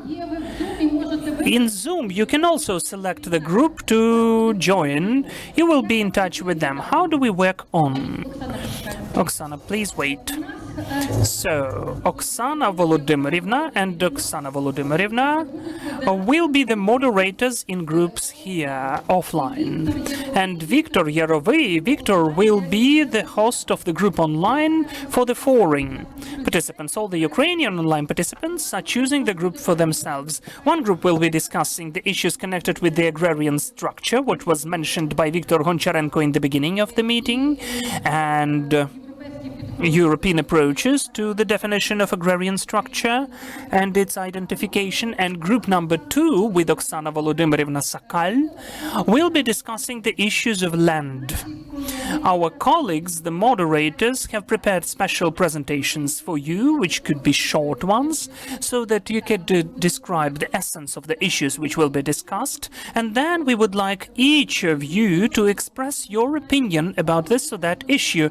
Then our moderators will make the conclusions of all of the opinions, and we'll come back here in an hour so that all of your opinions would be somehow systematized and we could think on how we'll use this information from now on.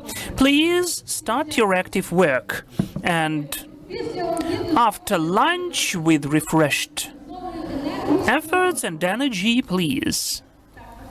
Oksana, the land issues are staying here. Okay, we need to group somehow. With Oksana Sakal.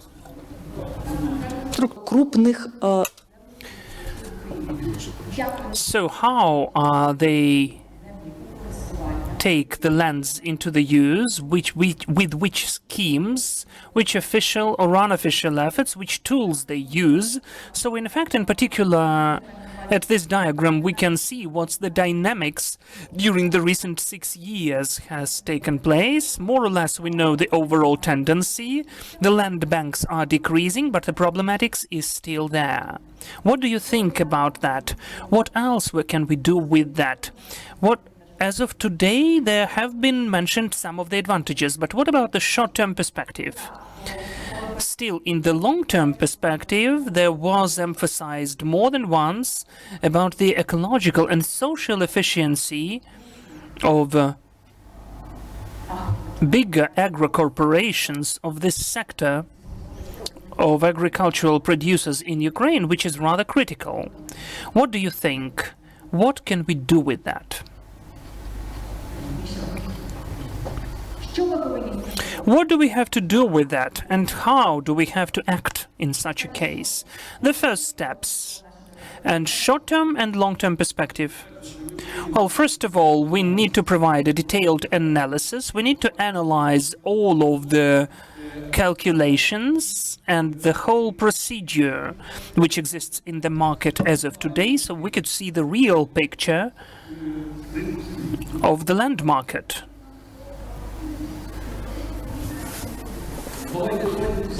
So let us take the overall review.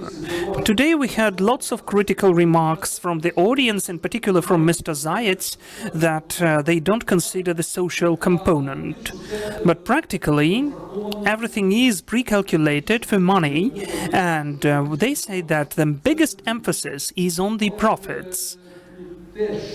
But what we need to speak about, why the calculation of this land market is there, if we were promised that there will be discount loans for the poorest layers of the population, then they don't exist. So not a single mechanism of the funding of smaller farmers is there. It does not exist.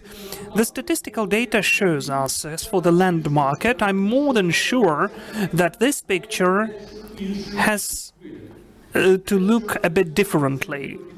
This market today is a shadow one, that is true.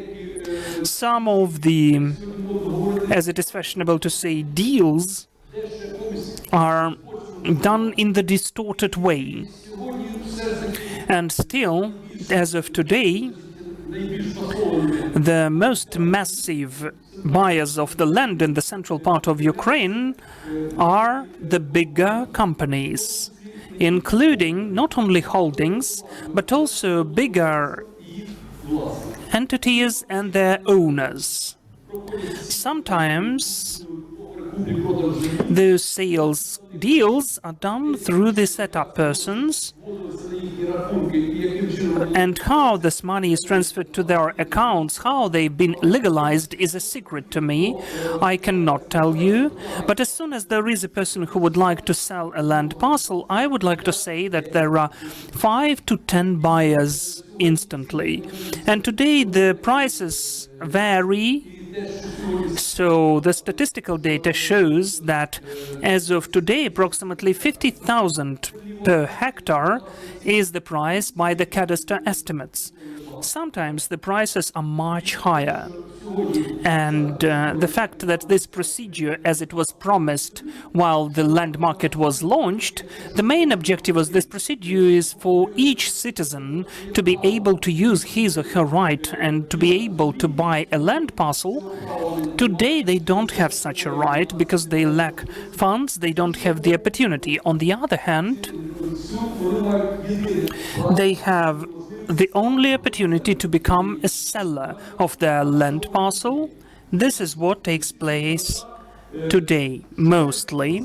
And also I'd like to emphasize, we do not hear you. We do not hear you. People who joined you, they do not hear you. Not a single community hears you. Please look at the sound issue, because the people who joined your group, they don't hear you. We'll try to correct it. If I'm closer to the mic, will you hear me? You misunderstand me. I hear you, but I did not join you. But people who joined you, they don't hear you, you see? Okay, we'll try to find out to solve the issue. We hear you in the Zoom. Everything is okay. Do you hear us? Could you repeat? We hear you in Zoom. We hear you in Zoom. We thank you so much for that. Okay, let me go on. So today, on a certain territory of Ukraine, especially in the territories closer to which we can see certain combats, the land is sold at the high scale. People are in despair. They are ready to sell their land shares and to part with their lands because they don't have a single guarantee that this land is not lost. But I would like to mention that it has buyers who are willing to buy these lands.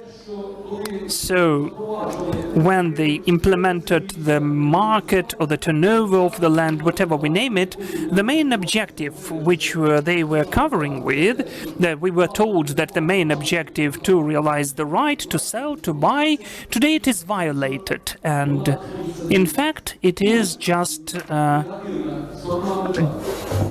cancelled. And the negative side of this coin, the people who are protecting Ukrainian land from the enemy are deprived of the opportunity to take part in the sales of these lands. So they don't have a chance to buy such lands.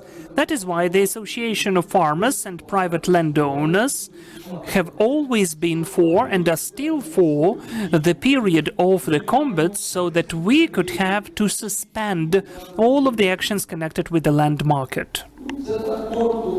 In a nutshell, those are the main points.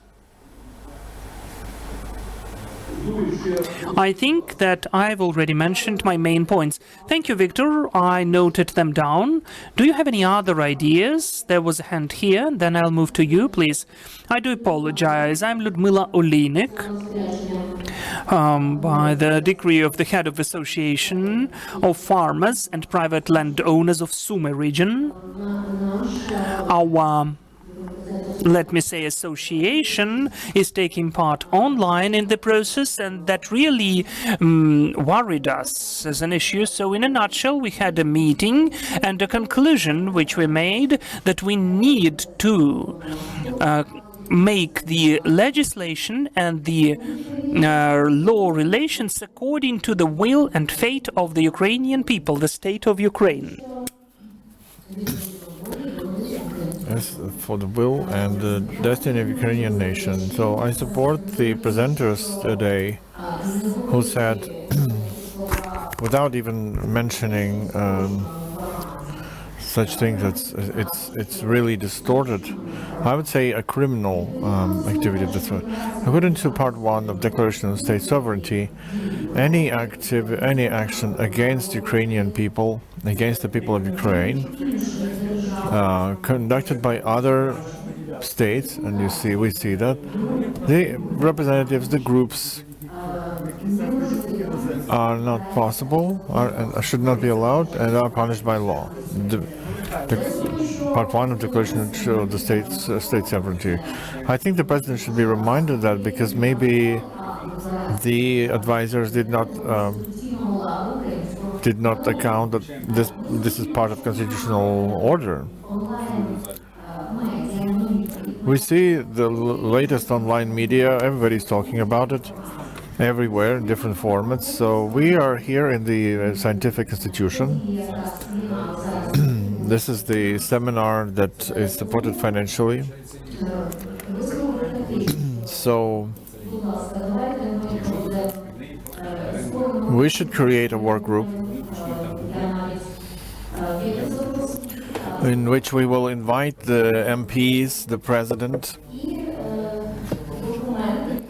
and then the document that we will produce together, so that the voices are included, to avoid the situation where it's a farmers association that protests something. No, it's going to be our joint document, which will state that occupation should be very much controlled. Not only occupation from others, but occupation that is invisible and it's going on in violation of all the constitutional norms. So we will send this document to forward it to all the seminar participants, so that you all will see this document. And we wish the glory to Ukrainian nation.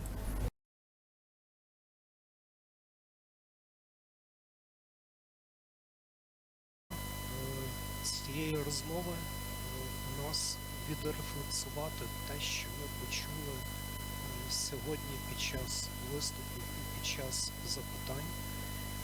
І оскільки одним із результатів нашої діяльності сьогодні, як і діяльності перед цим, є підготовка документу Policy Brief, який ми плануємо розповсюдити серед аудиторії представників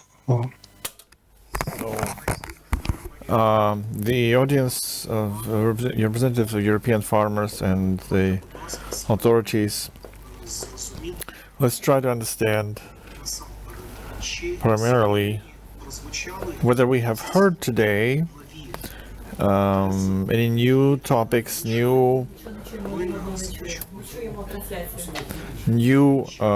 points that we did not discuss before during the policy brief, regarding the problems with access to land in Ukraine. For those who already know this document, those who don't know this document, let's try and to understand whether you heard today any topics that would be reasonable to include into this document. And I suggest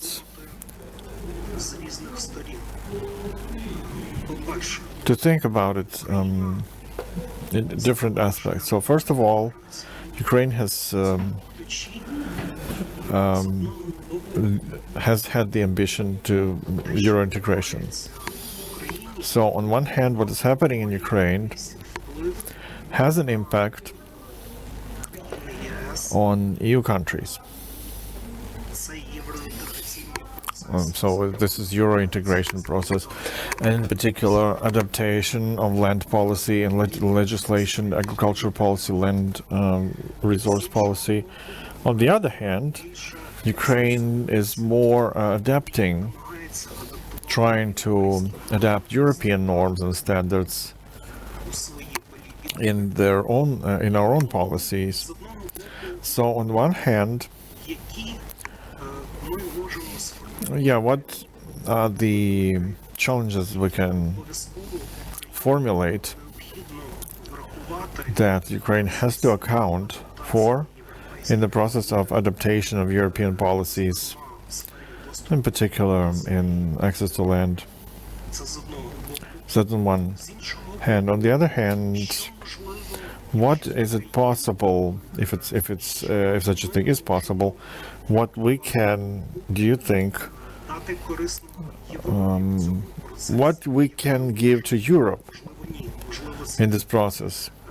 Maybe it is not possible. Maybe it's one unilateral process, so we are adapting. But still, maybe there is some synergy possible in what we do, so that the goals and objectives that our European friends and partners are setting for themselves, the farmers' organization, the civil society, so that they also can bring something in the process of preparing their analyticals. So I want to start with a point that I formulated, and then we will formulate several such topics, such points, and then we'll look into one or two or more of them in depth. So what I've heard today from several presenters, from farmers, and we heard that it's not enough to have just an official legislation which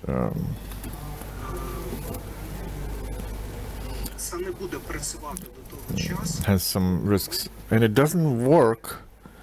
It will not work unless we have effective mechanisms of making it into legislation and make it enforceable. Even now in Ukraine, the limitations, although we believe that at the moment the limitations are too liberal in terms of the area, who is the farmer, who is not a farmer, whom should the state subsidies be issued to, who should the state support in the first order. So even where we do have this formulated, it is not enforced. So whether you know, or do you have similar situations in European countries or EU, wherever such situation used to be observed, in terms of norms and regulations are not enforced, and what is the experience that you had in solving these problems? So that's what I would suggest for the discussion. So if you want to add to potential scope of topics, please do.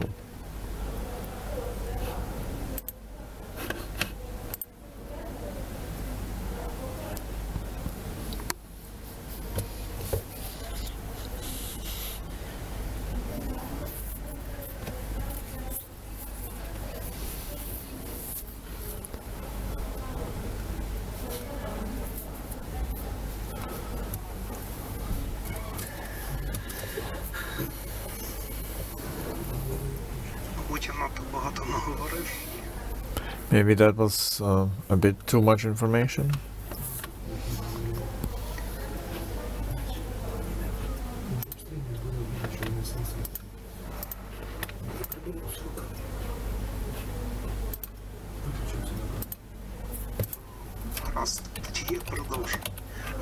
All right, so let me continue then. I think the situation where in a country like Ukraine, when the norms and regulations are not enforced while they already exist, and it's a example of how additional institutional mechanisms are necessary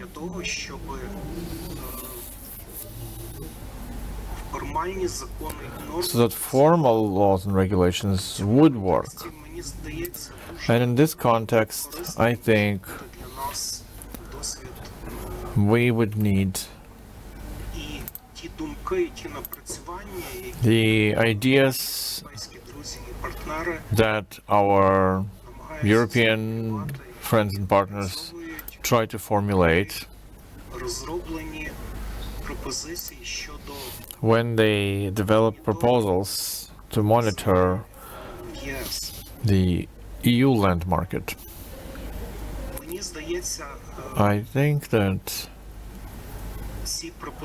those proposals in many ways, in particular in parts that I know about them and I learned them, they are absolutely relevant for Ukraine.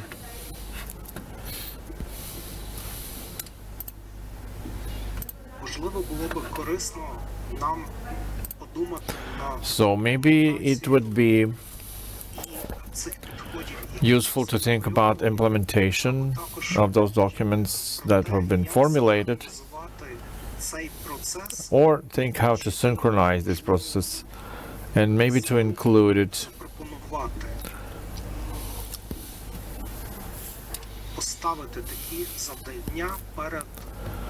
to put these kind of questions to Ukrainian government to improve the existing instruments of the monitoring that are not too effective, or maybe design additional documents that would be initiated and supported largely by civil society.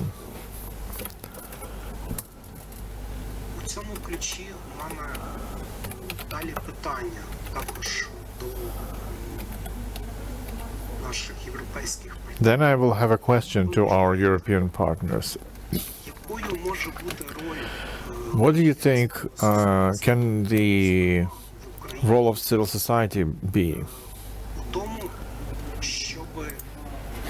What can be the role of civil society in Ukraine, or what the role that the civil society can play to try and include this process in the negotiations and the processes that are happening now in part of your integration?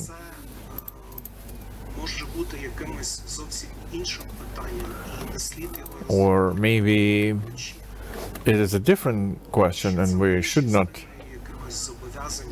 look at it like this, because it's not part of the commitments that the countries try to do when they try and comply with EU succession regulation.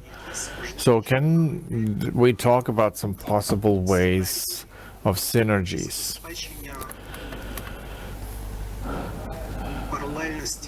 of providing the parallel processes in countries that are already EU members, or those countries that are only on the way to EU accession?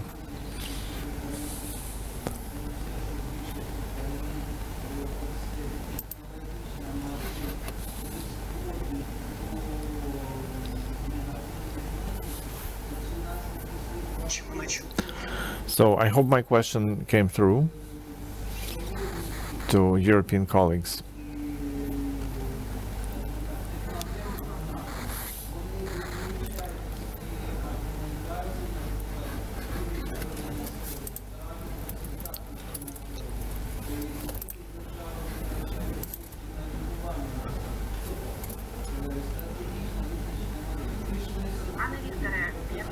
So, Victor, what is our task now? To formulate the questions for our foreign colleagues, or formulate the questions we should look into? What exactly is now?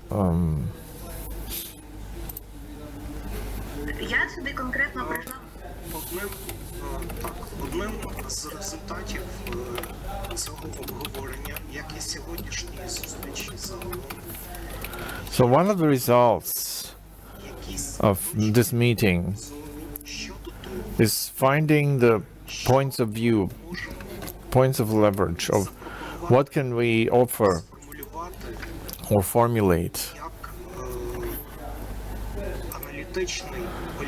as an analytical or policy brief, which we would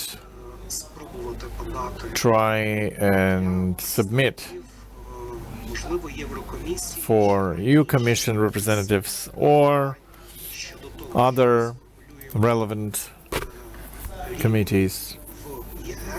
So we will establish what will be the appropriate level at the EU structures for us to communicate to, so that it is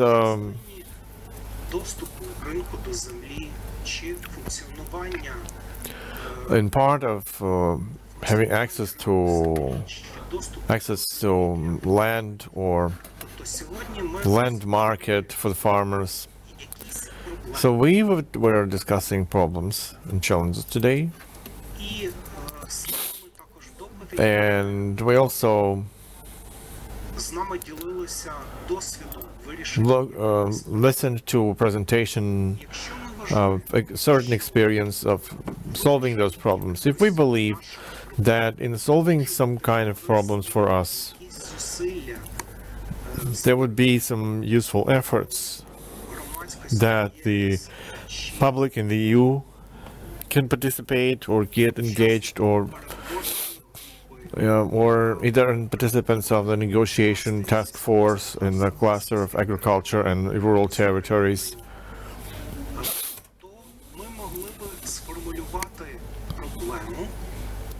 We can formulate the problem then, and that task of formulating the actual problem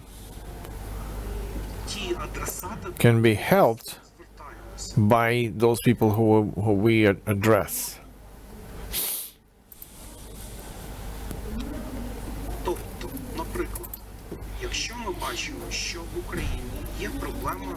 So, for instance, if we see that in Ukraine we have problems with access to land for small farms, so a process of some agroecological transformations happening too slow or in the wrong direction, you think.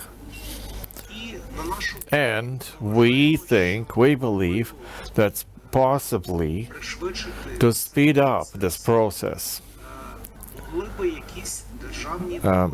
This can be helped by some state programs or implementation of some provisions that already are implemented in the EU on the level of legislation or on the level of CSO initiatives. So then we can try and request some participation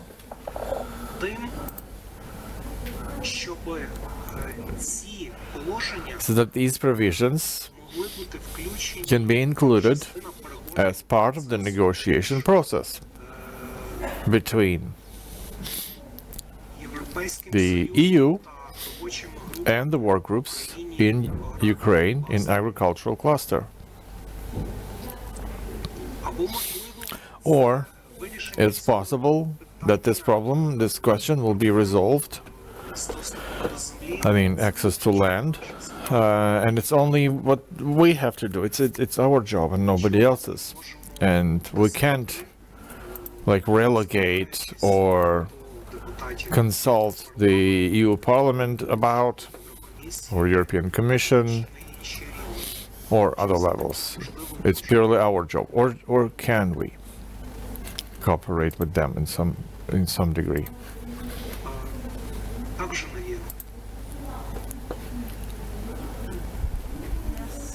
I don't know if you can hear me well and if you have translation. I'm going to speak from my former point of view when I was in ECBC dealing with European policies, and maybe just to give a little testimony of some aspects, and you will see if it is relevant or not to your question.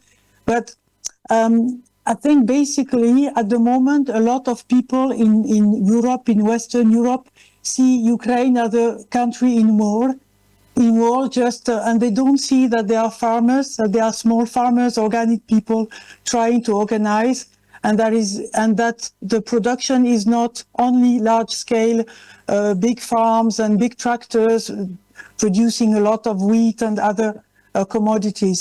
So it is something really important to bring forward, I think, to the Western public, to the Western civil society organizations, that there is really a strong desire of grassroots people, grassroots organizations to develop agroecology, small farms, and this kind of farming. What they say in Europe is that land is not an issue for European Union, that it is a country at country level, that it has to be dealt with. But in fact, they are creating an observatory for land, for agricultural land, to see about the market, about the price, and it is something which is developing because they see that there is an issue, and that it is a problem. So I think it will be very important to have exchange with more organizations from Western countries to see what are the land issues. And as you have a network on access to land, it's probably the good thing to do, to know how different countries have dealt with their land problem. Maybe in France you have heard about the SAFER, which is this kind of place where when you have a land sale, it is put to the public, it is knowledge, so that there is a discussion and see if this land will go to this person or to another one, and with a limit in the size of farms or priority. There is an order of priority to first give the land to those who need most, and then you have a discussion who will be attributed the land when there is a sale. But it is also very much a question of a model of farming and of food, and how are Ukrainian people willing to feed themselves? How is the food system? Do you rely a lot on the local products or more on imports? What kind of products is sold and transformed?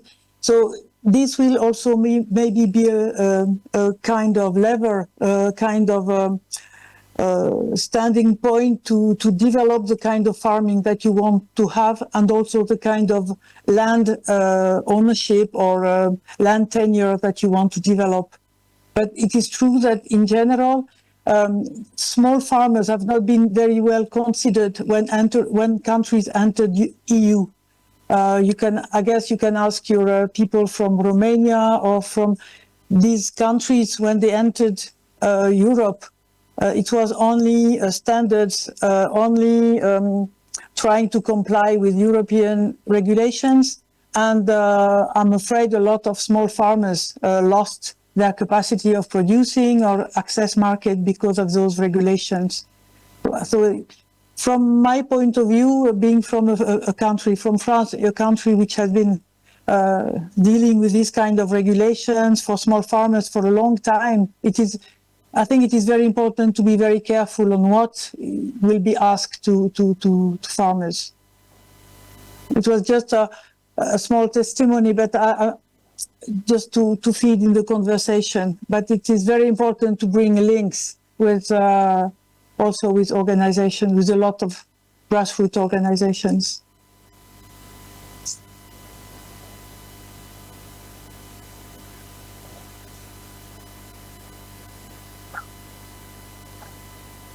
Thank you very much for your intervention. Якщо я вірно... So, to sum it up, what we've just heard, yes, we need to build more horizontal connections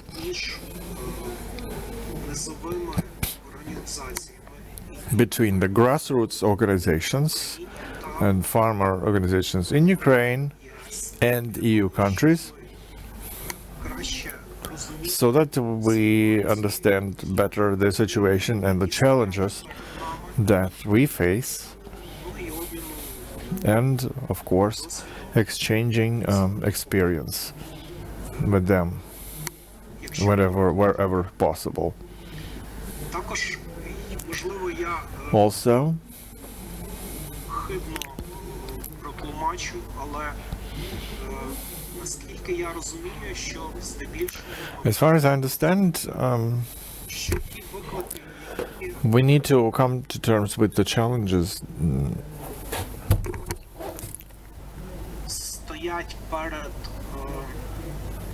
малими виробниками the challenges that the small producers face України до ЄС, in the context of EU accession, that it's not not always favorable to them. що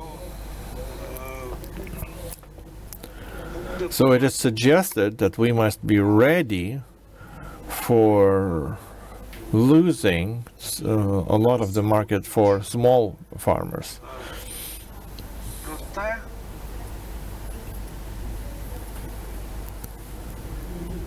в такому ключі тоді на перший план виходить саме взаємодія But then the first priority is working with our own government, not the European institutions. Only where we cannot find anything within, then we reach out for ideas how to protect small farms, the way the European Union does as part of the policy. And then, attaching to this idea, we can then appeal to в даному випадку інтерес українських фермерів. the Це idea that it is the interest of Ukrainian farmers той, який відстоюється в європейських країнах. that European countries also maintain for European farmers, but not Ukrainian. Зараз So I'm not saying now about competition between the markets per se, but I'm just saying about fundamental ideas. як би це банально не звучало, Whatever it may sound trite or trivial about the rights for the land, тлумачення which вмінні in the understanding and interpretation of which ми we дуже велику have a huge difference in different countries, from the understanding to implementation, either in the legislation or in any other institutions.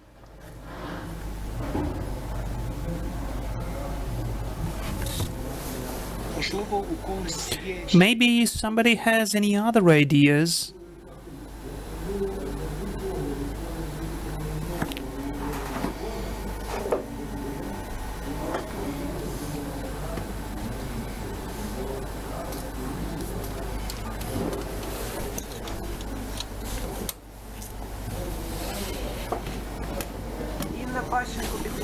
Inna Pashenko raised her hand. Yes, Inna. Hello, dear colleagues. I would like to say that as our constitution has embedded the course to Europe, to this or that way we should focus on to the European legislation on our common agrarian policy of Europe. And our legislation, I studied this issue and highlighted it in my works. It is very far from us to be able to implement it into a common European policy, as we haven't supported, we haven't taken into consideration the interests of smaller farmerships. So, in fact, I am the head of, for more than a year, of a small farmership. So far, we have 3 hectares in our ownership and 4 people are employed. It's a legal entity. So I faced the following issue. Now I submitted an application in the community to expand my land lot, a request to provide me some land, because as of today, the land which I have today, those hectares are already working, and I have the potential and understanding how it can be expanded, how I can increase some of the job places. So I went to the community so that I could be given an opportunity to buy some land. I got a response that during the martial law, you can only take part in the auction to lease to rent the land. So I, as legal entity, cannot buy anything at all, just the lease for 7 years. And the land parcels are not formed in the communities for the lease as well.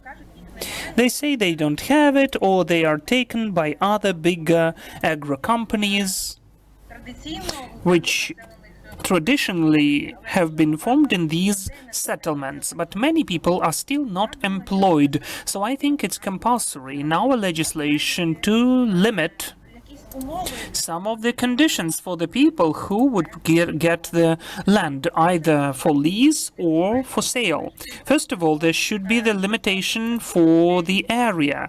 Then we need to encourage people providing new job places, because bigger agro companies are decreasing the number of job places.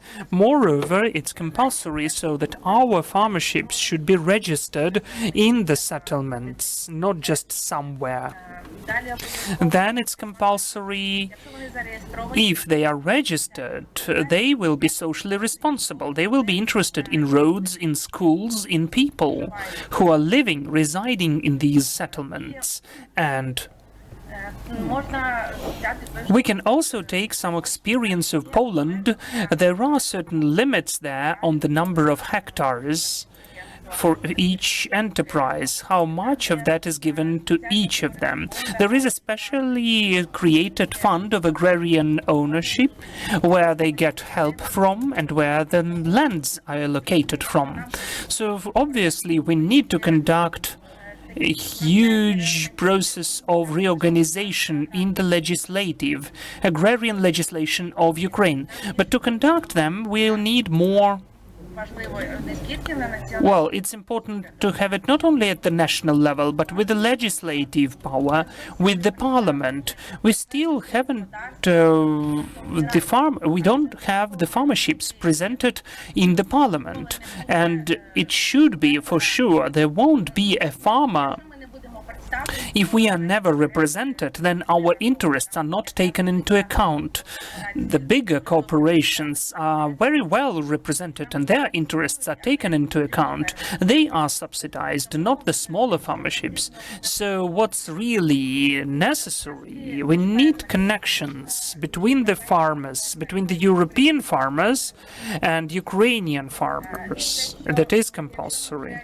And if we already creating new farming enterprises. My one was created in spite of the war. We are working. We have a huge potential and huge plans and expectations. We are sure that we will win. So we are planning, taking into account that we'll have our victory. And the military who I'm talking to, I used to be a volunteer, so I'm talking to them all the time. What will you do after the war? The majority of them, many of them who I communicated with, they would like to come back to the land. They would like to deal with farming activity, to deal with the land after what they lived through, the ones who will leave the military course. So the question is that we need to focus new farmers for agroecology, for organic farming activity. All of that should be documented, and all the newly created farms and the ones which will be created should have a roadmap. How they can expand their land fund, what they should start with, where to go to, where to submit the application to, what to do to take part in the auction for the lease or for the sales, because as I said, the legal entities can buy land, but I'm the legal entity and it turns out I cannot buy land. I can only take part in the auction for the lease. Those are my ideas. Thank you.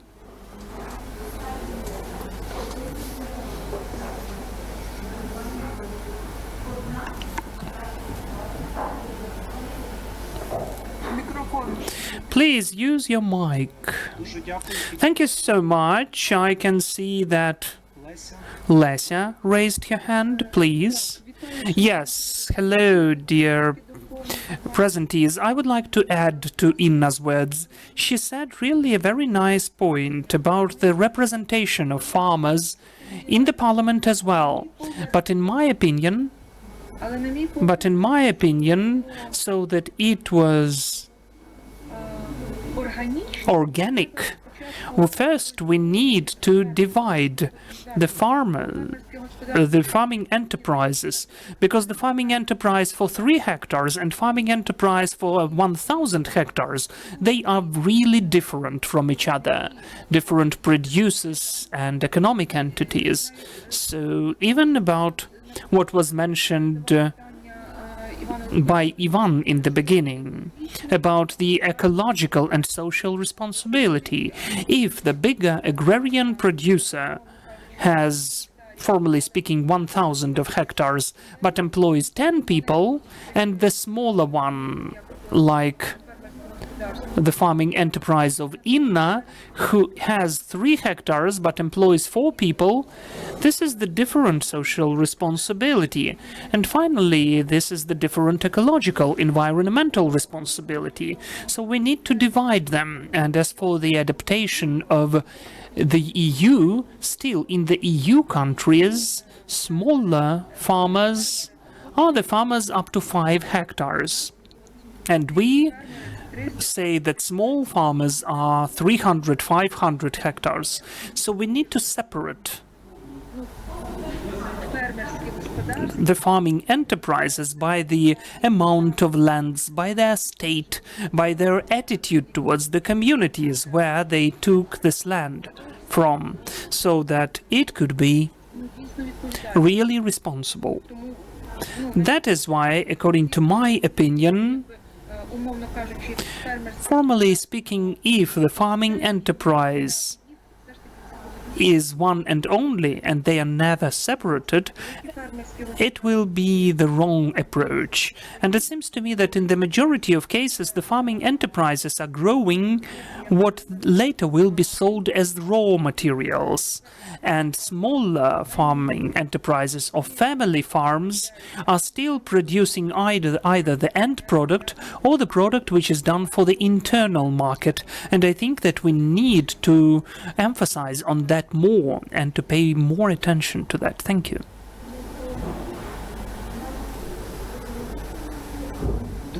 Thank you so much. Your ideas are really resonating with the discussion on the necessity of regulation of agrarian structure in Ukraine, so that we wouldn't say that farmers are any economic subjects in spite of their size, scale, sphere of work, and many other criteria.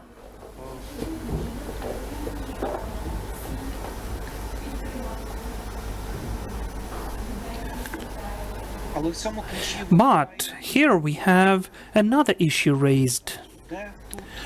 Where do we have this window of opportunities for the civil society? As this idea is not new,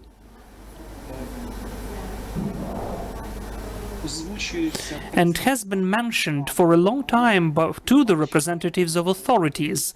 But as we can see, I'm not trying to criticize the authorities, but we can see that the understanding of who the farmer is really different among the farmers themselves and the ones who have a bit more of leverages for the state policy formation. Here today we heard already about the recent initiatives that the farmers will be just any economic entity in the agricultural sphere. So what can we specifically do, according to your opinion, so that we can make this step in this direction? To separate bigger and smaller ones, which have totally different motivation. They focus on internal market or external market.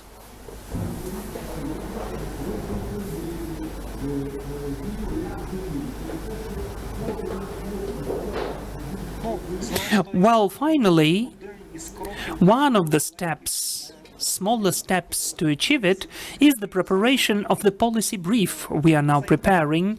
This point is about the regulation of agrarian structure. I think is also compulsory. It should be there for sure.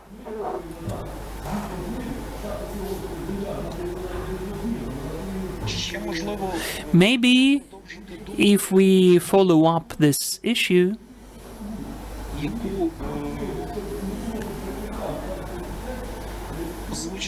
which was mentioned by Inna, that in fact she stated that under the conditions of war there are no any opportunities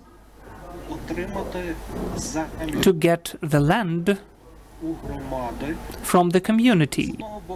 On the one hand, because at the level of the community there is no preparatory work. Such lands are somehow not formalized. They are not registered properly. On the other hand, those are just limitations and restrictions of the wartime. But can we somehow help and support so that at the level of the communities, at the level of the local self-governance authorities, there could be better understanding of these needs? I can see, Inna, you're raising your hand again. So we've heard how many countries at the level of communities provide the efficient interaction with the producers and manufacturers and several initiatives which can get land through different mechanisms. Please. I personally can see how we can solve this issue. I mean, smaller farmerships in cooperation. For instance, in our community there are several farming enterprises which are smaller ones. If we unite, first of all, if you look at us not like at the smaller ones, but all together as one and only the cooperative, then we'll be able to expand our technical and material base. For instance, I have a little poultry farm and I need a veterinarian. So to hire another veterinarian, I need some profits. So if it were like that, if we merged 5 to 10 farming enterprises, then we could hire this veterinarian, one person for 5 farming enterprises. We could acquire equipment for work on the land, which could be more modern if we united. But for that we need amendments to the legislation on cooperation. They have lots of underwater stones still, so the smaller farmers need cooperation. They need to have more opportunities to take part in the process. In this way, we'll be able to compete with the bigger agrarian companies on the amount of products which we'll be able to sell, uniting our productions. And to some extent it could help us, but we have really imperfect legislation on cooperation. And this is where I can see that we need to work on which developments there are, because now there are lots of agrarian holdings involved in these cooperatives, which as of today are still acting, and later they vote not just with one vote, but just with the part. And in this way, they are becoming in these cooperatives as a smaller farming enterprise, but later it turns out that it's a huge agro holding. So then with their share, they dominate in the decision making. Those are the gaps for the bigger agro companies. So we need to get rid of those traps and to improve the opportunities for the development. As of today, I can see our strength. If we had a very nice legislation on cooperation, maybe here we need to study the European experience, how it is done there, whether this cooperation there is efficient, or we should develop our experience on our own, but we need it. We cannot cope with that on our own. Moreover, we don't have a common agrarian policy. No one is subsidizing us. We are subsidizing, as you can see, no subsidies for us. Even in the state register, there is nothing for the farming enterprises up to 3 hectares. We are developing and living on our own, and we have some hopes that we will do it further on. But as for the cooperation, we can win.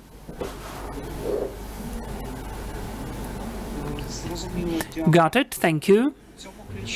So about that, I've got a request to you and a proposal as well.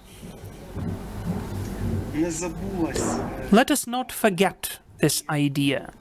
We will be really grateful if you were able to try to formulate some, maybe in a nutshell, or how it works for you, the essence of the issue on the improvement of the legislation on cooperation.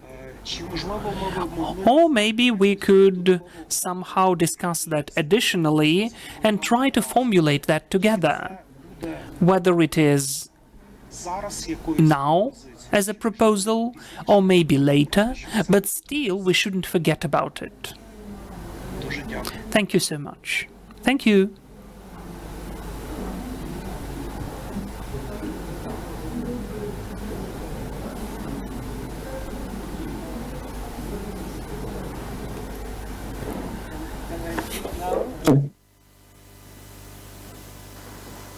Yeah, sure. I want to mention another aspect, which is changing the paradigm. So I will explain. Changing the paradigm is not trying to change the regulation to protect the small farmers, but changing the way of seeing the problem. Because the problem is not to buy the land and to cultivate it. And so the problem is not acquisition of land. The problem is for small farmers to be able to cultivate the land.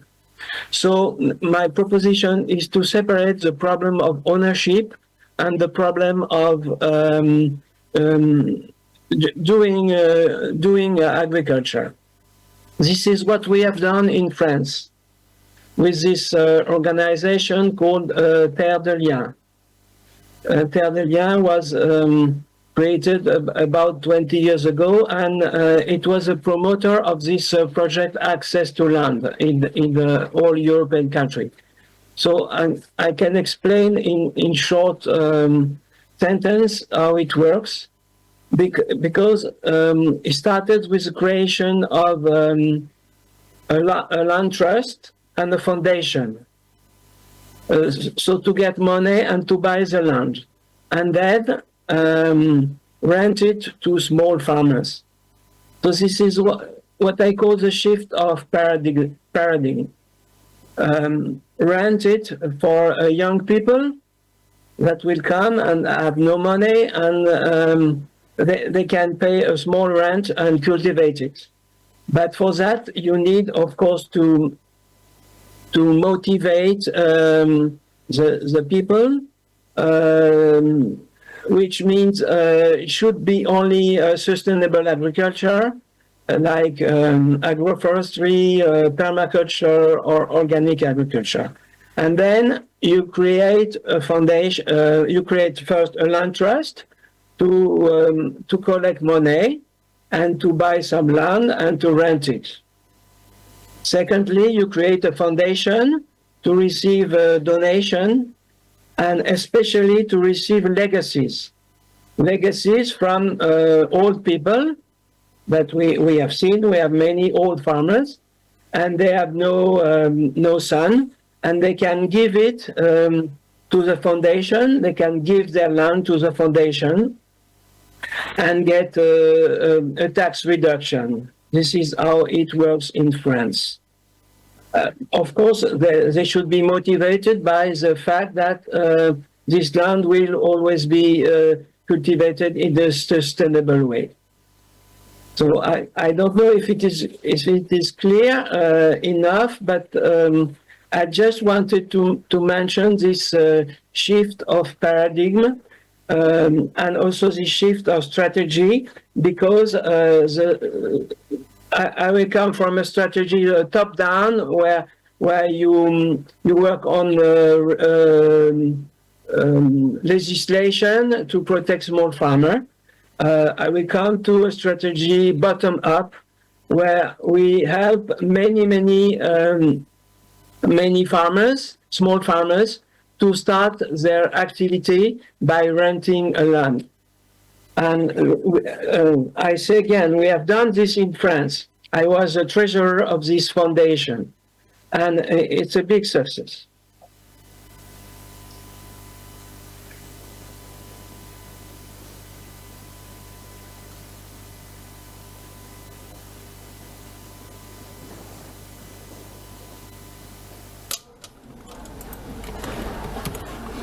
Thank you, Jean-Pierre.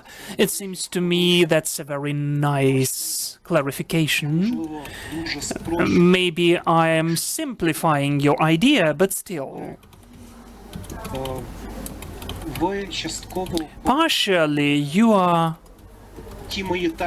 bringing me back to those points, what we can claim from the authorities or anybody else, making it into the direction what we can do ourselves in the sphere of self-organization, so that we could create certain efficient institutions and mechanisms at the local level, so that we could solve the issues with the capacities which maybe we already have.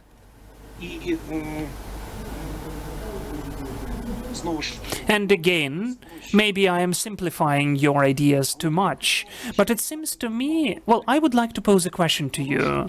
Jean-Pierre, according to your opinion, what was the biggest issue on this way?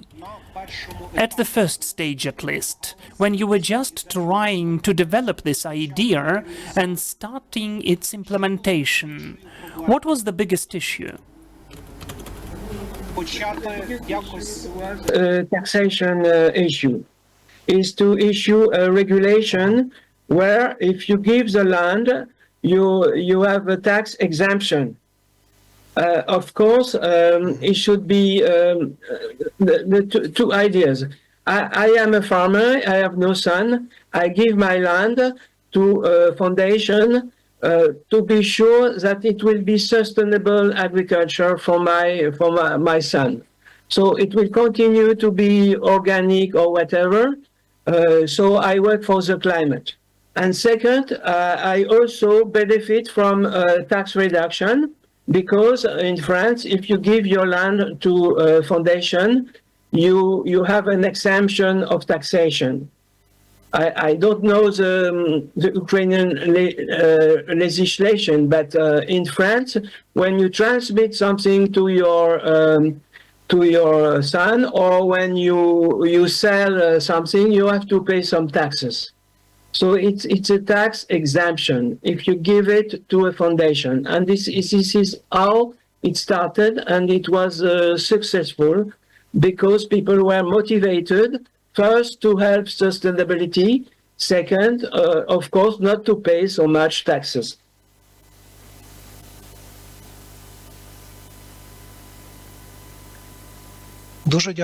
Thank you so much. Now we get it. Now we have 3 minutes to 4 p.m. Kyiv time, of course.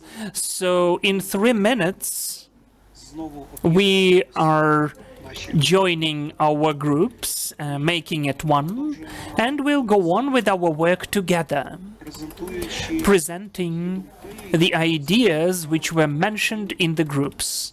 So now I have only 2 minutes for a break, and then we will reconnect working together. Thank you so much.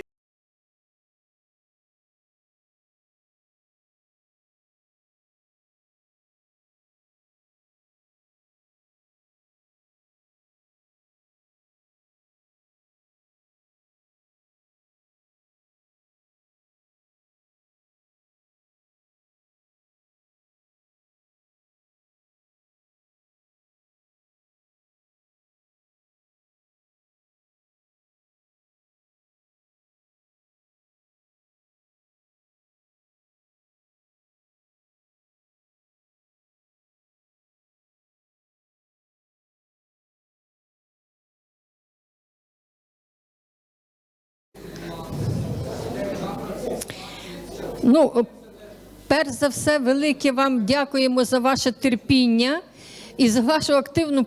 Well, first of all, thank you so much for your patience, for being very active in your groups, offline and online. Let's take your seats. Victor, you're all invited. Of course, everybody wants to keep discussing. We will have some more time for discussion after we draw conclusions. So we had 3 groups. Where is our Victor? So we're here. So we had 3 groups that used to work. One group was working online. So Victor was working with foreign participants. So Victor will draw conclusions in terms of issues were raised. And we had 2 groups offline. One group worked with Oksana Sakal in issues of land. Another group with Oksana was working at agricultural structure and organization with farmers. Now we'll draw conclusions in general overview. So let's start with you, Victor. If you don't, so Victor, then Oksana Rakovska, and then Oksana Sakal. So please, ladies, take your places.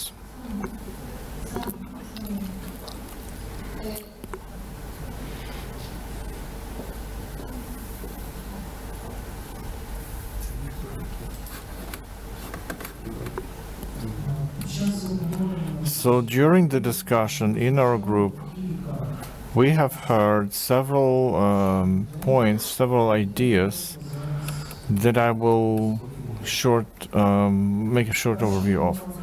So the first thing,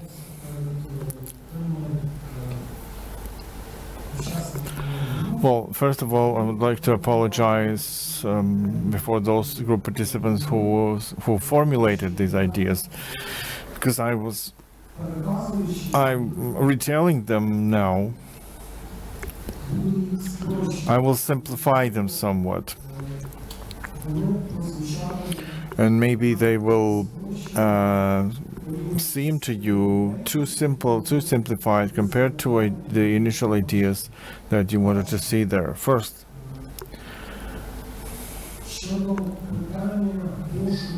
as for the issue of searching for the synergy and interaction between the Ukrainian farmers, the grassroots organizations of civil society, finding answers to questions how they can participate and be engaged in the process of Euro integration, which will lead to improvement a situation with access to land, shaping the socially responsible policies in the land management. So we did shift the focus a little bit,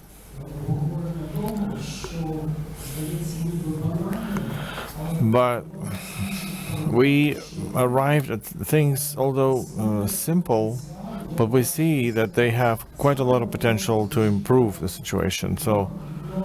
And it sounds like we have to strengthen and deepen the connections between Ukrainian farmers and European farmers, because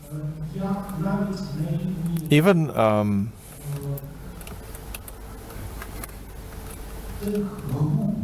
in those groups that do understand or have a better understanding of each other compared to like some misunderstandings between the farmers and the government, quite often, because of the difference of situations between different the level of development of institutions, different experience and historical background, we often may not understand the certain ideas because we interpret them our own way.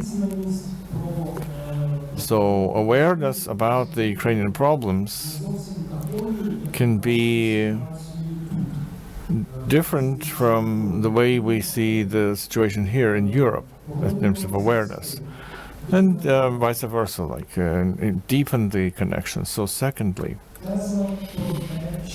the point on needing to think about promoting further the idea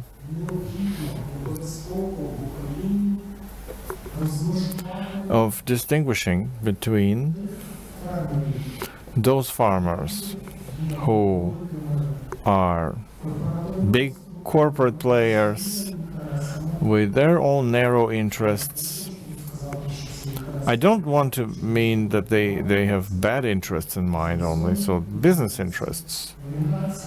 They are oriented to foreign markets, and many other things also come into play. But what we want to stress is that it's a principle, it's a radically different model of functioning of the agricultural workers, rather than the farmer who lives on that land, who is actually integrated in the local community.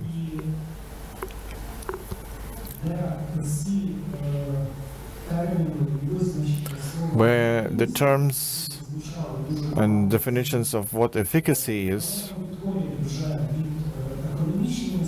they come away from economic part. They are filled with social effects that it's hard to measure and it's hard to express.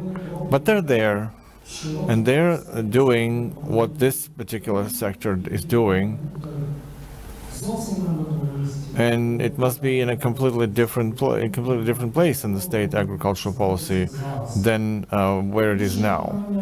A different issue is how to achieve this, how to move in that direction, because as we can see, basically, the authorities don't listen to us, because the ideas are themselves have been expressed quite a long time. And so one more thing that we have heard from our colleagues in France is that maybe we should think about changing the paradigm, changing the vision of our attitude and our attitude in terms of how the situation can change. Often we are oriented towards what we can ask, either from the authorities, what we can demand. Of course, it is one of the elements in how we can and we should have influence over the formation of state policies. and a favorable environment in the rural areas. But another thing is what we can do ourselves. And there was a great example again, an example of grassroots organizations in France. Grassroots organizations who organized in order to find the funds from different sources to buy the land assets that they later rent out to new farmers. How to get them interested in starting their agricultural production on those land parcels. And it was also, we were talking about stimuli that would incentivize the farmers of older generation that could later pass their land assets onward to manage the other structures. And here is where local self-governance have a role to play, as well as civil society organizations, but also there should be some element in changing the legislation, so that the legislation at least doesn't stand in the way, especially if it's about inheritance.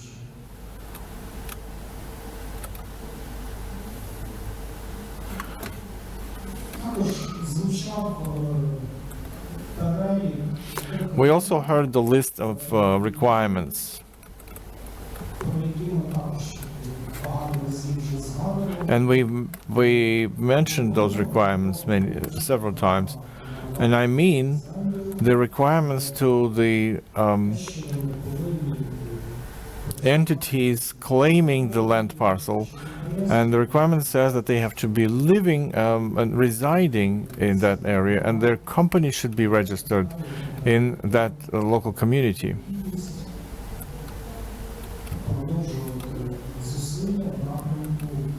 So it is about keeping the effort towards either changing the law, because again, our voices are not getting heard, or gradual change or shift in perception of how society perceives these issues. So that is the short overview of what we heard.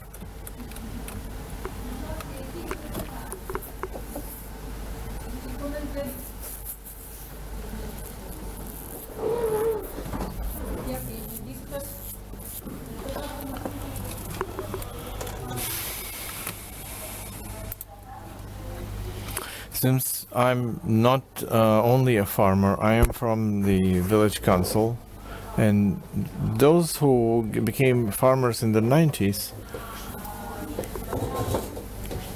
they agreed that the lands would be bought out, but they received those land parcels for the timeless use. I, as a farmer, I became a farmer in 2015.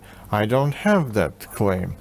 So I was in the bank. They don't even give me money for a sowing campaign, although the ministry says that we should not fail in the sowing campaign. They're not giving any loans. They're not giving money to buy the seeds. I would very much like to develop the arable lands that I rent.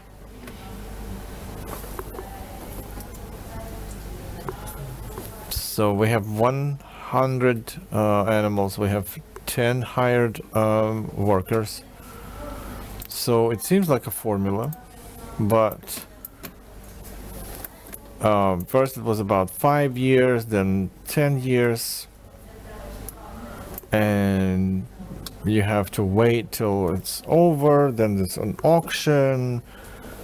So it's not really clear what is the situation. It seems like we have equal rights, but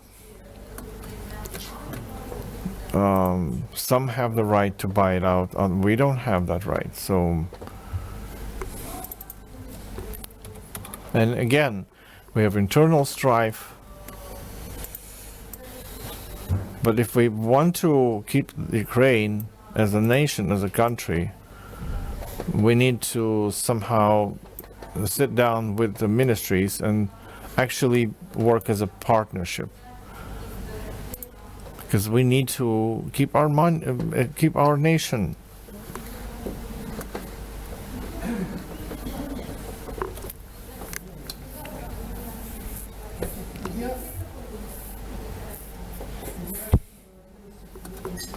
Well, there's never ideal justice, although we need to strive towards it. So the first farmers who were fighting the collective farms and Soviet collective farms,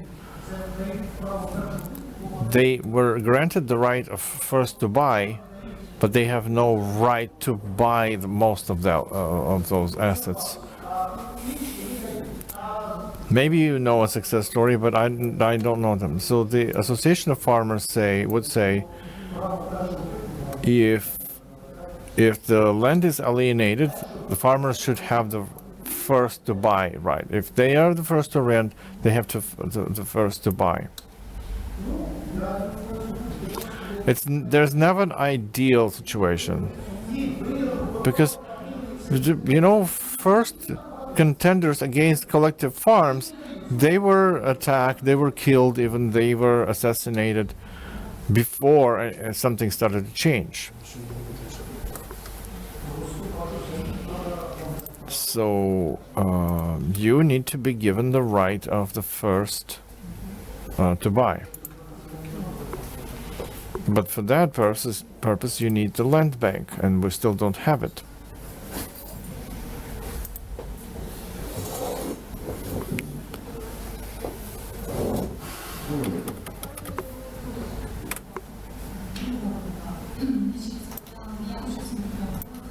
Yeah, I want to thank you for being so active. It seems like we would have topic. So we were discussing the terminology, like theoretical stuff, it would seem, but the definition of farms, who are farmers? And the idea is that in the legislation, for us to be within Europe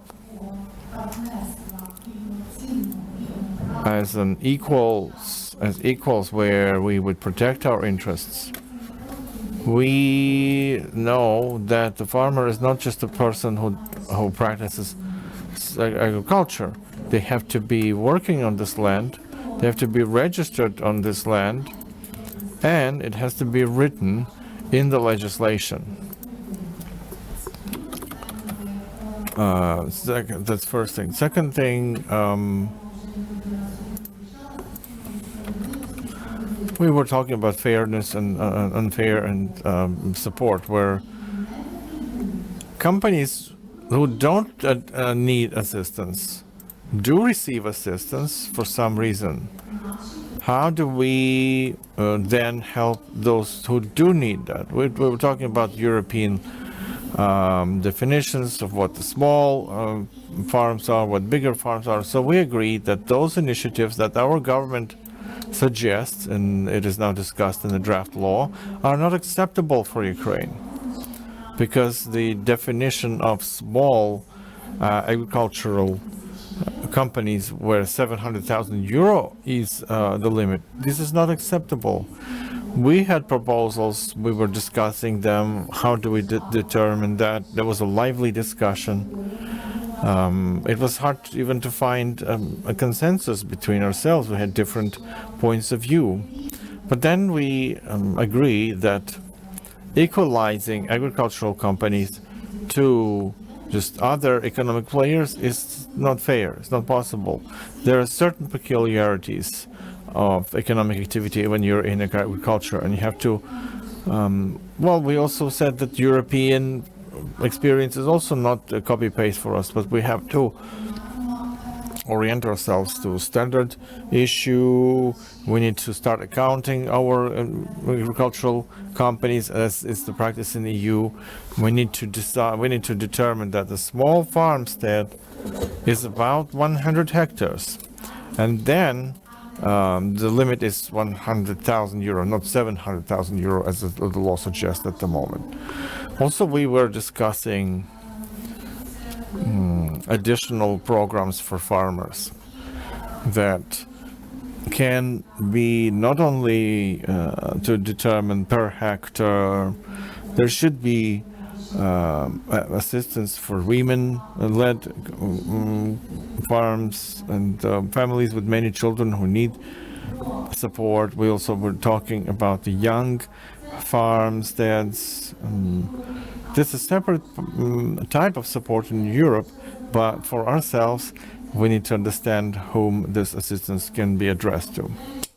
And of course, considering the peculiarities of Ukraine, we were speaking about our super complicated situation, the war, and also the comeback of those, at least I hope, all of the people back, and the ones who will be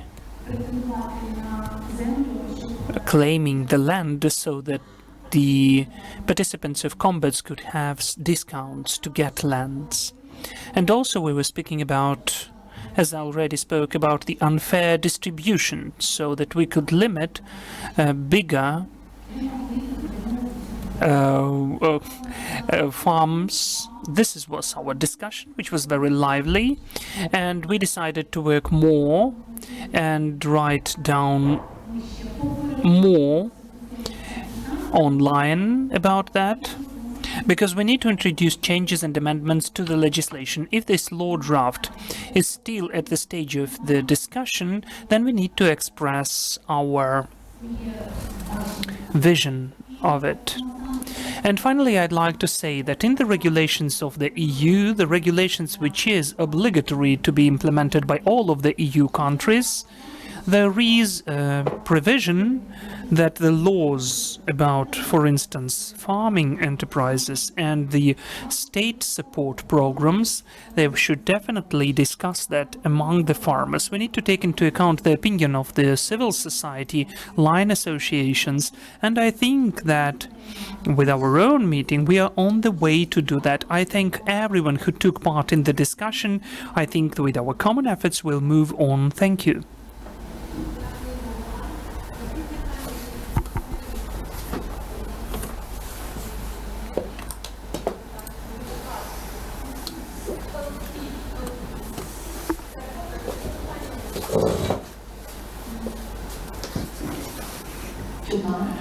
You hear me well? Nice.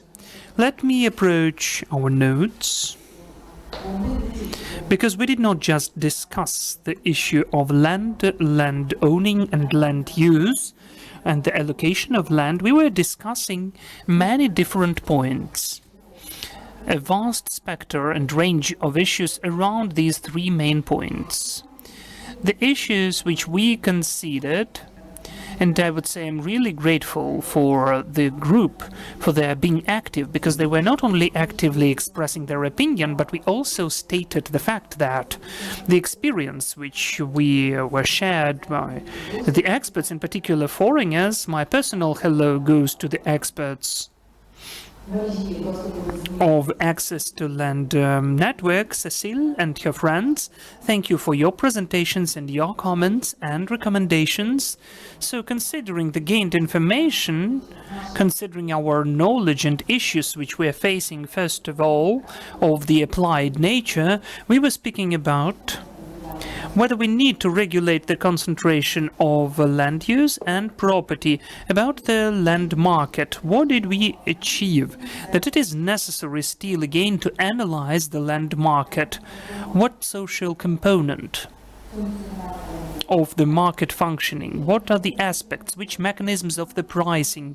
Financial capacity at the market of the smaller producers or land share owners? How we can regulate, and whether we need to regulate the mass sales of the land parcels at the frontline areas, and because of the events of Ukraine, whether the veterans are deprived of such an opportunity. They physically cannot do that. We were speaking about the legislation and ownership. We were emphasizing that in any case, it is necessary to create a working group, and there is an initiative work group on the creation of the working group, and will provide the special comments for the email of the organizers about that, with the participation of the wide spectrum of stakeholders.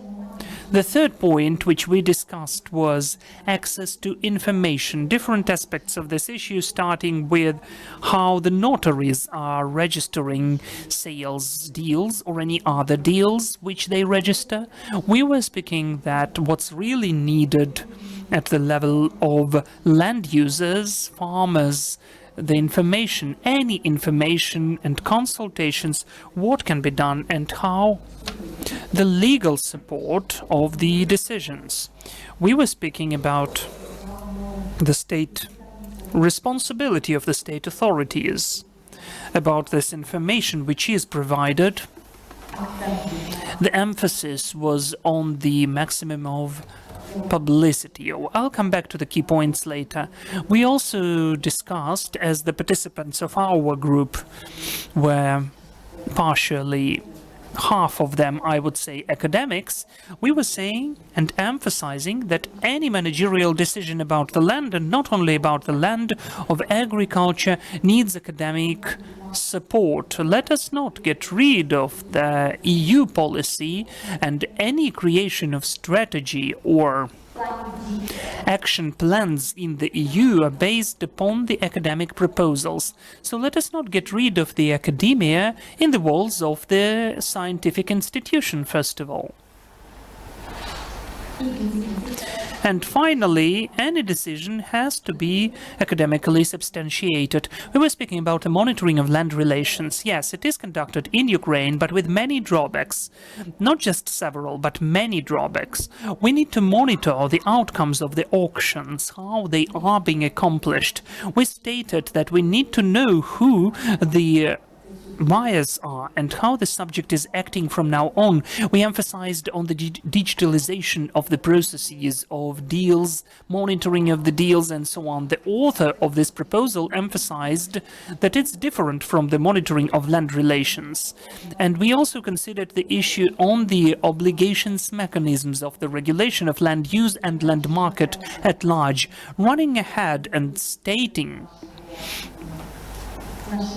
our conversation that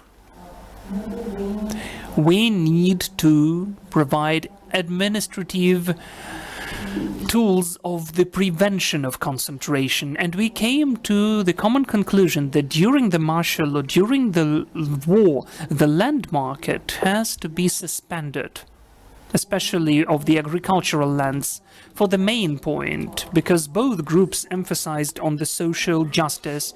To provide social justice, we cannot sell the lands, which is not a typical type of goods under the conditions of war. And we were speaking about the state, the functions of the state, and how access to land should be regulated in the context of the prevention of concentration for land use and land owning. We were speaking about non-technological nature, technogenic impact or effect of degradation of lands, of super concentration and irrational use of these lands. We were speaking about the role of environmentalization and the health of population, about employment of population, what bigger companies cannot provide. However, we heard the point about the positive effect or outcomes of the activity of bigger producers of goods. Still, they have more opportunities to comply with the proper quality check of the products in the context of Euro integration. And of course, we were discussing access to land. We also discussed access to land, first and foremost, for the veterans of war. How the mechanisms are acting today, how they should be in the future. So both today and tomorrow were discussed. And the key points which we made as conclusions, what's in the head? We made a conclusion that we need to find out And both groups stated this fact, who the farmer in Ukraine is, why it is done. The key terminology in Ukraine and in the EU, so that we could understand each other, so that we could speak about the relations of the same subjects, and then we could speak about the support, the regulation, the prevention, and so on. And what's the mission of agriculture, how it is reflected in the strategy of agriculture of Ukraine, let alone about the document which has been adopted. I'm speaking about the strategy of agriculture at large. So what's the role of the society and civil initiatives and associations, how we can together speak, say that not only the state has to install the mechanisms, but the civil society has to influence such decisions. Those are the 3 points which we concluded with. We need to suspend the market, as I said about that, during the war. Secondly, we need to review the mechanisms of the regulation and the legislative base and framework for regulation, which functions, which are our rights. And I agree with the opinion of Mr. Ihor that the role of territorial communities in that, of the grassroots formations, the main formations in Ukraine, should be of top priority in this issue. And also we discussed the land bank.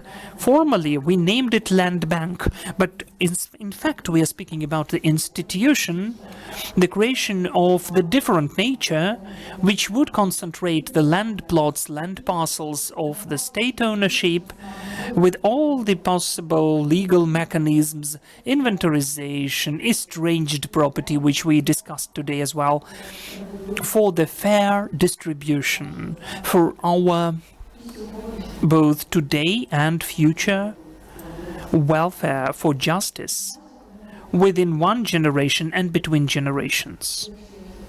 If I forgot anything, could please my colleagues prompt anything, but I hope that I documented all of your ideas. We can prove it with the documents. I thank the organizers for the wonderful workshop. Please, please, Sume, please. I do apologize. I would like to express my gratitude to the moderators. Really, it was a productive work. We took into account and we heard in all of the group's works in the moderation that all the participants had common ideas, and that the conclusions in the legal constitutional field was supported by all of the groups. So a short conclusion, what we understood out of what needs to be done in the legislation, in the forms how they exist, and the legal relations, because we were speaking about the relations, but when we're speaking about the legal relations, we are saying and meaning the rule of law, the law relations, the legal relations according to the will and the fate of the Ukrainian people. This is what the farmers are standing for, and this is how we have to define terminology, how and where the farmers are in the constitutional field, where they are, which narratives and which doctrine position of the people is in comparison with other peoples. As we heard today, that terminology and constitutionally in the subjects there is a huge difference, but everybody agreed that we need to delve deeper to have evidence, as today the evidence of our work as they are documented, and the working group we already agreed has to be created during these hours of lethal threat, which is the Ukrainian people are facing, as well as the European people are facing. Yes, thank you so much. We say hello to Oler, the head of your association in Sume. We really wanted to see him here, but considering the current circumstances, we hope to meet still more than once. Thank you. Mykola, please. I would like to bring us back to my student years, where we could consider that the land is the special means for production, and it, as a type of goods, exists only in Madagascar. The land was not sold in Europe. The right for the use of the 30 centimeters from the surface was sold. And we have the land plot sold. It could be sand, it could be anything, it could be oil. If it's oil, then it's oil. If it's gas, it's gas. So if it's just the agricultural land, it could be only 30 centimeters. It is done in the whole, as it is done in the whole civilized world. If the land is not type of goods, then we cannot say that this is the land market. This is the wrong name. There is the turnover of the land, not the market. We need to stick with this choice of words. We shouldn't take what we are imposed. This is the ABCs for the students. Just take and read it. It was as well, but we are repeating market, market, and market. The market is about types of goods, but we don't have types of goods. Do we have value added there? No. What are we selling then? And one more point. A detail. We have communal private property and state property. According to the constitution, the state property does not exist. There is the property of the Ukrainian people, and the state or the government have only, out of 3 functions, only 2 of them. So according to the constitution, our government is not allowed to distribute the land.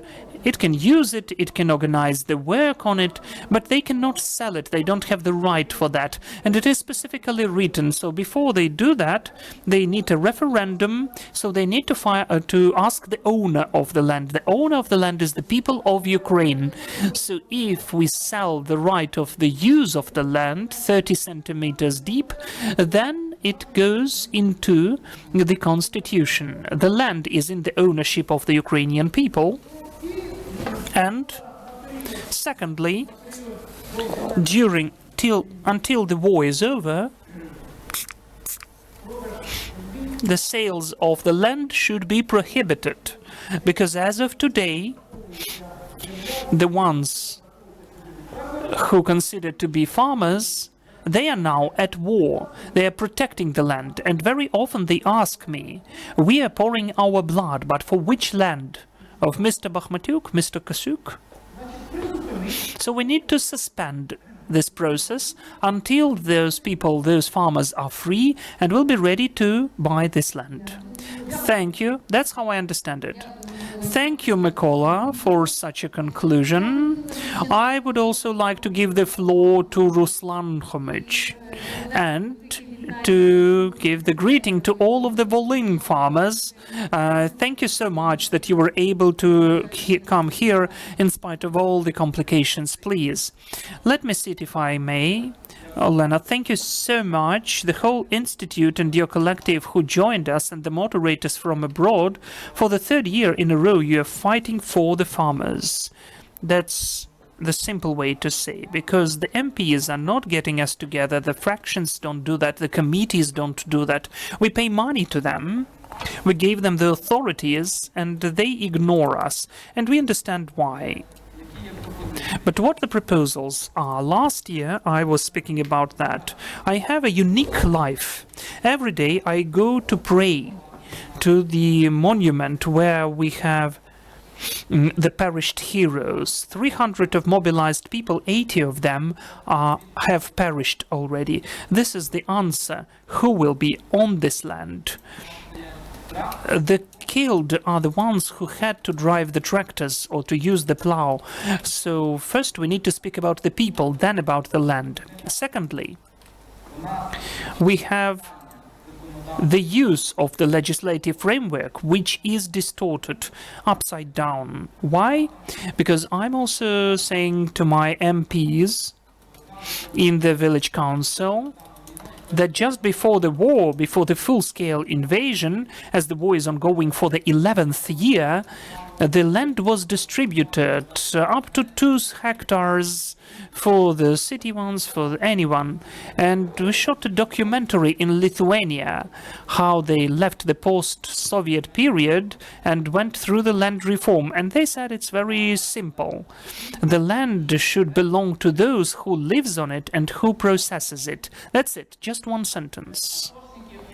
The veterans, I respect them because I'm one of them, and they had the land. 99% of them sold this land to the agrarian holdings. They didn't even know where the land is because the holdings took all of that. During the break, I told that to you. They just castrated the communities because they took the future lease relations and the money, what the community should use to develop. They had just the land tax or just nothing. So in these distorted land relations, they cut down the reform about the rich amalgamated communities. They have become beggars, paupers, and this is how was the end of the reform. So I really hope that if we survive in this war, the land, because of these relations, will be given, as it was taken by the cadastre in 2021 from the communities. We need to roll it back, as it was told in the cartoons, without any conditions, without the right of distribution and sales, just for the communities to live. It should be the lease, and the land should be allocated to the people who reside in the communities, who pay taxes there, and who lives there. Why? I will tell you. I'm living in a small village. We have Starostin district, 4 smaller villages, and we have 3 foreigners. 3 foreigners with foreign passports. I'm having coffee with them and I tell them, you are so lucky because we have in our constitution that the protection of the Ukrainian state is for everybody. You cannot, but as you're a foreign citizen, you may not protect the motherland if you are stateless or if you have the foreign nationality. But each of them have a Ukrainian wife, they have a Ukrainian firm registered. One of them has 3,000 hectares in private property, but the most awful, they left. 2 of them left because they had the animal farms from Europe, which are prohibited there, and now they have. It's impossible to breathe because of these initiatives and the awful allergies there. But the worst is later. I can tell how I'm living and how and where. They are helping, if you ask them, to the armed forces of Ukraine, but first they say, don't show that we are helping the armed forces. They are getting ready that somebody can come here and they will make a deal, they will pay, and they will work for Russia or anybody else. The law does not force them to protect the country and so on. So this is my explanation. Why am I telling you about that? Our power, our authorities do not protect the farmers who are living in the rural areas. We are not protected at all. Those smaller donations were given to the oil refinery. So we were brought it back to the state and legalized them as taxes. We gave them as taxes because we could not work with them on our own in many cases. The crime of the state is that, of course, the state has to fill in the treasury. They just need to steal less, not just during the war, to increase the tax 8 times. The decree of the Cabinet of Ministers of 1998 is not working on the definition of the mountainous and forestry areas and we are just equalized now. If those are degraded lands, nothing is taken into consideration. So we have the distorted use of legislative framework. When the lands were sold beyond the settlements without allowing the communities, they gave them to the Kiev students. Those 2 hectares of lands. What do we do now? The main thing, we need to stop the land market. Of course, they will not stop it. My village is becoming the colony. It will be the colony of the Netherlands, the real colony, because it's in the ownership of the Dutch subject. Because of the improper use of the legislative name. They don't speak about whether it belongs to Ukraine or not. This is what we need to pay attention to. So Russia is occupying us from this side, and from the other side, they would like to occupy us and make us the colony of the US because they need minerals and land resources which we have, and Europe wants to occupy us from this side. This is occupation because the Ukrainian farmers don't have access there. We cannot compete financially. We cannot do anything. Then the farmers spoke about the prices. I calculated the price of the land is that as much as abroad, 3,000 euro per hectare of Policia land. And obviously, what does the farmer do? It's trivially simple. Last week there was a situation. The rentier says, I don't want to.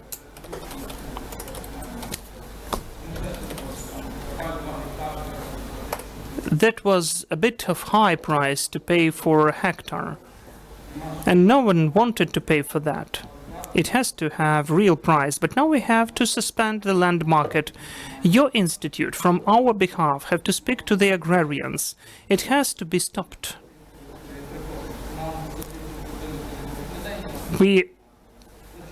Two people were killed in the strikes, and we provided 10,000 hectares. But just imagine what that is. The farms which are banned in with the wastes in Europe, this is what we are poisoned with. But what shall we do? They just leave and they provide waste there, but they don't live there. So I think, by the way, the Lithuania route, 9 kilometers from your place where you live. This is the territory where you can buy lands. So you can take the village and the land around the village. If you want, you have to move there, but to take it into lease, it's not farther from your district. This is where you can rent it. That's it. And the land limitations, the definition of the farming enterprise has to be there, lots of details. It was true that we wanted to become bigger companies, but now they all want to become farmers. It's not okay. The farmers' enterprises within 2,000 hectares, when the owner is there all the time, it's okay. But if this is 30,000, 50,000, 100,000, it's not okay. And 10,000 as well.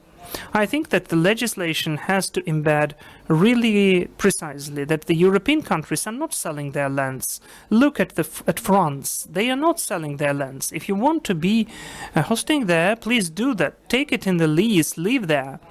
I said that I can give away my own land, but it was a stupid thing when the Americans forced Leonid Kuchma to share our lands. If you don't know history, you can read it. Because the land was not sold. First you needed to divide it and then to sell it from the auction. That is hard, but the land is sold in the country at war. It has never been like that. By the way, the cynicism is that to conduct your personal farming activity, about 2 weeks ago a person came to me, as we have the right to take up to 2 hectares. And I was told it's prohibited to provide the land for the personal farming activity since the beginning of the martial law. But to sell 10,000 hectares, it is allowed. So if we stop the land market, lots of the enterprises and farms will lose. But if, with our participation, we can write the legislative framework and the responsible persons, nothing will be lost. Because if someone would like to sell the land, if the people are sick or old, they will not do that. When the war is over and the foreigners are allowed, we will not be even competitors.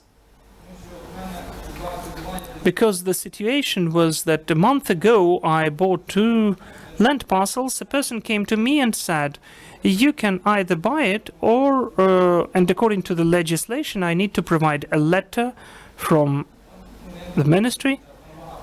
There are lots of details, or I can buy it because someone else can take it. And you're like a hostage in this situation. The fund of guaranteeing the investments has defined in details. If you have the land parcel of 100 hectares, the loan will not be given to you. This is the huge scheme. If you have more than 100 hectares, no one will guarantee it. And if your daughter has it, and the person of the first kin, you then don't have the right as well. So I have the offer, what I just listed. There cannot be the land market. It's not the market, at least not fair one. It has to be stopped instantly, because the private person cannot get a bit of land for himself for food, but 10,000 hectares can be sold to the legal entities. I think it's not the right thing to do. Thank you. And we thank you so much. It's not just appropriate, it's a crime. Yes, please, Vasil.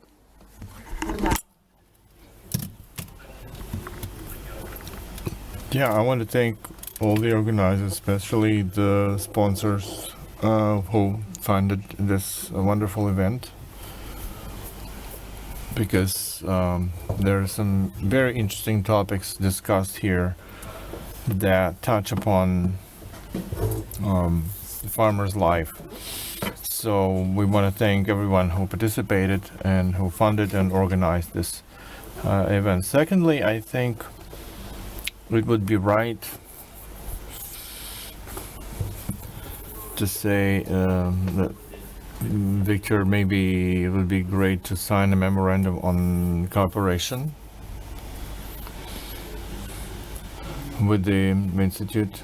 It's already there. Okay, this is wonderful, wonderful news. So when Olena, then I think it would be great to make these remote missions, remote visits in oblasts. I don't know, the sponsors, I hope, will get some funds and we will be able to do some work with our farmers. But it's a very useful event anyway. And I think we will raise other issues as well, not only land related, not only funding and selling of the land assets, but questions that farmers getting asked with buying out the land, the continuation of rental, etc., etc. So I hope very much, and we would like this event to be attended by heads of gromadas, heads of communities, so that they are their rights are maintained and protected. And the most importantly, we all have to participate and get engaged in the legislative and designs, new changes that we want to implement, and of course to enforce the laws. Like there's a law on the use of agricultural lands, and yeah, every gromada has their own peculiarities, and unfortunately we have to learn and balance it out. So in general, I think the event has been a success, and if we continue it in other regions, it will be very good. Yeah, it's a great proposal. We will be looking for money, for funds, for donors, the interested parties who want to support civil society in Ukraine. And it would be great to organize somewhere in the region these kind of meetings. So once again, who wants to express your opinion? So thank you, colleagues. Thank you for everyone for this meeting. It's there's a lot of progress that we reached. I understand that it's not a dogma. We can only recommend something to legislators, etc. But still, let's write the resolution of this event, and we'll send it and forward it to all the relevant agencies that need to respond. I also want to thank everyone who chose time to spend with us, to spend with these issues. and I think it will be fruitful. We've seen each other, we've exchanged valuable opinions, we've learned lessons, but it's not yet comprehensive description of what agroecology is. We've heard about new lands and developing lands. You know, there are funds allocated, huge funds allocated for irrigation. There are irrigation systems, and so the question is, where do you get the water for irrigation? How are you going to water? So Dnipro is drying out. Smaller rivers are drying out even faster. So if we count on irrigation from groundwater, this will be no good. This will be a road towards desert, making a desert out of Ukraine. So we need to be concerned. It's a great intent to have big yields, big harvest, but there's a flip side to irrigation, artificial irrigation. We have to understand what is the price of it.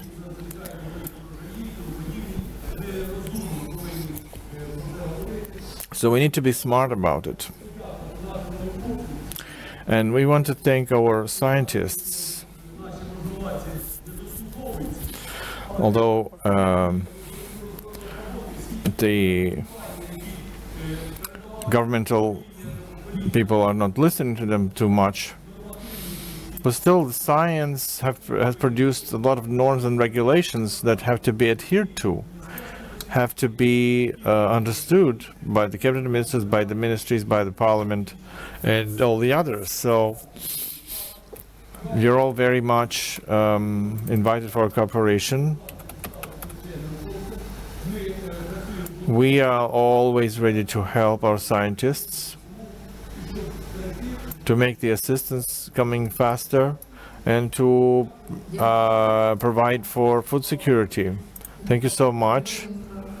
We value the heroes. So we have some online speakers. Online, Alexander Ribalko. Right, thank you so much. It's a very short addition because there was no Madam Movchan, she would have said. But using this opportunity, I want to add to the previous speaker who mentioned the irrigation, that our rivers are drying out. And it's a problem of tillage, of too much tillage of our soils. From what I know, from what Valentina could have said, we need to urgently restore our forests and the natural steppes, because they can accumulate water and retain that water. If the situation hopefully will change, we will have more precipitation, and it will not be precipitating together with the most fertile soil layers, and then it will prevent rivers from drying out, and insufficient irrigation problem will be resolved, because we're not living in a desert. So the problem which we had in the recent decade, where the water shortage is observed, it can be dealt with, but somebody has to do it in the legislation. Right, thank you so much. You see, we have more and more interesting issues. So our objective was to establish direct contacts between our civil society, academic community in Ukraine, and the European civil society, as well as experts. So this will be the foundation of these direct contacts, so that not through an intermediary we would have an understanding of what's happening in the EU, but directly.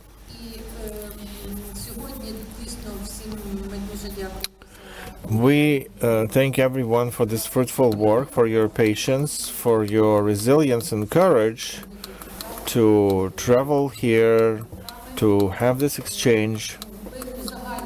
We will make a general overview of the deliverables of this meeting, and again, we'll be communicating them to the higher up here and in EU in any way we can. And once again, I want to remind you that our next seminar is going to be online and will be dedicated to land issues and the European experience. Now, in EU, there are very interesting initiatives created by civil society. So it's a land directive idea. Many issues that we are raising today are raised there as well. And our next meeting is also online, maybe offline, but it's going to be about agriculture, agroecology. What it is, how it is developing, who's supporting it, etc., etc. And as we said, in the difficult situation Ukraine finds itself because of the war, because of the damage to our environment, to their psychological and mental health, to our demographic potential, because in the long run, that's the most important. And this demographic potential can be restored through agriculture and food production, so that people could contact with animals and plants, have a high quality produce, varied produce, so that their ratios are balanced, not only in terms of quantity, but in quality, nutrients, etc., because that's the foundation. Well, everything changed when we started building market economy in the agro sector. We lost the understanding that it's good for the entire society. It's not just the goods that should be monocultured, and that's why export revenues are generated, and that's it. No, it's not only that. It should not be reduced to that. It's something that has the energy for people, for human capital. If a person has no high-quality food or water, normal environmental conditions, no other factors like steel or oil or whatever, or digitalization will not help. And we need to understand it. If it's good for everyone, it should be available for everyone. Farmers need to have it lucrative. So that's the most important concept. And land assets, it's not only a commodity that is bought and sold for the best buyer.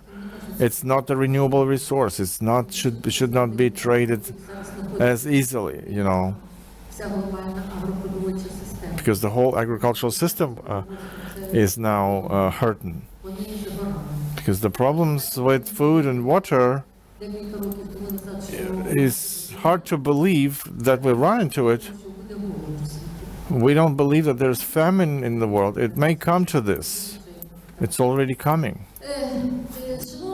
So, dear colleagues, in any case, the information about what do we do next will be forwarded to you through the networks.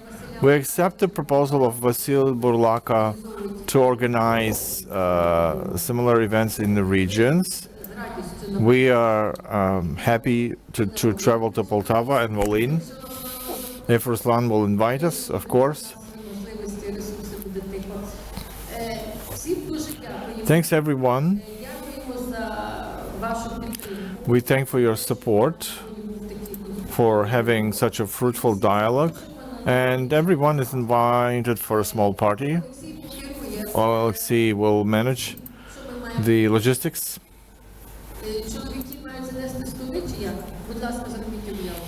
So please, Всі, хто онлайн, приєднуйтесь до нас. and online participants can join us virtually. Ага. І ще є хтось, Олексію, там є хтось ще. So Alexei, is someone? Let's check the online presence. Льоша. Жан є.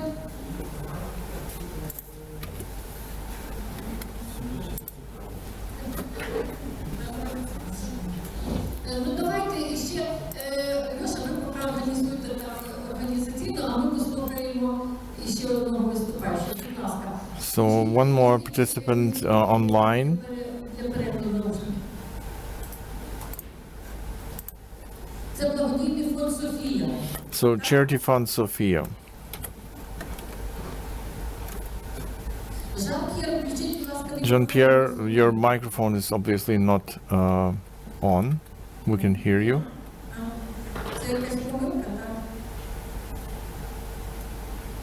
Yes. Would you like something say now, us? Yes, I am representing the Sophia Fund, which wants to help good projects in Ukraine. It has been created as a foundation 4 years ago, which means before the war. And we are waiting for the end of the war to restart our original project, which is to finance good projects related to cultural activities, related to social activities, and of course to good agriculture, which is agroforestry or organic agriculture. And we want to help this in Ukraine. And I am also a bankier and the founder of this Terre de Liens, not the founder, the treasurer of this Terre de Liens organization in French, which I mentioned. And we would like to do something for the land, for example, a big foundation to buy the land and to rent it to the young farmers. Thank you very much. Be in touch. It's very interesting information. Okay. Все. Тоді всім дякуємо. Right, so we thank everyone for attention and we hope to see you again. Thank you.